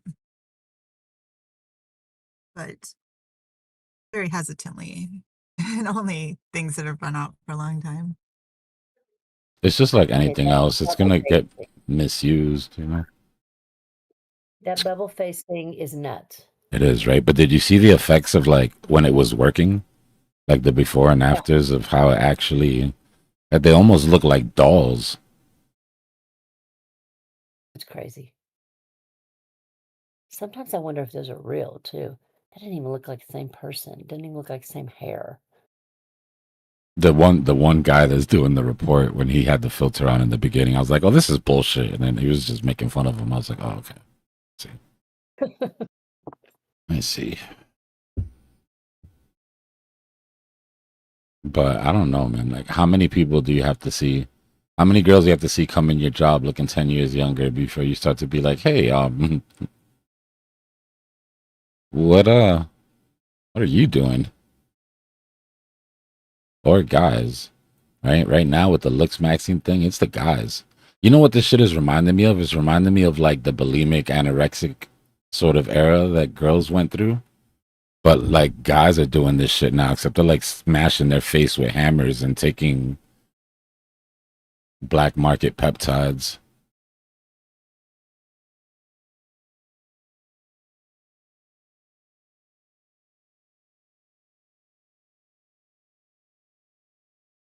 Yeah, basically, right, Scoop? It's the same shit.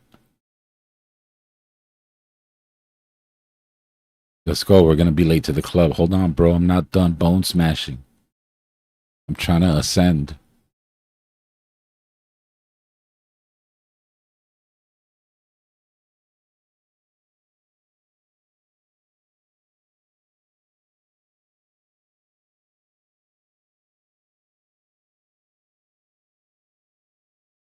Yeah, this is just what happens when Bitcoin goes dead, yo. Anybody that's new here, don't panic. It's a little random.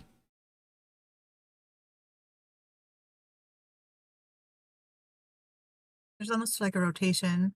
First, it goes into the medical, then it starts drifting towards aliens, and then from there, from there, the more meme type of random little topics.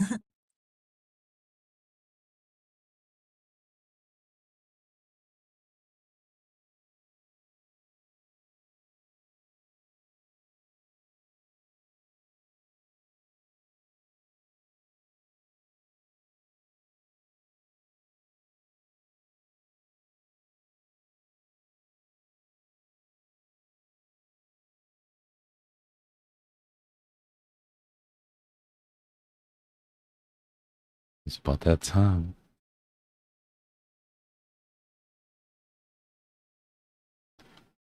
So, like, I don't know if any of you get regular massages, but my masseuse, there's a good chance she hates me because she tries as hard as she can to kill me, like, every time she comes over. So this isn't going to be, and it probably sounds like a pleasant experience, but I'm about to go through hell.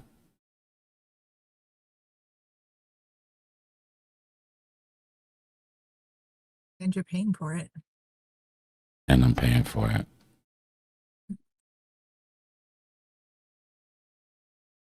But I'm not going to lie, it does help. Chiropractors, I've had bad experience with chiropractors. But a good masseuse to come in, readjust you every once in a while. If you want to go to the chiropractor every week, then go to chiropractors. But like, I got in an accident and I had to go to chiropractor every week, and then I was going to the chiropractor every other day for treatment. And as soon as they gave me the clear to go, that I was fine, literally without fail. At the time that I was supposed to be at the chiropractor, my back would start hurting. It's like my back got used to the readjustment. But that shit can get quite expensive.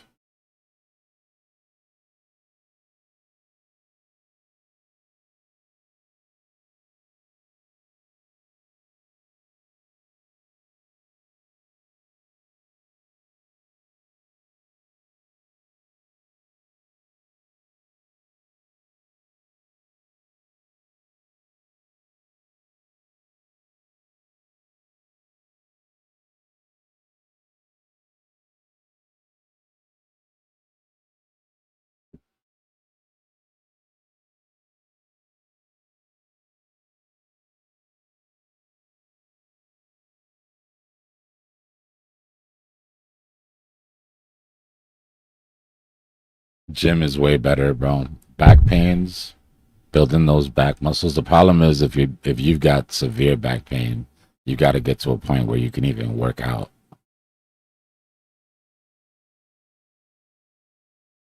But yeah, in my experience, a strong back.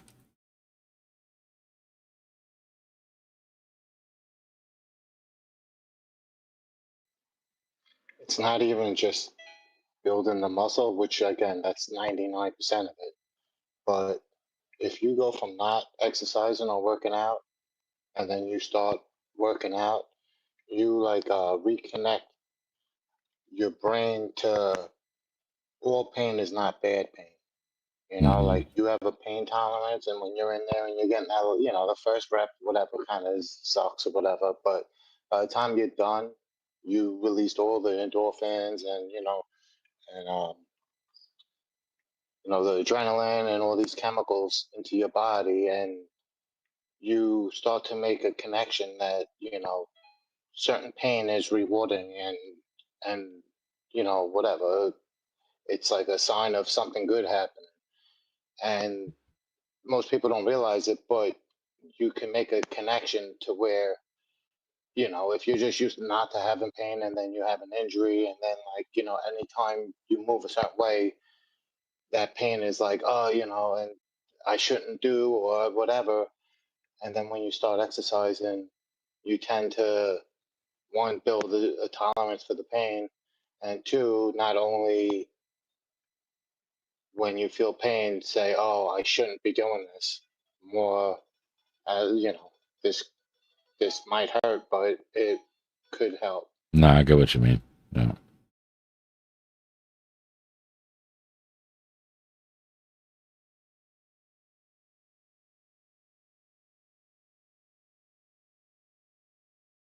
Bears are loose.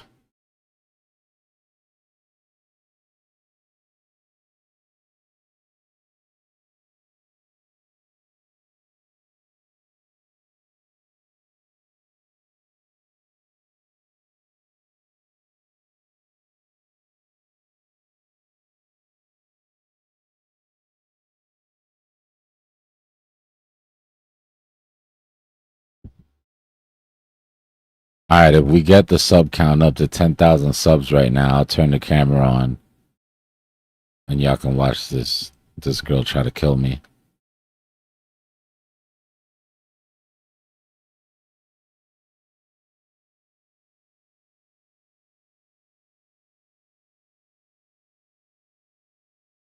This gotta happen in the next 5 minutes.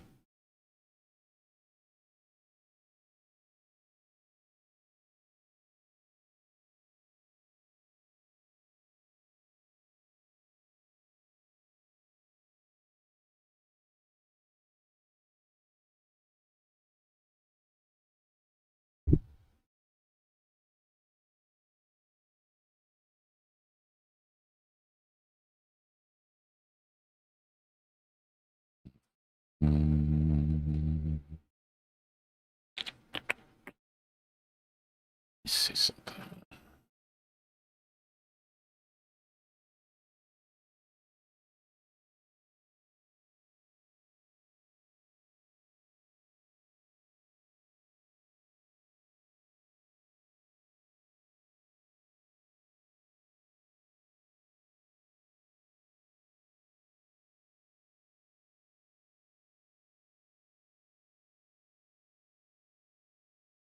Nah, the beach sounds like a vibe right now, Dutch.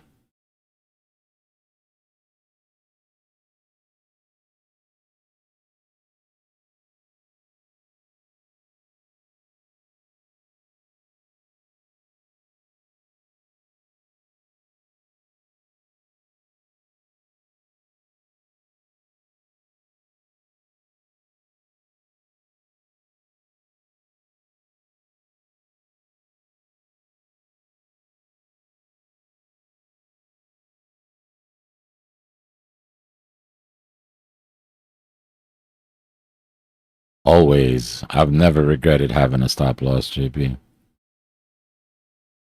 Well, that's a lie. But it was only for a second.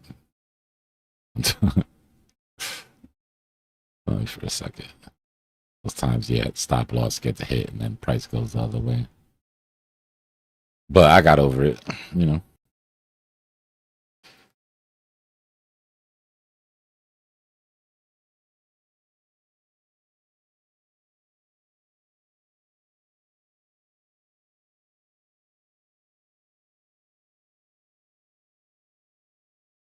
Target 5 has been our target for a while now.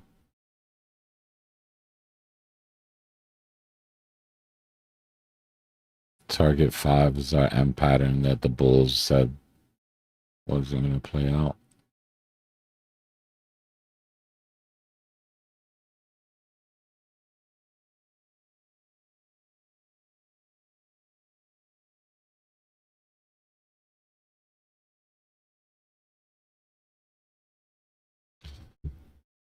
actually could pull a new target if we take this whole excuse me. If we take this whole bearish channel, give us our target 6.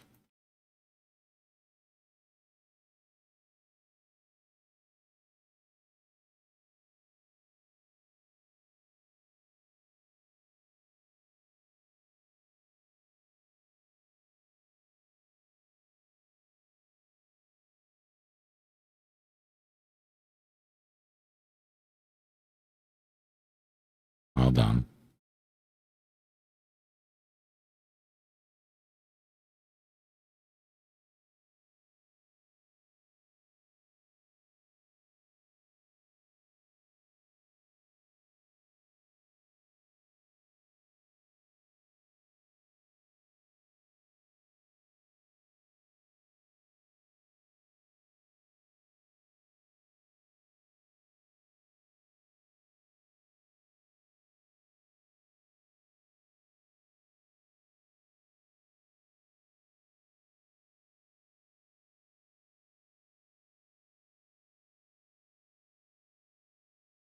This is a really big SR flip here.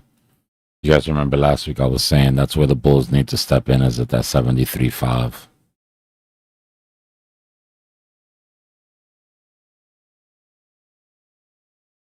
It's a big deal right there.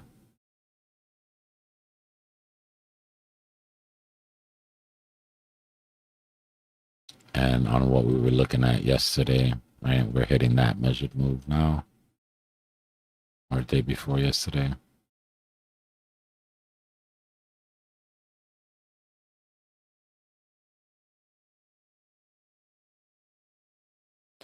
That target that we just pulled brings us down to our uh-oh line.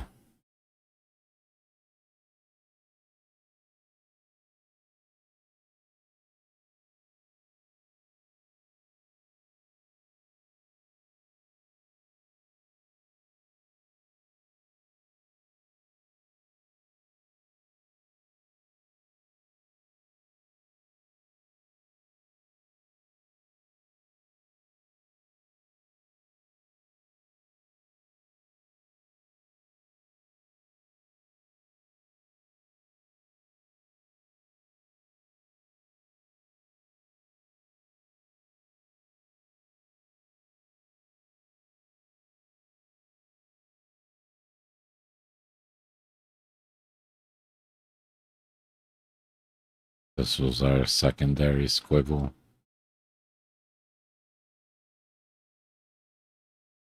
This was our first squiggle, which is played out now.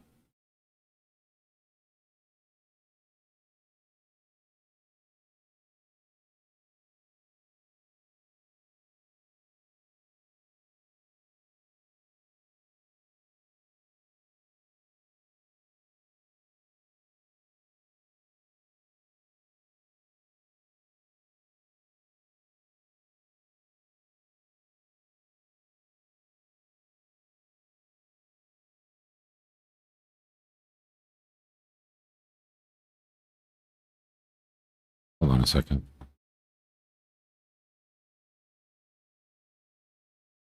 Hello. Yeah, come in. The door's open. All right, y'all. Let me set this up. Enjoy your torture time. God.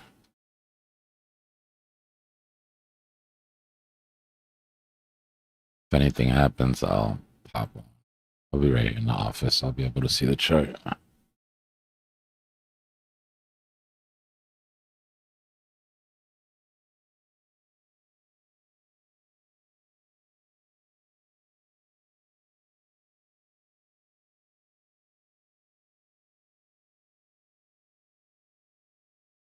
lot of liquidations to the top side.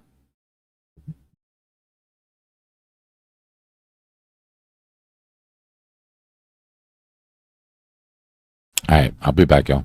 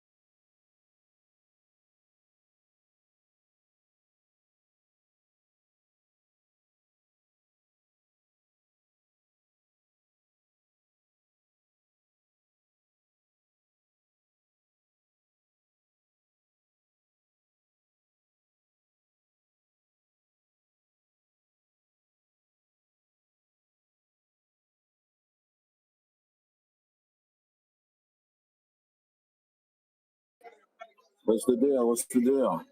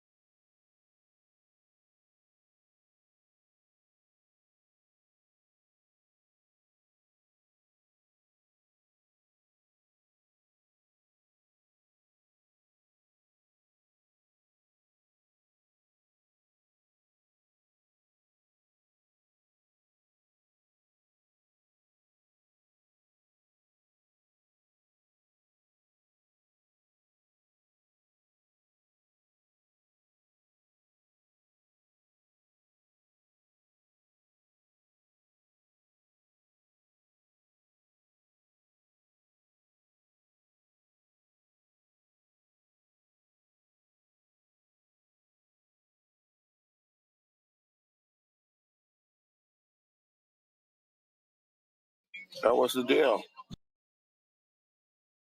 I need a play.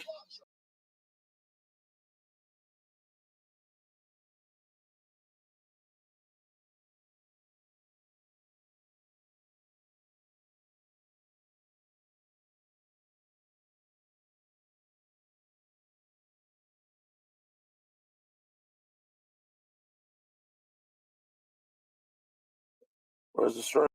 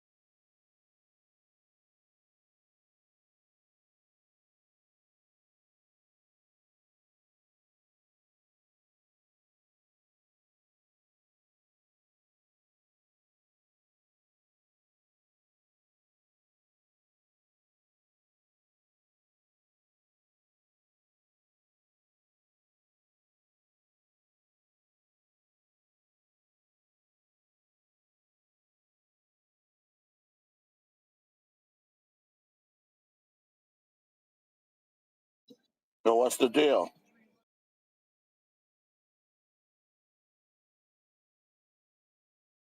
You think this is the trap shorts right here? I'm trying to stick a play in real quick.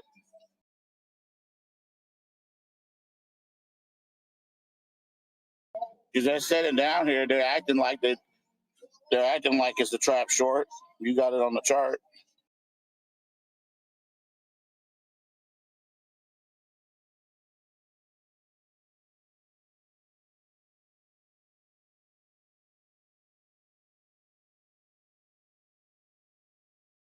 He has it on the chart, but I think that was something like one of the auto ones or whatever, because he had said something about not taking it seriously.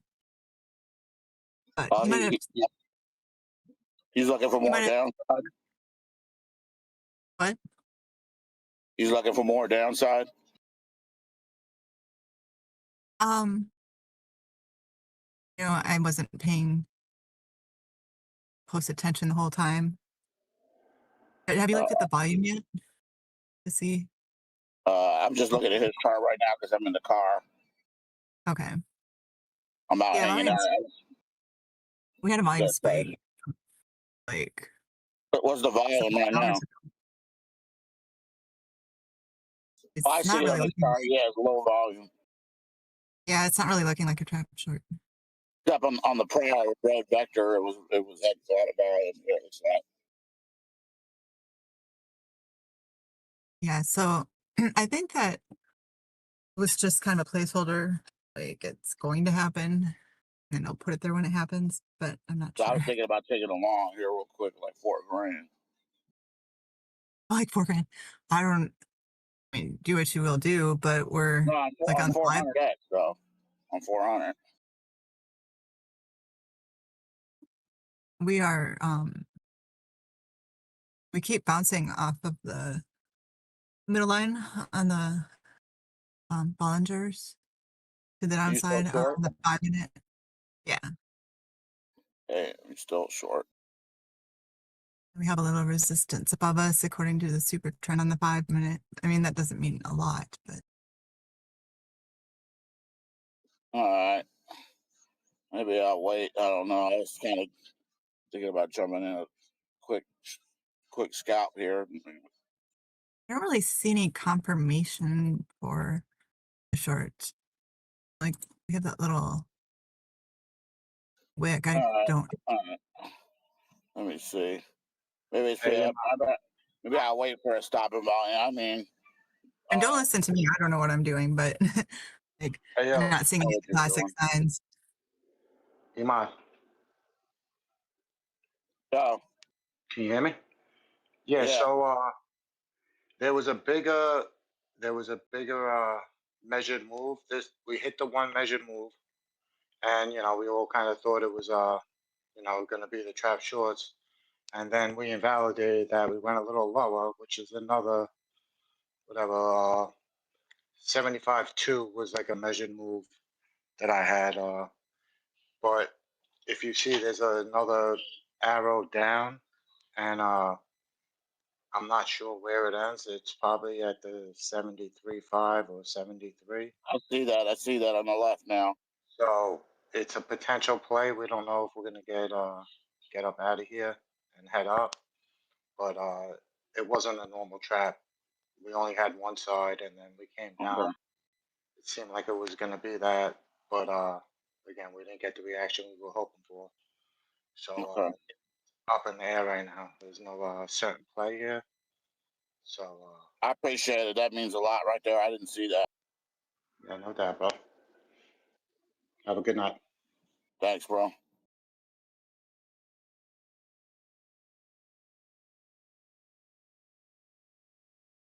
Although there's nothing saying that we wouldn't come retest that angular before dropping maybe down. It still could be a scalp here. Maybe a quick recovery to look, maybe short squeeze. Yeah, as long as you're looking at your chart so that you get some confirmations, rather than just guessing. I don't think you would guess off of Dbloc's chart, would you? I'm definitely watching it. I mean, I see what he has written there. CME close, last bear for a target. This is a target here. You're talking about 5? Or under a 5? target. Yeah, and then we have target, air target 5. Although still. Target 5 is right up under. It's already almost there. And this could be. I actually hit lime so I can see what's going on now. Oh, it's actually dropped since when I was looking at it last. That makes sense. I'm looking at his chart because he has the vectors. I don't have vectors on mine.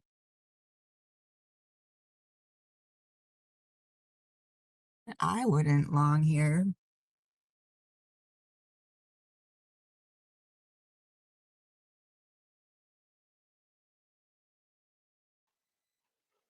Yeah, I personally wouldn't either.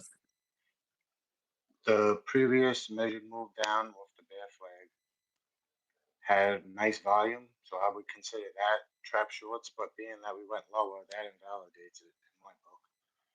So yeah, probably going to be looking for another. In my opinion, we're going to be looking for volume as high as that or higher on the next drop for us to whatever for me to consider trap shorts are in. All right. So like that's like one thing that's throwing me off on jumping in because I've been trying to well whatever I got liquidated before because Okay, I went ahead and took a little small play, 990, 1,000. yeah. All right, bro. Yeah, man. 400x, fuck it. Yeah, I hear you, bro. I'm playing the same shit. Couple bucks, $4 a 995. What did that take? Like 400. Yeah. Fuck. Good luck, man. Yeah, let's see, because I'm not that confident in it. I want to see a stopping volume candle with a bigger red vector down.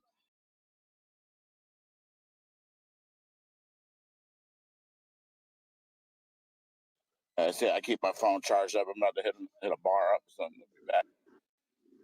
And there's a coin beat. It's like it's been delisted from a couple exchanges. It really, like, in my opinion, has no reason to pump the way it did. It pumped like 60% yesterday, and yeah, I'm waiting for a little topping structure. I'm hoping to short this thing, but yeah, that's what I'm trying to catch a short on that. But it kind of feels like a rave token, you know, like up only. It hasn't built no structure on it. It's just been up only and for no reason. But yeah, I'm trying to catch a play on that. But what else? Yeah, all small market caps are doing well right now. All the large caps are kind of like waiting on biddy to see what they're gonna do.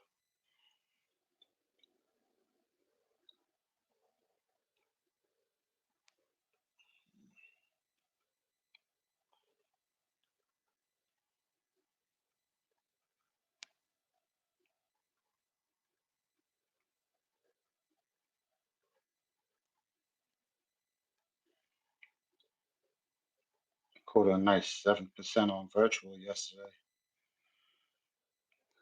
Yeah, it's pretty much back down below where I got in yesterday. I'm considering jumping in that, but I want to see some strength in the market before I get reckless. I definitely feel like I'm revenge trading right now, so I'm gonna try to chill.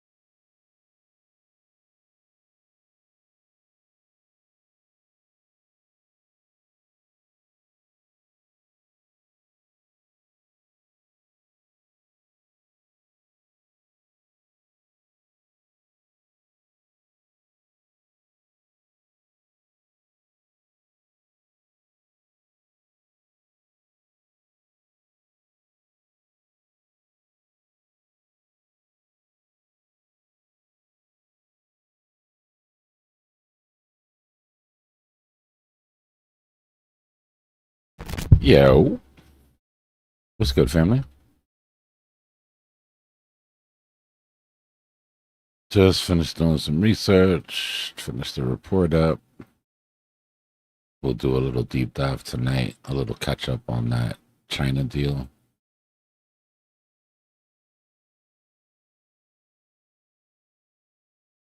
See where we sit. I'm stuffed.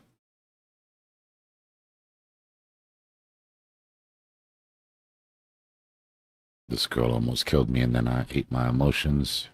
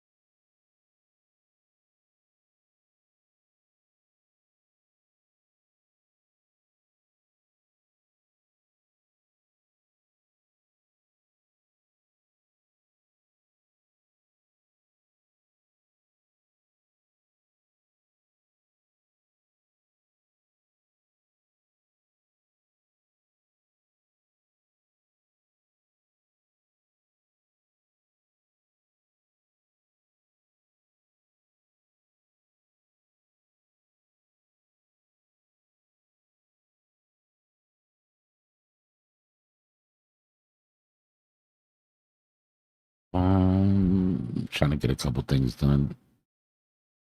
And then we'll go into the deep dive. Listen to some flankers.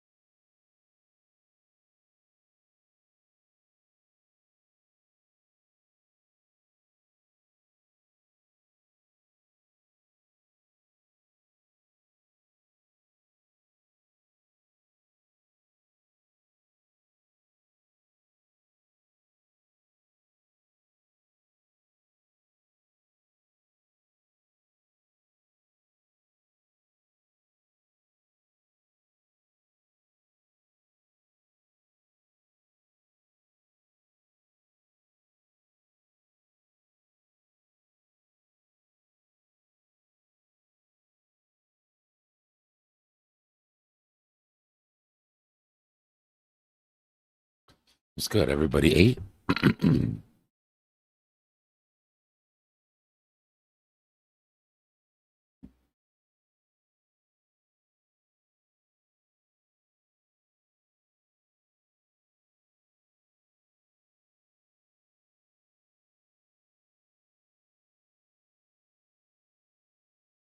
All right, so I got 2 deep dives. I got one on the CME gap coming to an end. I think that one we're gonna save for Sunday. I want to go over that in class, and then I'll go over it for YouTube too. But I did some digging on the Chinese summit to see who got what, who didn't get everything they asked for, who gave more than they were supposed to, all that good stuff.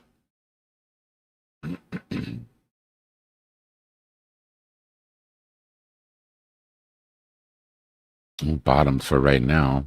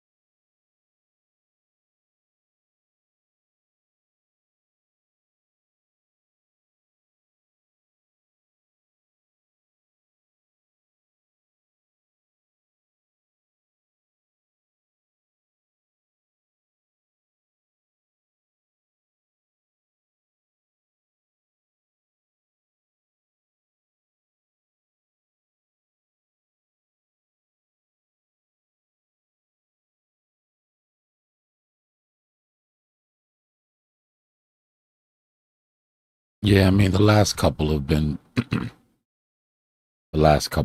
pretty odd.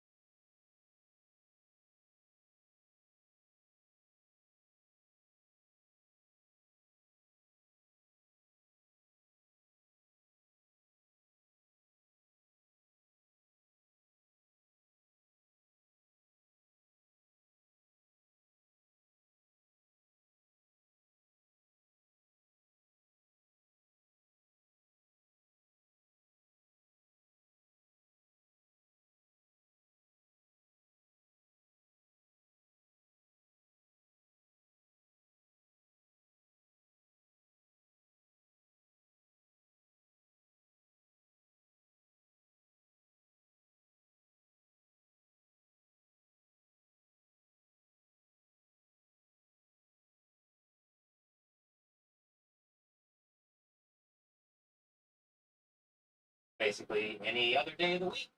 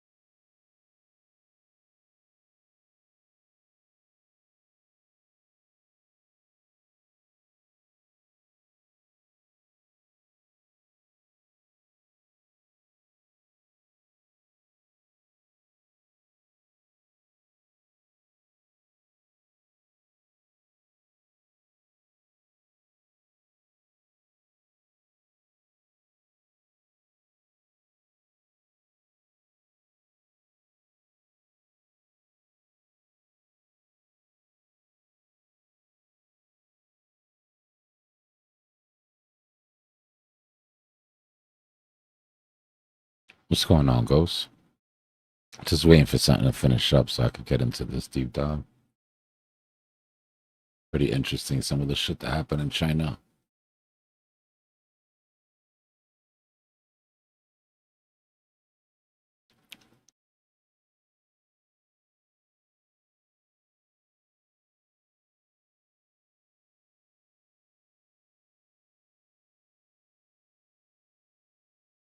Yeah, people gonna catch on to Tron eventually.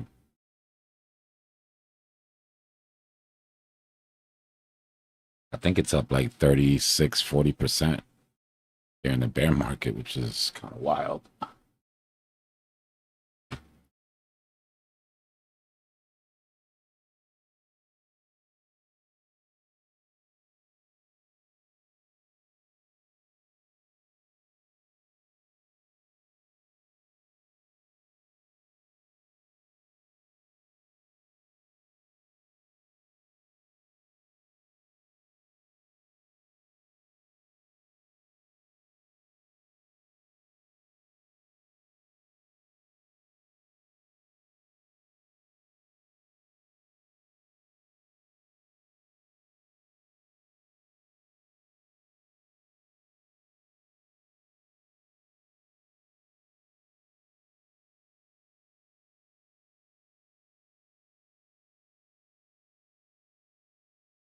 I think those stables haven't even started moving yet.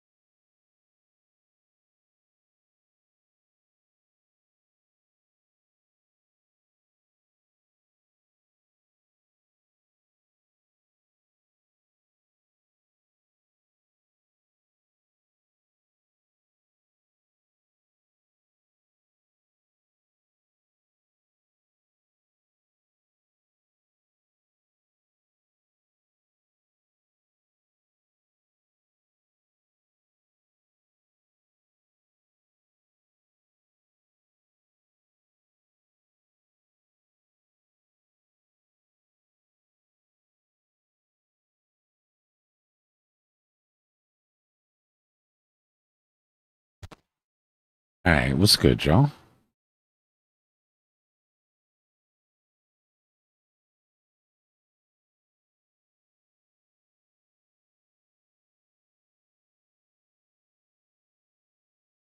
How we doing?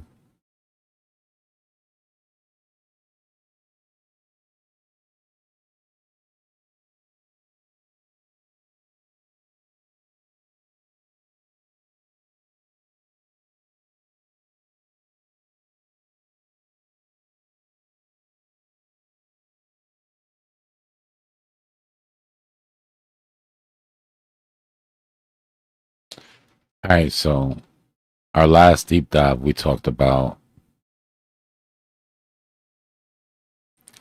the Trump-China deal. We went over all the CEOs involved, right? 17 CEOs. We talked about what they needed, right?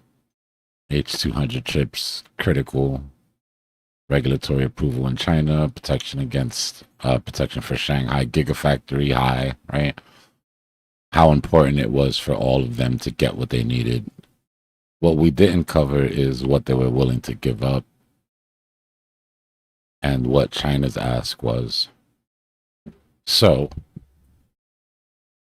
we've given it some time. The first couple of days were really hard to get any real information out. But we've got a pretty clear idea now of how things ended up.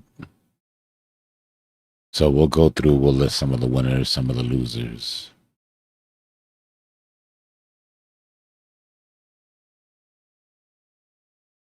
And get a read on exactly what we gave up. And more importantly, who got the shit end of the stick, right? That's what everybody wants to know.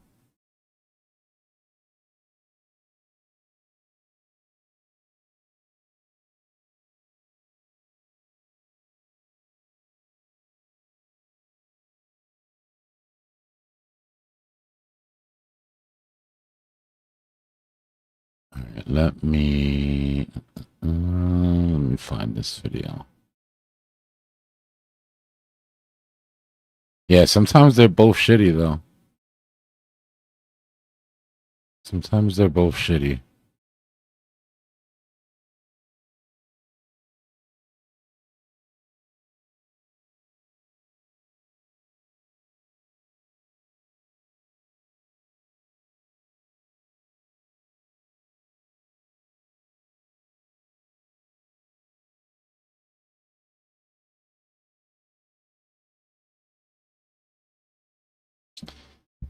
All right. Once I start this, just put 1 in the chat if you could hear it, and make sure that everybody can hear. Discord, we good? You with me?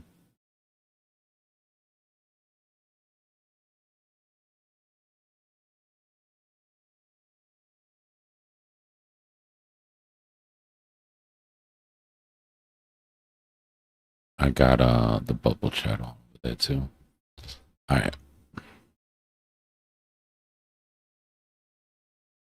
In May 2026, the White House arrived in Beijing playing catch-up. Delayed by geopolitical complications in the Middle East and facing intense domestic pressure, the administration needed immediate, tangible economic victories. To get those victories, the United States brought an overwhelming amount of corporate leverage. The president was backed by a delegation of roughly 30 chief executives, representing the core of American technology, finance, and industrial aviation, all intent on forcing open the doors to the Chinese market. But President Xi Jinping and the Chinese leadership approached the table with a very different objective. Rather than focusing on quick structural concessions, Beijing prioritized locking in a new bilateral framework to ensure long-term systemic stability and achieve geopolitical parity with Washington. To manage the visiting delegation, Beijing deployed meticulous statecraft. They hosted the U.S. president for highly exclusive tours of private leadership compounds, like Zongnanhai. The hospitality worked. The president heavily praised the relationship, signaling to audiences back home that the summit was a historic success. Yet a close look at the resulting accords reveals a complex trade-off.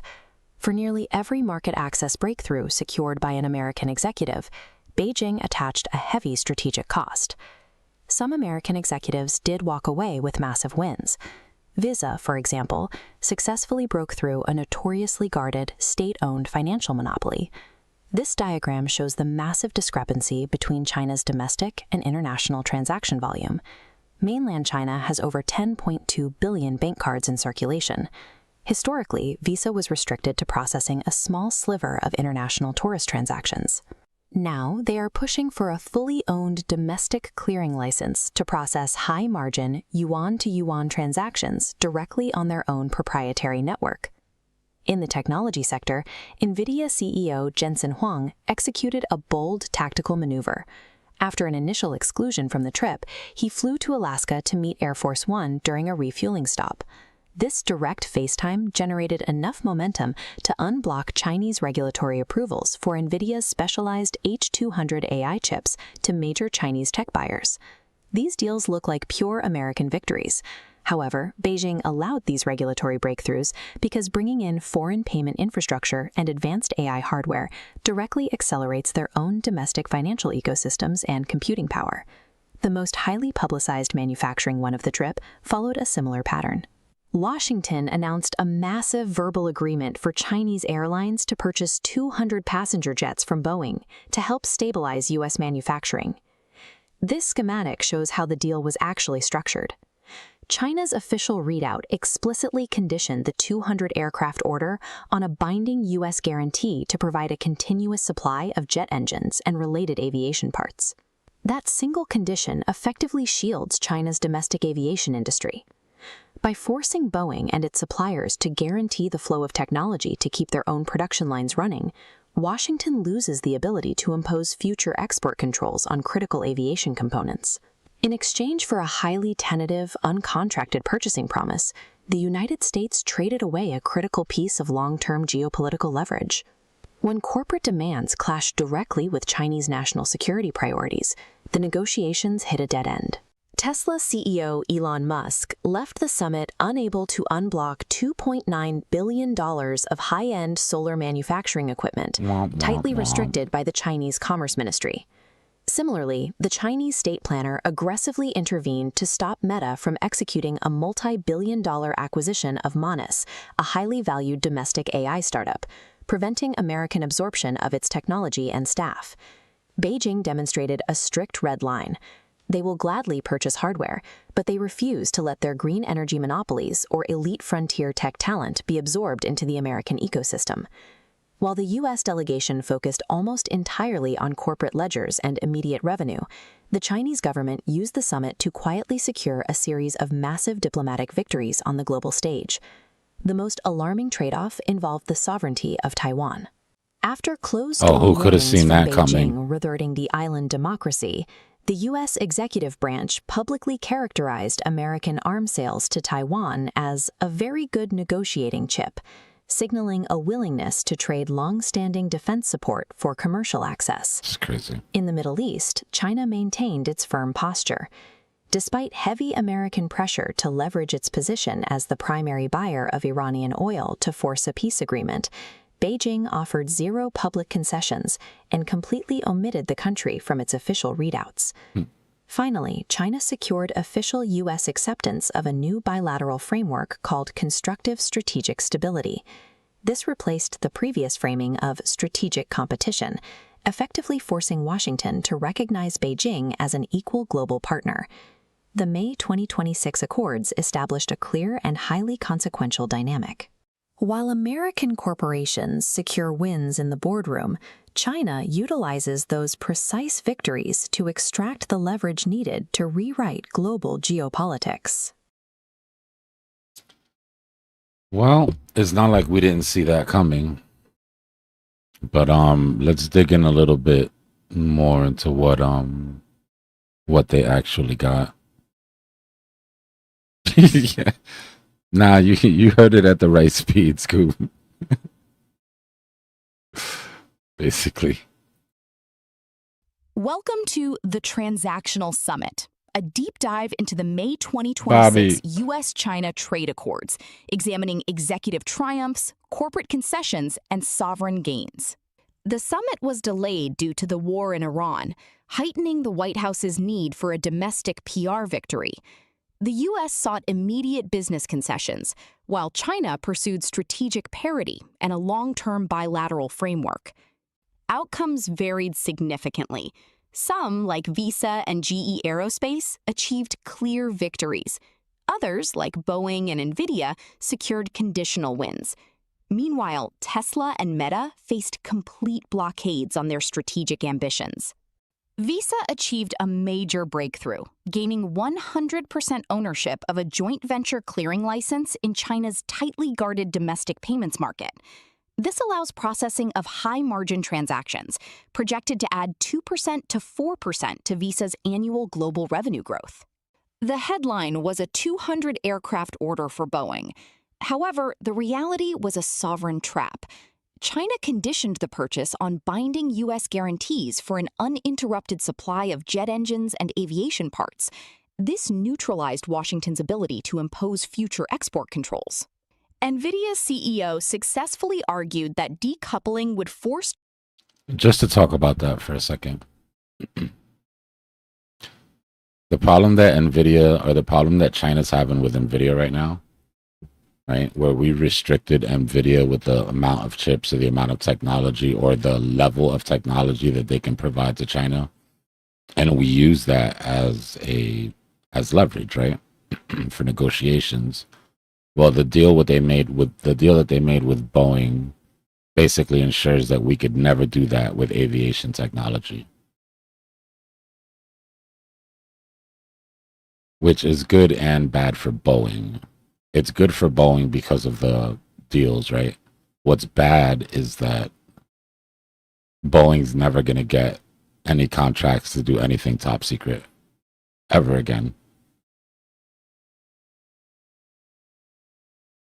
Right? Because if they have stealth technology, the deal that they made means that they have stealth technology. Right? And most of it's going to be commercial. All it means is that China won't have to steal aviation secrets for the next 20 years, basically. But it is leverage that was taken off the table. Right? It is something that we gave up that could have been used later. Guarantees for an uninterrupted supply of jet engines and aviation parts. This neutralized Washington's ability to impose future export controls. NVIDIA's CEO successfully argued that decoupling would force Chinese tech giants to invest heavily in domestic chip makers, securing momentum for H200 sales.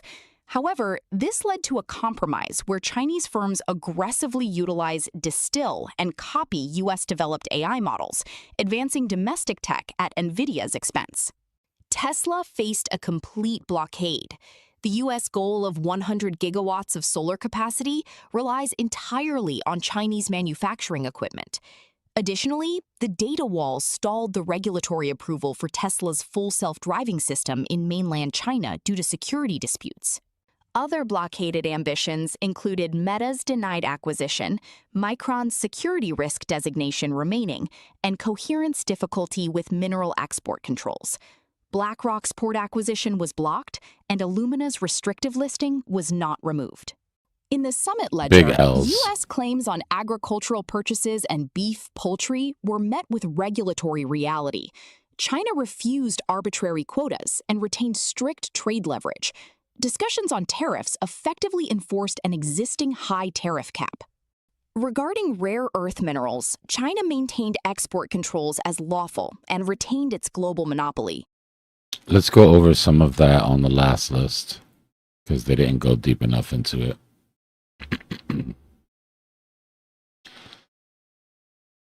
This is what we claim we got out of the deal. Right? This is what the Chinese are basically saying.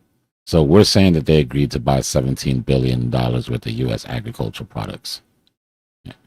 They said that they refused any arbitrary quotas, meaning we'll buy when we want to buy. And not only that, but you're going to have to buy our dairy, our aquatic, and our bonsai exports. But you're not going to tell us how much to buy of anything. basically. And then in beef and poultry, said that we renewed listings for 400 plus beef plants, all suspensions lifted. Beijing is saying that we omitted the specific plant counts, retaining the ability to maintain imports case by case as a strict. They basically kept all the leverage when it comes to trade. Official readouts entirely omitted direct tariff adjustments. Beijing claims agreement to discuss reciprocal reductions, effectively enforcing the 2025 39%. We're saying that they failed to officially extend the November 10th expiration, or that we officially failed to extend the November 10th expiration for the tariffs. And they're saying that that lack of formal extension intentionally leaves a cloud of regulatory uncertainty over long-term corporate supply chains. Discussions on tariffs effectively enforced an existing high tariff cap. Regarding rare earth minerals, China maintained export controls as lawful and retained its global monopoly. On the Middle East, China omitted Iran from official readouts and defended its status as the primary buyer of Iranian oil. That's it. That's a fail. These were the two real reasons, in my opinion, not what the country, not what the corporations wanted, but what we wanted as a government. These were our two big asks.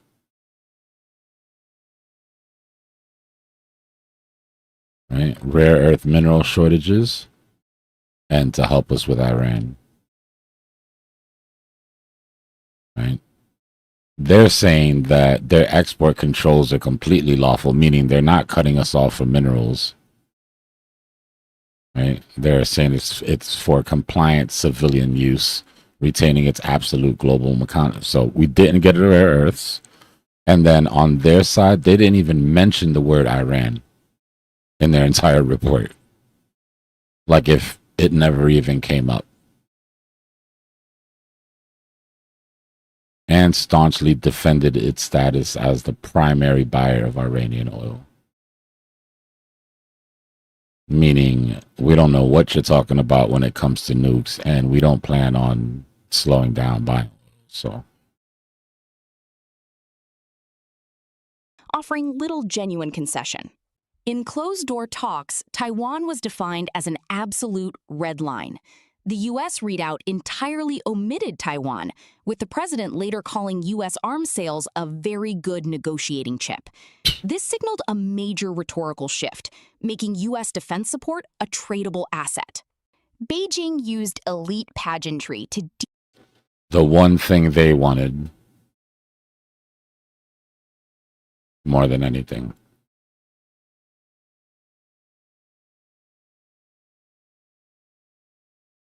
And we put the sales of aircraft to Taiwan that's for defenses, right? We put that on the table. And you saw what we got out of it. Or in my opinion, what we didn't get out of it. So why do we give so much? Later calling U.S. arms sales a very good negotiating chip. This signaled a major rhetorical shift, making U.S. defense support a tradable asset. Beijing used elite pageantry to deeply flatter the visiting U.S. president, who praised the relationship as a historic success. This psychological win allowed China to project global confidence and avoid structural U.S. demands, while securing tech guarantees and AI sovereignty. The U.S. delegation focused on isolated micro-battles for short-term corporate revenue. Conversely, China captured the structural territories, securing tech guarantees, maintaining Middle East autonomy, and successfully downgrading Taiwan to a negotiable asset, accepting the transactional deals as payment for long-term sovereign supremacy. In this new transactional era of U.S.-China relations, the currency of negotiation is no longer purely financial. Access to the Chinese market is now inextricably chained to the erosion of American technological, geopolitical, and sovereign leverage. This video analyzes the outcomes of the summit, which focused on transactional agreements against a backdrop of deep geopolitical strategies. The core theme is the grand illusion, transaction versus parity. The U.S. objective centered on securing business concessions, while China sought to assert geopolitical equality and structural dominance. China deployed the flattery trap, using exquisite hospitality and exclusive access as a diplomatic weapon to soften the U.S. delegation and offer minimal concessions on critical issues. The hospitality funnel culminated in the U.S. publicly signaling a willingness to trade long-standing democratic defense support for transactional market access, despite a stark warning about Taiwan. In the trading pit, corporate wins were executed. Visa secured a 100% owned domestic clearing license, and NVIDIA gained unblocked regulatory approvals for crucial H200 chip sales to major Chinese buyers. Boeing's perceived victory, a verbal agreement for 200 jets, came with the fine print. Beijing conditioned the purchase on a U.S. guarantee to provide an uninterrupted supply of jet engines and aviation parts. The macro ledger reveals a disconnect between claims and reality, particularly regarding agriculture, the Middle East, and tariff structures. This left long-term corporate supply chains trapped in uncertainty. A sector diagnostics review shows the U.S. achieved transactional wins, while China secured structural gains, trading cash for immunity from future Western technology bans and maintaining absolute monopolies. Tesla's blocked ambitions demonstrate the limits of transactional success. Despite a personal presence, China blocked the export of specialized solar equipment and stalled FSD regulatory approval. Defending the Brain Trust shows Beijing actively blocking Meta's attempts to acquire a China-based AI startup, prioritizing domestic talent over American tech giants. The regulatory graveyard highlights denied requests for Micron Technology, Coherent, BlackRock, and Illumina, illustrating China's retaliatory power and control over critical sectors. The final ledger suggests winning the transaction meant losing the board. The U.S. secured temporary cash benefits, while China achieved permanent structural dominance and locked in a paradigm of sovereign parity. This shift marks the era of constructive strategic stability, where China has dictated the terms of engagement for the remainder of the U.S. presidential term, leveraging meticulous statecraft for sovereign dividends. The Transactional Summit evaluates corporate concessions, executive triumphs, and sovereign gains in the May 2026 Accords. The U.S. playbook was marked by tactical urgency, seeking immediate economic relief. In contrast, the Chinese playbook aimed for systemic parity, securing long-term strategic stability. The trillion-dollar trading floor involved 30 top American chief executives deployed to Beijing to break through regulatory bottlenecks for trillions in trapped market caps and stalled supply chains. An executive triumph saw Visa secure an unprecedented 100% ownership stake for a domestic joint venture clearing license, bypassing the state-owned UnionPay monopoly. In the AI battlefield, NVIDIA achieved a tactical win by securing conditional sales of modified H200 chips. However, the sovereign cost involved Chinese firms aggressively distilling and copying U.S.-developed models. The brick wall represents stalled ambitions and total blockages for companies like Tesla, Meta, and BlackRock, who faced roadblocks on specialized manufacturing, AI acquisition, and strategic port investments. The Boeing illusion highlights technology as a hostage. Step 1 was a surface claim of securing a 200 aircraft purchase. Step 2, the underground reality, was that China explicitly conditioned the order on an uninterrupted supply of U.S. jet engine and parts. The ultimate bargaining chip centered on Taiwan. The U.S. delegation characterized arms sales as a negotiating chip. In closed-door sessions, Beijing defined Taiwan as an uncompromising red line, achieving a sovereign dividend. On the global chessboard, the U.S. demanded China force a peace agreement between Iran and Israel. China completely omitted Iran from readouts and successfully defended its geopolitical autonomy as the primary buyer of Iranian oil. The hospitality trap. Beijing utilized meticulous staging to deeply flatter the U.S. president, dominating his attention. This PR victory allowed China to project confidence and equal standing without bending to any U.S. structural demands. The reality matrix shows the difference between U.S. claims and Chinese reality across sectors like agriculture, tariffs, and rare earths. China retained leverage and enforced stricter conditions than the U.S. readouts suggested. The final conclusion is that the United States won the trading floor, achieving vital corporate breakthroughs. However, Beijing won the grand strategy, securing constructive strategic stability and successfully transforming Taiwan's sovereignty into a negotiable commodity. Yeah, the second part of that video redid the same 3 chapters, or the same 3 last paragraphs of that report. Give me a second, though. This is what it was supposed to be here.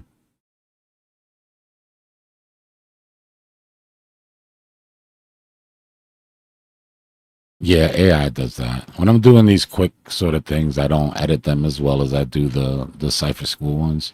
I would have gone back and fixed the eyes and all that, but I just wanted to get the info out.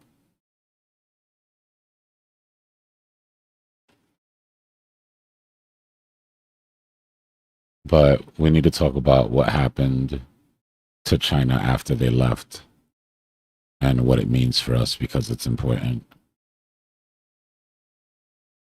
Welcome to The Canary in the Tech-Led Gold Mine, where we will explore systemic shocks, geopolitical fault lines, and the potential 2026 U.S. blow-off top in the market.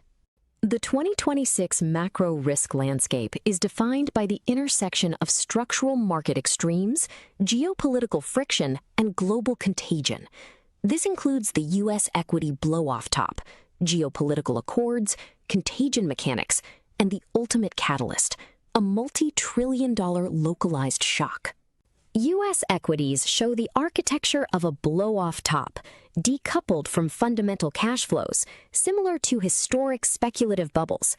Key factors include extreme valuation, with a Shiller Cape of 40x, derivatives excess, and high market concentration among the top 10 companies. The AI extravagance and circular funding model reveals vulnerabilities.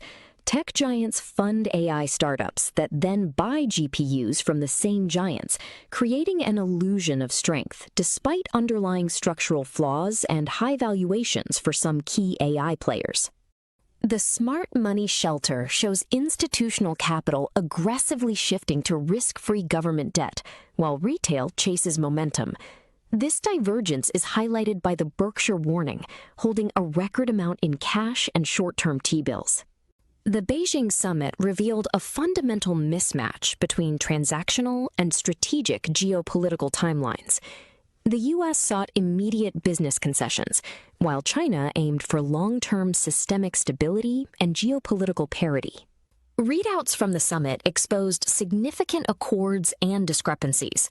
China successfully conditioned commercial victories on strategic guarantees, particularly concerning U.S. parts for aviation, and maintaining Taiwan as an absolute red line. In the corporate battlefield, select CEOs achieved triumphs by bypassing geopolitical gridlock. Examples include Visa's domestic clearing license advancement and NVIDIA's concession to supply downgraded chips to Chinese tech giants. However, U.S. corporate expansion faced blocked ambitions and sovereign bottlenecks. Beijing leveraged national security and monopolies to block acquisitions and market access for firms like Meta, Tesla, Micron, and BlackRock. The sovereign dividends for China include securing long-term geopolitical autonomy with minimal concessions. They extracted diplomatic parity, geopolitical defiance, technological sovereignty, and a Taiwan realignment. Historical triggers showed the multi-trillion-dollar shocks, where sudden Chinese market devaluations act as structural catalysts for global contractions, such as the $2 trillion shock seen in 2015, 2016, and 2021, and a potential shock in 2025. Systemic risk, despite minimal direct institutional exposure, transmits violently through reflexive indirect macroeconomic contagion channels. These include psychological herd behavior, supply chain bottlenecks, and a yield feedback loop. Geopolitical de-dollarization and yield gravity shows how rising treasury yields, driven by sovereign divestment, crush extreme tech valuations.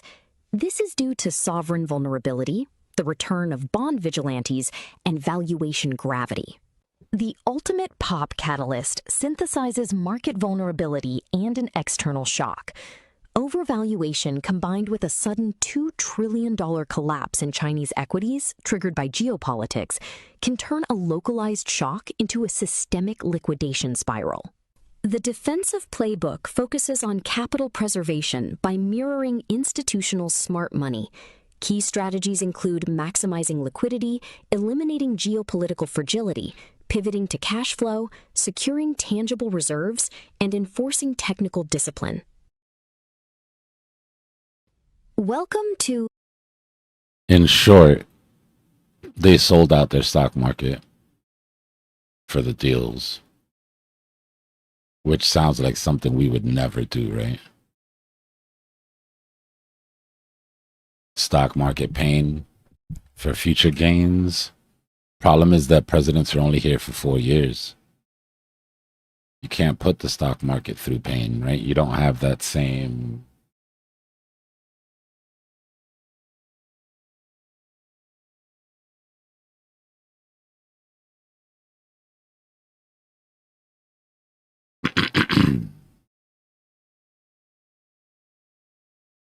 Give me a second.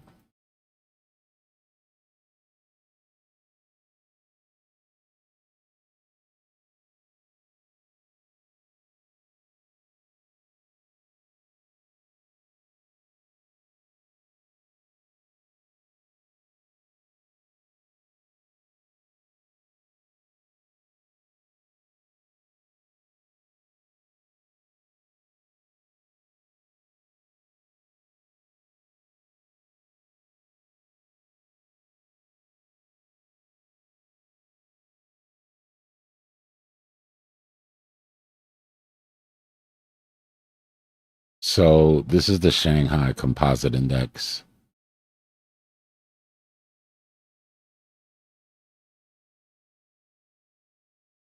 Right. If we look at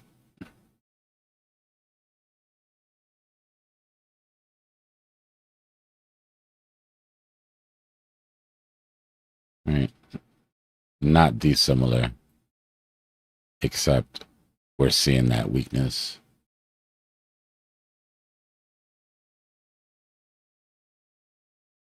Look at let's see, what is it? 0.00300.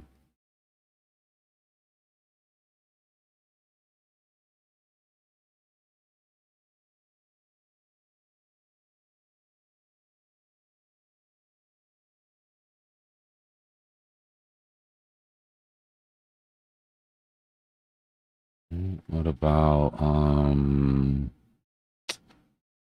Shenzhen Composite is a SCSE. These numbers kill me. 9001. 9001. No.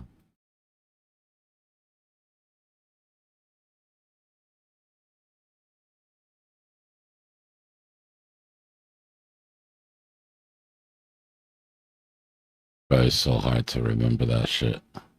Is it 399001 or is it 399000?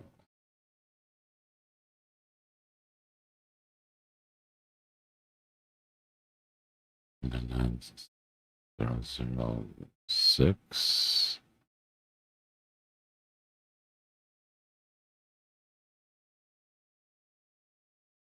That's gonna drive me crazy later if I can't figure it out. But point is, their tech sector is taking a hit. If we go to more popular sort of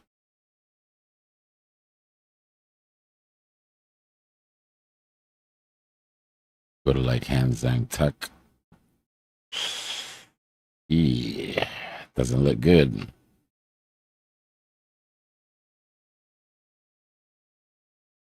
Now, this isn't the sort of thing where like, oh, well, you know, screw them. They're doing bad. We're doing good. This, in my opinion, is canary in the coal mine territory.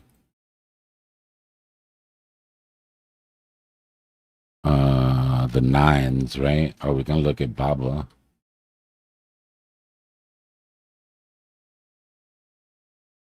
What's up? Same shit. Or we could look at the other one. 10 cent.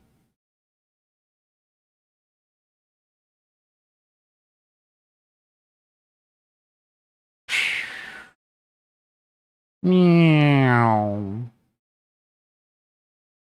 Real quick, I heard what you were playing. So the deal between China and the U.S. and everybody else that was on the plane. Did you think that's beneficial for the stock market? Temporarily, but nothing's going to stop this shit. All the benefit that they got for their stocks is going to come down because the Chinese market's coming down. To me, it was smart. Sacrifice your stock market at the point where it's supposed to go down anyways to get concessions and get deals that are going to benefit your country for the next 50 years. It's like a win. You know what I mean? What did they really give up? What about Baidu? I mean, it's everywhere. It's across the. I'm going through all their majors right now. Okay, Baidu got a little bit of love there.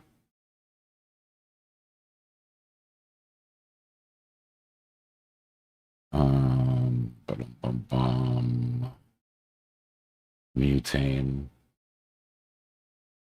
3690. Is that right?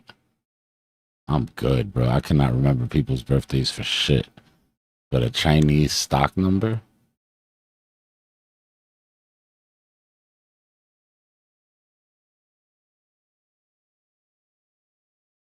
Like, this shit was already going down. This is the daily. You know what I mean? So it's not like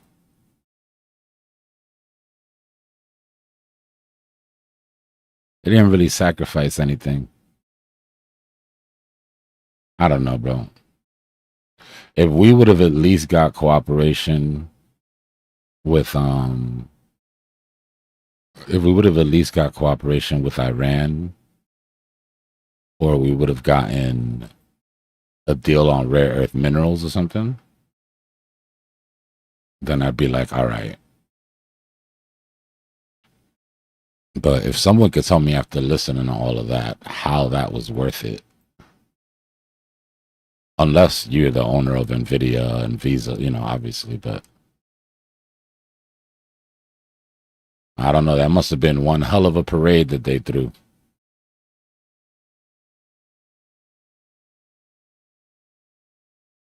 Because we just pulled up our skirts.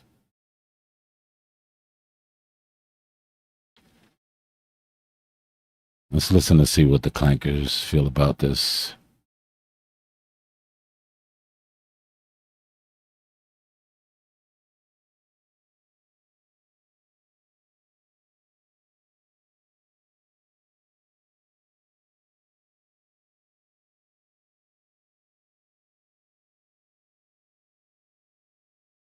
You know, usually when we talk about a medical diagnosis, there's this expectation of extreme, almost comforting precision, like engineering. Right. It's a binary state, broken or not broken. Yeah, exactly. You fall, you break your arm, the x-ray prints out, and it shows that jagged white line right across the bone. It's clean, you know, it's visible, and we naturally gravitate toward things that could be easily categorized and just fixed. But then you take a step into the world of global economics and geopolitics and massive structural market shifts, which is exactly where we are heading today. Right.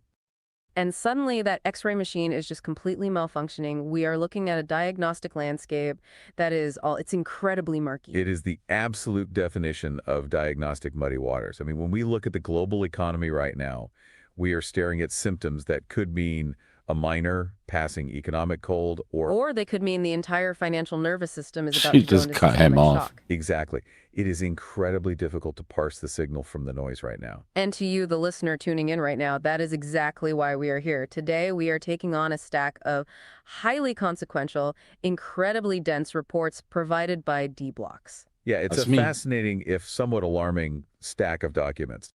We are going to be unpacking the May 2026 U.S.-China Trade Summit, the aggressive evolution of what's being called CEO diplomacy, and a profound underlying structural analysis of the U.S. equity market that, frankly, everyone should be paying attention to. The interconnectivity between these geopolitical events and, your everyday investment portfolio is tighter than it has ever been. Absolutely. And I want to be clear, right out of the gate, these aren't just dry academic policy papers meant to gather dust on a shelf. No, not at all. They are a roadmap. They are a literal real-time roadmap to understanding the incredibly fragile state of the U.S. tech sector and the global economy right this very second. We're going to explore what these Dbloc reports mean for the U.S. tech sector, analyze the severe long-term investment risks for hardware companies, and most importantly, walk through the exact defensive strategy recommended for retail and institutional investors.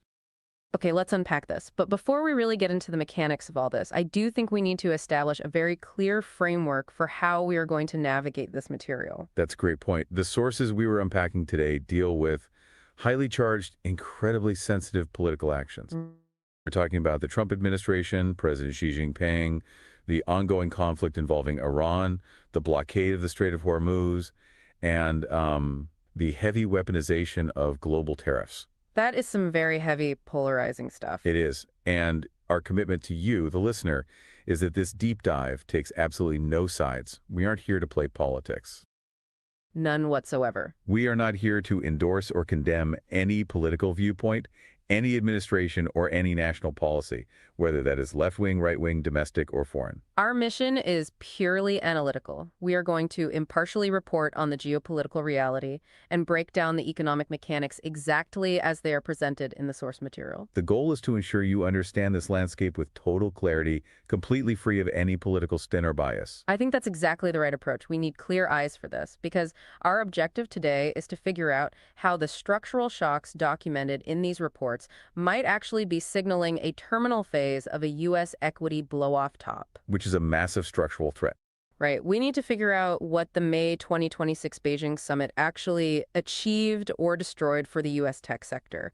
And we're going to look at exactly how the absolute smartest money in the room, specifically institutions like Berkshire Hathaway, are positioning themselves right now. It is a massive puzzle, and the pieces are scattered across corporate boardrooms, sovereign wealth funds, and semiconductor fabrication plants. So where do we even start?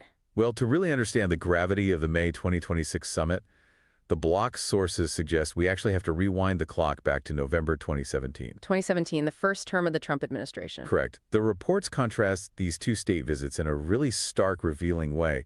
They refer to the 2017 trip as the inauguration of grandeur, and they call the 2026 trip the summit of realism. The evolution between those two events really tells you everything you need to know about how global power has shifted, doesn't it? It absolutely does. Okay, let's unpack this 2017 inauguration of grandeur. I mean, what did you actually look like on the ground? Well, the geopolitical backdrop at the time was entirely focused on the Korean Peninsula. We were on the precipice of major conflict. Right, the whole situation with North Korea was boiling over. Exactly. The U.S. strategy was to use trade as a carrot to get China to use its economic leverage over Pyongyang to enforce UN Security Council resolutions. So they wanted to link trade concessions directly to security cooperation. Yes, so the U.S. delegation that flew to Beijing was massive. It included 29 high-level business executives. And when you look at the roster of who those 29 executives were, it really does read like a snapshot of a completely different era of American economic power. It really was. It was dominated by heavy industry and energy. You had the CEOs of Boeing, Bell Helicopter, GE Aviation. You had Cheniere Energy. You had representatives from the state of Alaska pitching massive natural gas pipelines and West Virginia pitching shale extraction. Right, and heavy machinery titans like Caterpillar and Westinghouse. The sources say we were over there chasing this grand bargain. A $250 billion grand bargain, to be exact. The explicit goal was to slash the U.S. trade deficit with China through massive, tangible purchases of American industrial and energy output. And when they came back, they paraded these staggering headline numbers in the press, didn't they? Oh, absolutely. For instance, there was a $43 billion joint development agreement for an Alaska liquefied natural gas project. $43 billion just for that one project. Yes, and it gets bigger. There was an $83.7 billion memorandum of understanding between the state of West Virginia and the China Energy Investment Corporation. Wow. The plan was to build out a massive shale gas and chemical manufacturing hub in the Appalachian region over the course of 20 years. I mean, $83.7 billion for West Virginia, that sounds like it would completely alter the economic reality of the entire region. That's an economic miracle for Appalachia. On paper, it was an economic miracle, but this is where the structural analysis in our sources brings us back to reality. Right, the fine print. Exactly. The vast majority of these massive headline-grabbing deals were just non-binding memorandums of understanding MOUs. They were agreements to agree. They were not definitive, legally binding contracts with capital committed. So there's an escape hatch built into all of them. A massive escape hatch. And when the broader U.S.-China trade war really intensified in 2018 and retaliatory tariffs started flying back and forth across the Pacific, those energy deals just evaporated. Just completely vanished. Pretty much. The Chinese power company quietly withdrew from the West Virginia shale project, explicitly citing the new U.S. tariffs as the deal breaker. The Alaska LNG project totally failed to attract the necessary private investment to get off the ground. So when the dust settled, that $250 billion grand bargain was revealed to be an illusion of grandeur. It was essentially a massive PR exercise that crumbled the second the geopolitical weather changed. Which brings us to the brutal reality of May 2026. The world has completely fractured since 2017. It's a completely different landscape now. As the reports highlight, we now have an active war involving Iran. The Strait of Hormuz, which is one of the most critical oil choke points on the planet, is blockaded, sending global energy markets into total chaos. And the U.S. delegation that flies to Beijing in 2026 is nothing like that 2017 group. Right. It isn't 29 heavy industry titans. It's a much smaller group, maybe 16 or 17 executives, and it is hyper-focused on a completely different sector of the economy. It is the new guard of global leverage. You look at the manifest for that trip, and you don't see coal, you don't see shale, and you don't see heavy machinery. You see artificial intelligence, advanced technology, and global finance. Exactly. You have Tim Cook from Apple, who is desperately trying to secure his hardware supply chains while navigating 245% tariffs. You have Larry Fink, the CEO of BlackRock, and Jane Fraser from Citigroup representing the financial architecture. And famously, you have Elon Musk and NVIDIA's CEO Jensen Huang literally hitching a ride on Air Force One just to make sure they get in the room. The bloc's reports make a point of highlighting how the goals of the two nations were completely fundamentally opposed this time around. The U.S. went into this 2026 summit looking for very transactional business concessions, but they also wanted geopolitical leverage, right? Yes, they wanted China to use its influence to help end the Iran war and get the Strait of Hormuz open back up. But China, led by President Xi Jinping, completely refused to play that game. They were pursuing what the reports call constructive strategic stability. Right. China's objective was to avoid making any structural concessions while simultaneously drawing absolute, uncrossable red lines around their core interests, specifically Taiwan. What is truly fascinating about this dynamic is analyzing why the U.S. shifted its corporate roster so dramatically from industry to tech and finance. The sources are incredibly clear on this point. AI supremacy and financial market access are now the economic nuclear bombs of the 21st century. The administration realized that traditional industrial might simply doesn't offer the geopolitical leverage it did a decade ago. Exactly. The real leverage now lies entirely in who controls the frontier computing power and who controls the global capital flows. I understand the shift in strategy, but I have to ask a deeper question here.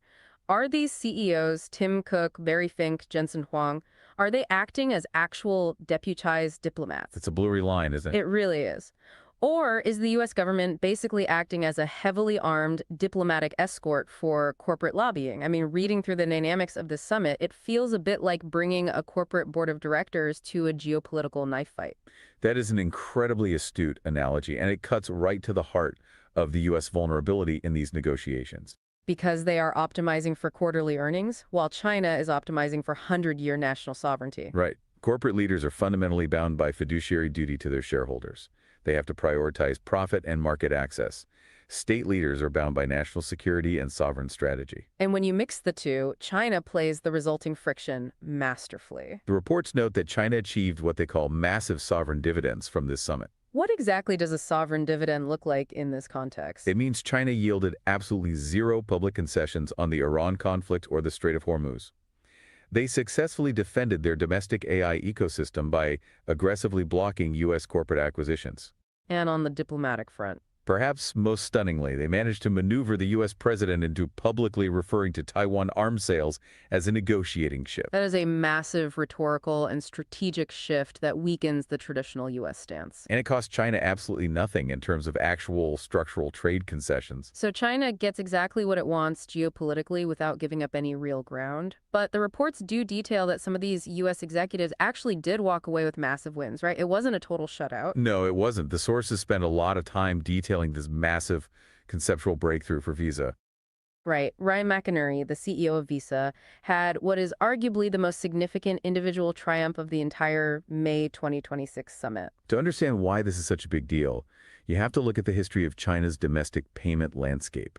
It has historically been an impenetrable fortress for Western financial firms. It is entirely dominated by state-owned entities like UnionPay and massive domestic digital wallets like Alipay and WeChat Pay. Right? Exactly. For decades, Visa has been essentially locked out. When you say locked out, what did Visa actually do in China before this? They were severely restricted to processing very low-volume cross-border transactions.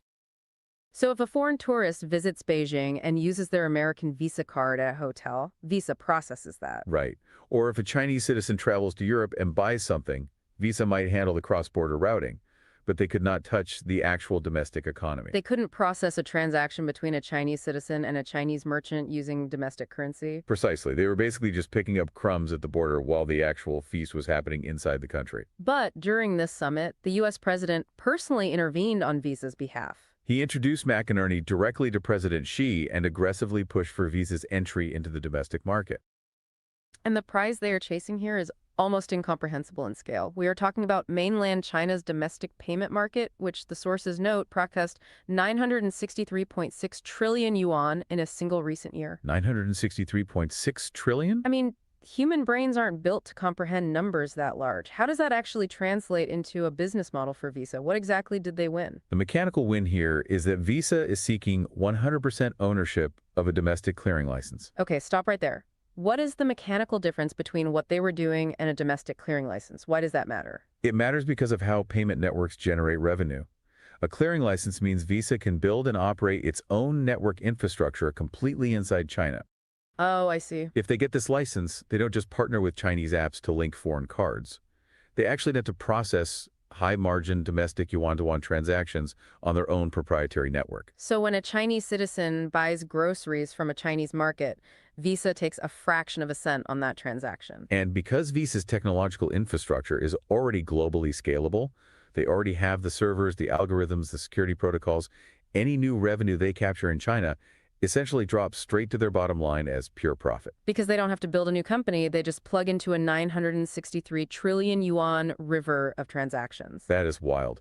The sources project it could add 2% to 4% to Visa's annual global revenue growth just from this one market access. So for Visa and the financial sector, this summit looks like a massive victory. They used the diplomatic pressure to kick the door open to a massive pile of money. That is the financial narrative, yes. Here's where it gets really interesting, though. Because while Visa is securing this frictionless access to digital wealth, the companies that are building the physical infrastructure that powers that digital world, the hardware manufacturers, the aerospace companies, they seem to be walking into a geopolitical trap. If financial services were the bright spot of the summit, the tech and hardware sectors are the cautionary tales. Let's pivot and look at Boeing, because the Boeing deal blew my mind. Kelly Ortberg, the CEO of Boeing, went into this summit desperate for a lifeline. Boeing has been battered. They haven't had a major direct aircraft order from China since 2017, right? Right. They have been suffering through endless production crises, quality control, and safety issues, and they face severe retaliatory delivery halts from Chinese aviation regulators. They needed a win on the board. And according to the reports, Ortberg actually got one. He secured a verbal agreement from the Chinese for the purchase of 200 passenger jets. On paper, that sounds like exactly the lifeline they needed to revitalize their order book. But the catch is massive. China's official readout of the summit explicitly conditioned this 200 aircraft purchase on a very specific structural guarantee from the U.S. government. Yes, they demanded a binding U.S. commitment to supply jet engines and aviation parts indefinitely. Okay, this is the trap. Because that condition completely changes the nature of the deal. It does. It's like selling someone a car, but as a condition of the sale, you legally bind yourself to change their oil and replace their transmission forever, no matter what they do with the car, and no matter what geopolitical contents happen in the future. You are giving up all your leverage just to make the initial sale. That is exactly the mechanism at play. It is a total surrender of future strategic leverage. To understand why China demanded this, you have to look at their domestic aerospace ambitions. China is actively developing and testing its own commercial airliner, the COMEX C919. Right. It is designed to directly compete with the Boeing 737 and the Airbus A320. But the C919 isn't 100% Chinese made, is it? No, and that is the critical vulnerability. The airframe is Chinese, but the C919 relies heavily on Western engines, specifically the CFM deep engines. Which are produced by a joint venture between U.S. and France, correct? Yes. It also relies on Western avionics landing gear. If the U.S. government decides tomorrow to impose export controls and cut off the supply of those engines, the entire Chinese commercial aviation program is instantly grounded. They literally cannot build the plane without U.S. components. Precisely. So by forcing Boeing and the U.S. government to guarantee the supply of those exact aviation parts in order to secure this 200-jet order, China has essentially neutralized the threat of future U.S. export controls. It is brilliant, ruthless statecraft by Beijing. Washington can no longer threaten to cut off aviation technology to China. And it only cost them 200 jets to do it. Plunging one of America's largest manufacturers into crisis and devastating the U.S. aerospace supply chain. So Boeing traded long-term national strategic leverage for a short-term 200-jet verbal promise that helps them hit their quarterly targets. Wow. It really underscores how misaligned corporate incentives are with national security. So Boeing walks right into a trap. What about NVIDIA? We talked earlier about Jensen Huang, the CEO of NVIDIA, hitching a ride on Air Force One. The report spent a lot of time analyzing his position. How did he navigate this summit? Huang is arguably in the single most difficult position of any corporate leader in the world right now. NVIDIA's advanced AI graphics processing units, or GPUs, are the absolute epicenter of the U.S.-China technology war. Because computing power is the new oil. Exactly. The White House actually initially excluded Huang from the trip manifest because they wanted the summit to focus on traditional, safer wins like agriculture and basic manufacturing. They didn't want the tension of AI ships dominating the narrative. But Huang lobbied intensely to get on that plane. Why was he so desperate to be in the room? Because Huang understands a fundamental truth about technology markets that policymakers often miss. A total hard decoupling of the U.S. and Chinese tech ecosystems would be disastrous for NVIDIA's global scale. Walk me through the mechanics of that. If NVIDIA is forbidden from selling their best chips to China, doesn't that just slow China down? Why does that hurt NVIDIA so badly? It hurts NVIDIA because nature accords a vacuum. Huang's core argument to the U.S. government is that if you entirely cut off chip exports to China, you force their hand. Massive Chinese tech giants like Alibaba, Tencent, and ByteDance have hundreds of billions of dollars to spend on AI infrastructure. Right. If they cannot buy from NVIDIA, they won't just give up. They will simply take those billions and pour them into domestic Chinese alternatives like Huawei and DeepSeek. By cutting China off, you are essentially subsidizing the creation of NVIDIA's most dangerous future competitors. So Huang is trying to keep them hooked on his ecosystem, even if he can't sell them the absolute top-tier stuff. The reports mention he was lobbying to maintain managed trade, and he secured conditional approval to sell a modified chip called the H200 to China. What exactly does modified mean in this context? How do you neuter an AI chip? The U.S. Commerce Department sets specific thresholds on processing power and, crucially, on interconnect bandwidth. Because AI models aren't trained on a single chip, they are trained on massive clusters of tens of thousands of GPUs, all talking to each other simultaneously. Yes, the speed at which data moves between those chips, the bandwidth, is just as important as the raw math capability of the individual chip. So the H200 is essentially throttled. The data flow is artificially restricted, so it takes significantly longer to train massive frontier AI models. Correct. It complies with U.S. export limits by ensuring it falls below that critical performance threshold. But here's what I don't get. If the chip is deliberately downgraded, why are Chinese companies still buying them by the truckload? Because of a process called distillation, which the Dbloc sources highlight as a major concern. Distillation? Yes. Chinese firms are buying these slightly downgraded H200s and using them in very clever ways. They will take a massive, powerful, open-source AI model, often one originally trained on unrestricted hardware in the West, and use the H200s to distill or synthesize the outputs of that massive model to train their own highly efficient, localized models. So they are basically using the slower chips to study the answers generated by the faster chips and building their own competitive ecosystem anyway. Exactly. They are reverse engineering the capability. So Huang Mad secures the smart. ability to sell these chips, which pads his balance sheet, but he takes immense political criticism at home for allegedly prioritizing global profits over U.S. national security. And all the while, he knows that this is merely a stopgap measure. He isn't stopping China's AI development. He is just managing the timeline. And while NVIDIA managed to barely thread the needle and keep some revenue flowing, other tech companies just hit an absolute brick wall. The reports detail a situation with Meta that I found fascinating. Meta tried to acquire an AI startup called Marnos for over $2 billion, and Beijing just flat out blocked it. That block is incredibly telling, and it introduces a whole new dimension to the tech war. How so? Well, the Chinese state planner intervened directly to stop the Marnos acquisition. Historically, governments block acquisitions based on antitrust concerns or the transfer of physical technology. But Marnos wasn't a hardware company. It was a software startup. Right. China blocked the deal because their national security priority right now isn't just about silicon chips. It's about human capital. The actual people writing the code. Yes. Beijing looked at the deal and realized that allowing Meta to absorb Marnos meant allowing American tech giants to vacuum up China's frontier, domestically trained AI engineering talent. They will not allow that brain drain. It signals a new era where elite human capital is treated as a highly guarded sovereign asset. You cannot just buy your way into their talent tool anymore.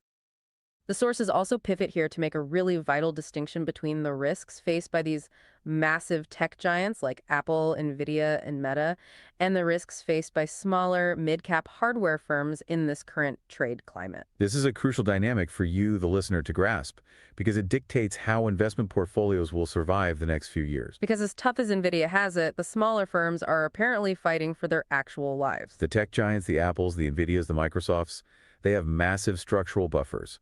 We're talking about companies with net profit margins routinely exceeding 40% or 50%. They have hundreds of billions of dollars in cash reserves sitting on their balance sheets. The reports mention that the major cloud providers, the hyperscalers as they call them, are projected to spend over $600 billion in capital expenditures in 2026 alone. $600 billion just on data centers and infrastructure. And here's the key.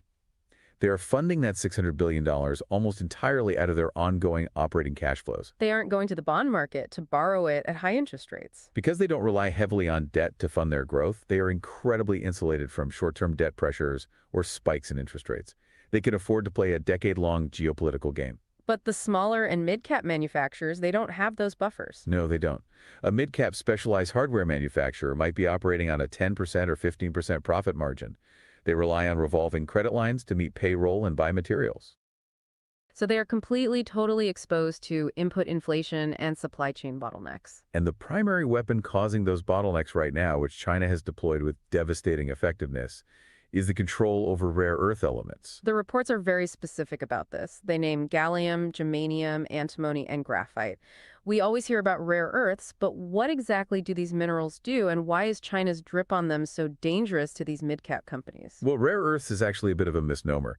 The minerals themselves are relatively abundant in the Earth's crust. Okay, so what's the issue? The issue is that extracting them and, more importantly, refining them into usable industrial metals is incredibly toxic, environmentally destructive, and chemically complex.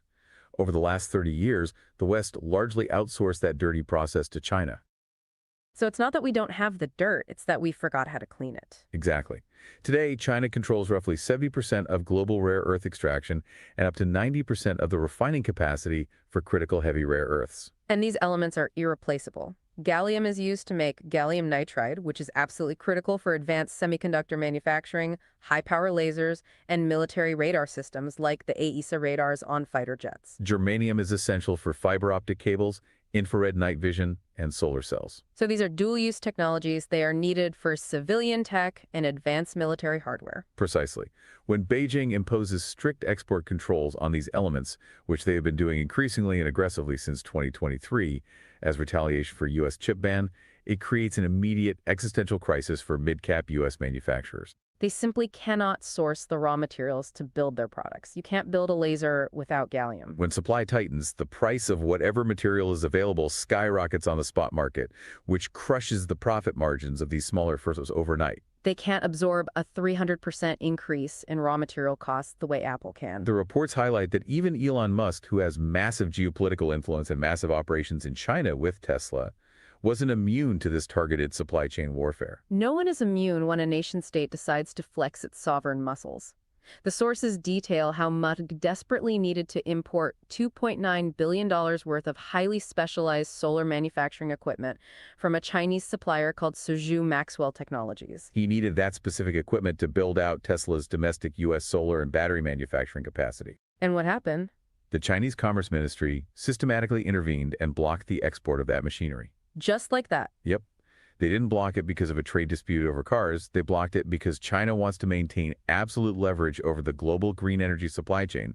They do not want the U.S. to successfully onshore solar manufacturing capability. It perfectly illustrates that corporate influence, even the influence of the richest man in the world, has severe hard limits when it runs headfirst into another nation's core sovereign strategy. It does. And this extreme vulnerability in the tech hardware supply chain, the reliance on Chinese rare earth refining and Chinese specialized machinery, isn't just an industry problem for Tesla or a margin problem for a mid-cap laser company.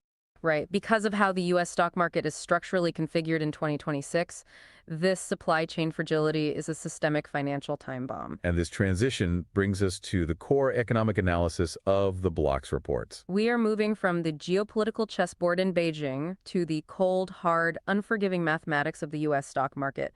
And the sources use a truly terrifying phrase. They warn that we are entering the terminal phase of a U.S. equity blow-off top. It is a dramatic phrase, but it is supported by rigorous mathematical analysis. To understand why a supply chain shock in China regarding gallium or germanium is so profoundly dangerous to a retiree's 401k in the U.S. right now, we have to clearly define what a blow-off top actually is. Let's define it. A blow-off top is the final terminal phase of a multi-year bull market.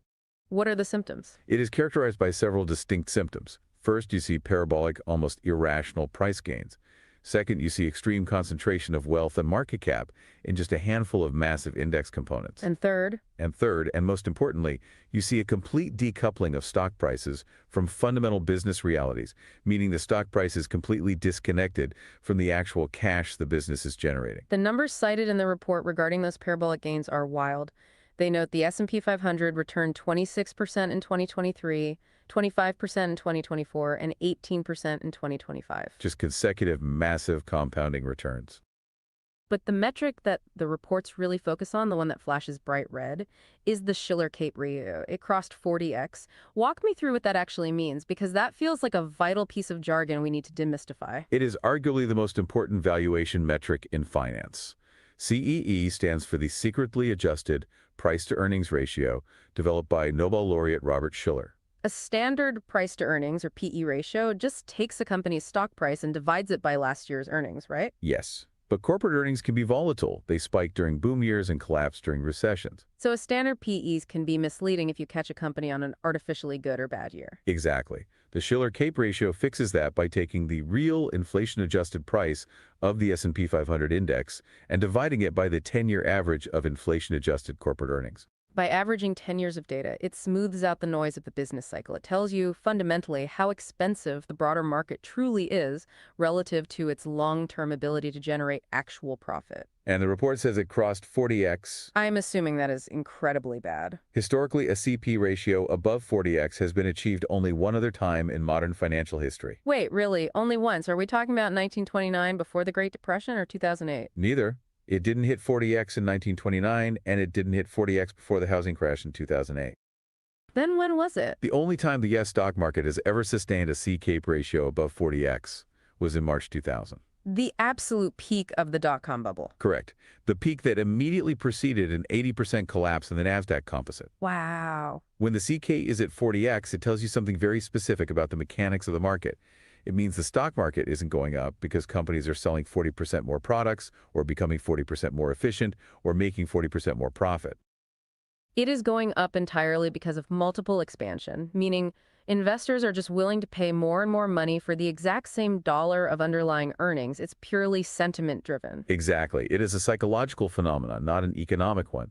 And the reports highlight how this psychological mania is being channeled into extreme index concentration. They note that in 2026, the top 10 companies make up an astonishing 35% of the entire S&P 500 market capitalization. That concentration is staggering. If the top 10 companies make up 35% of the index, it's like the S&P 500 is a massive, incredibly top-heavy Jenga tower. You don't need the whole tower, the whole U.S. economy to be rotting to cause a crash. You just need someone to bump the table hard enough to shake those top 10 blocks. That is precisely the risk. If Apple or Nvidia stumble, they drag the entire passive investing ecosystem down with them, because every 401k index fund is forced to hold massive allocations of those specific stocks. Whoa, did someone just break the fourth wall? Let's hear it. What are the chances of this blow off top and legacy lasting for another 4 years the way the super cycle bros keep claiming?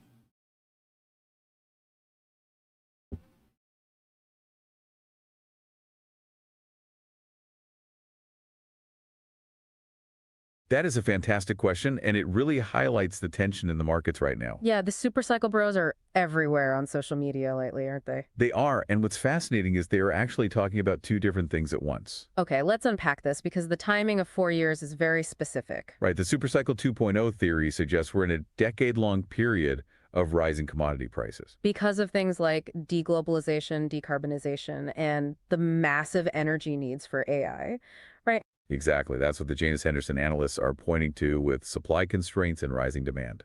So the bros argue that this structural shift keeps the legacy markets afloat for years. That's the theory, but here's where it gets really tricky for the equity market. Because a super cycle in raw materials usually means one thing for companies: massive inflation. Precisely, if oil and copper prices are surging, it crushes the margins of the tech companies. So the very thing that the super cycle bros are cheering for could actually pop the bubble. It creates a supply emergency, like what we're seeing in the 2026 oil market reports. Where they're saying 15 to 20% of global supply is offline. Exactly, and when physical reality hits, the paper markets usually can't sustain those 40 times multiples. So the chances of this blow-off top lasting 4 more years are mathematically pretty slim. It's a race between the structural commodity boom and the fragile leverage in the tech sector. And as we were just saying, those top 10 stocks are keeping the whole tower steady. Now, yes, but we have to look at what's actually holding up those stocks. You mentioned the AI circular funding loop earlier, which sounds like a total accounting trick. It really is, and we need to break down how this loop actually functions. Okay, walk me through the mechanics of how these tech giants are moving the money.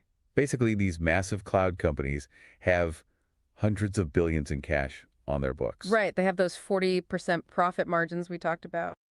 They take that cash and they invest it into these hot new AI startups. So a big tech firm writes a $5 billion check to a startup. Exactly, but here's where the loop completes and things get really murky. Those startups take that $5 billion and immediately buy cloud services from the original investor. You got it, so the big firm gets their own money back as revenue. That's incredible. It's basically modern vendor financing disguised as explosive organic NVIDIA, growth. Oracle, basically. The block sources compare directly to what Cisco did in the late 90s. I remember that. They loaned money to telecom startups to buy Cisco gear. And when those startups went bust, Cisco's revenue collapsed and the stock plummeted. So if the supercycle bros are right about inflation, these startups will run out of cash. And the high interest rates will make it impossible for them to borrow more. Then the circular money machine just grinds to a halt for the big tech firms.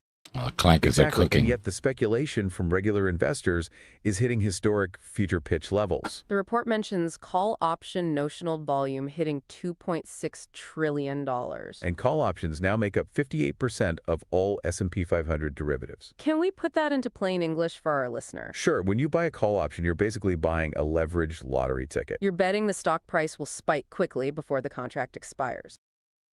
Right, you don't even own the company, you just own the right to buy it. So 2.6 trillion in notional volume means an insane amount of lever. It's a staggering bet that the market will simply go up forever. But how does people buying lottery tickets actually drive the stock market higher? It's because of the market makers, the institutions that actually sell you those options. They aren't just gambling with you, are they? No, they hate risk, so they hedge by buying the actual underlying stock. Oh, I see. So the more options people buy, the more stocks the institutions buy. It creates a feedback loop called a gamma squeeze, which pushes prices even higher. It's an algorithmic updraft that has nothing to do with how much profit a company makes. Exactly, and that raises a very important question. Who is on the other side? If retail is buying the top, who is taking the profits? The smart money is in what the reports call a distribution phase. So the hedge funds and insiders are quietly dumping shares onto the retail buyers. They're moving their money into safer harbors while the music is still playing. And some of the valuations they're leaving behind are just terrifying to look at. ARM Holdings trading at 200 times forward earnings is a great example. At that price, even a tiny bit of bad news causes a 30% crash. There is absolutely zero margin of safety when a company is priced for perfection. So the market is a fragile Jenga tower, but how does the contagion actually spread? That's a key point because U.S. direct capital exposure to China is actually low. Right. Banks only have about 2.7% exposure to Chinese debt. So if China crashes, it doesn't cause a direct solvency crisis for U.S. banks. But it jumps the ocean through psychological herd behavior and algorithmic panic. Exactly. In a crisis, all correlations go to one and everyone sells everything. They sell what they can, not what they want to sell. Which brings us to the ultimate question. Where is the smart money actually hiding? We have to look at the Berkshire Beacon to find that answer. Warren Buffett's firm is currently holding nearly $400 billion in cash. That's almost 60% of their entire investable portfolio sitting on the sidelines. It is a massive, flashing, neon warning sign for anyone paying attention. Most of that cash is parked in short-term treasury bills, right? Yes, over $339 billion in T-bills earning 5% interest. So they're getting paid to wait for the blow-off top to finally pop. They're building an institutional option to buy everything when the market crashes. It's brilliant, but there's a threat to those treasury bills too, isn't there? The $38 trillion national debt is the elephant in the room. And the reports say the petrodollar system is starting to erode. It is, with 20% of global oil deals now bypassing the U.S. dollar. If nations stop needing dollars for oil, they stop buying U.S. Treasury bonds. Then the Treasury has to offer even higher interest rates to attract new buyers. And high interest rates act like gravity for those tech stock valuations. That's the perfect analogy. The higher the rates, the lower the stock multiples. So even if the business is fine, the math forces the stock price down. It's a ruthless mechanical process that the market hasn't fully priced in yet. This is why the reports emphasize the difference between real wealth and paper wealth. Right, if you price the S&P 500 in gold, it actually fell 28% last year. So the gains we see in dollars are partly just the currency losing value. That's why central banks are hoarding gold as a hedge against sovereign credit risk. Okay, so what is the actual defensive playbook for someone listening to this? Step one is to emulate Berkshire and keep a healthy amount of cash. Use those T-bills to protect your principal and stay liquid for the crash. Step two is to ruthlessly reduce your exposure to high valuation tech, especially companies that depend on fragile Chinese supply chains for materials. Step three is to rotate into company with high free cash flow. You want businesses that make real products and don't rely on cheap debt. Step four is to allocate some of your portfolio to tangible assets like gold. It protects your purchasing power when the government prints more money for the deficit. And step five is to use trailing stop losses to take emotion out of it. It lets you stay in the mania but locks in profits if things break. It's about strategic patience and loading your financial bazooka for the future. We've covered the Beijing summit, the chip wars, and the sovereign debt crisis today. Hey, yeah, what's up? You know, I would appreciate it if whenever you say the word gold, you also follow up with Bitcoin, because I feel like that's a big piece of the puzzle that you left out there, don't you think?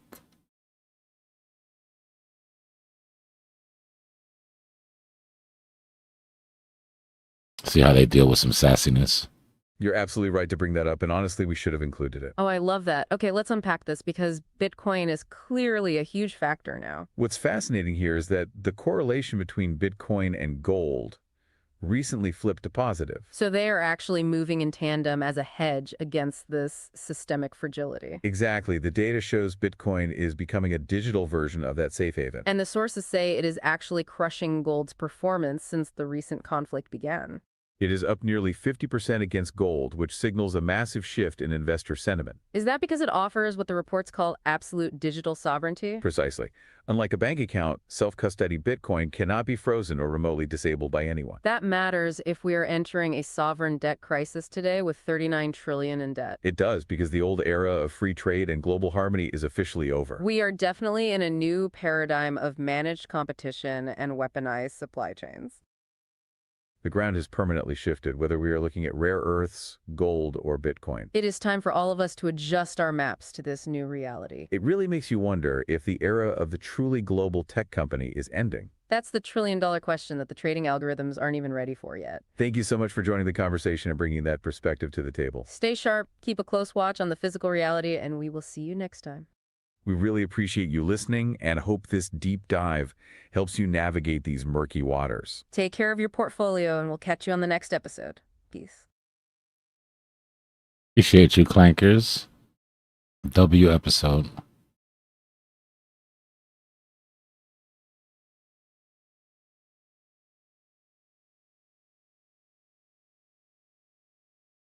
So that was my deep dive for today. Feel like we gave up a lot.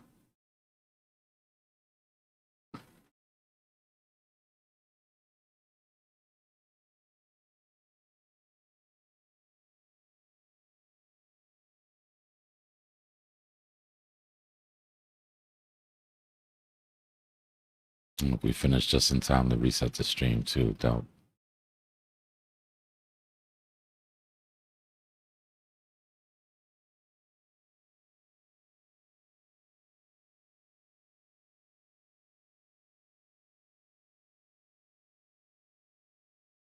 Anybody have any questions?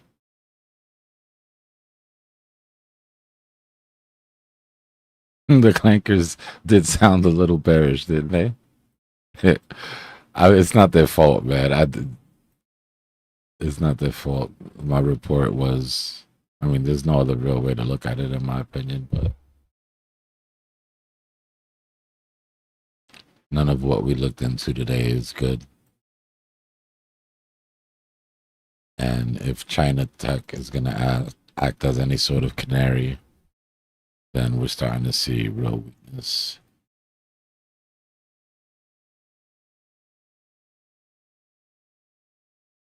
But that's nothing we haven't talked about already.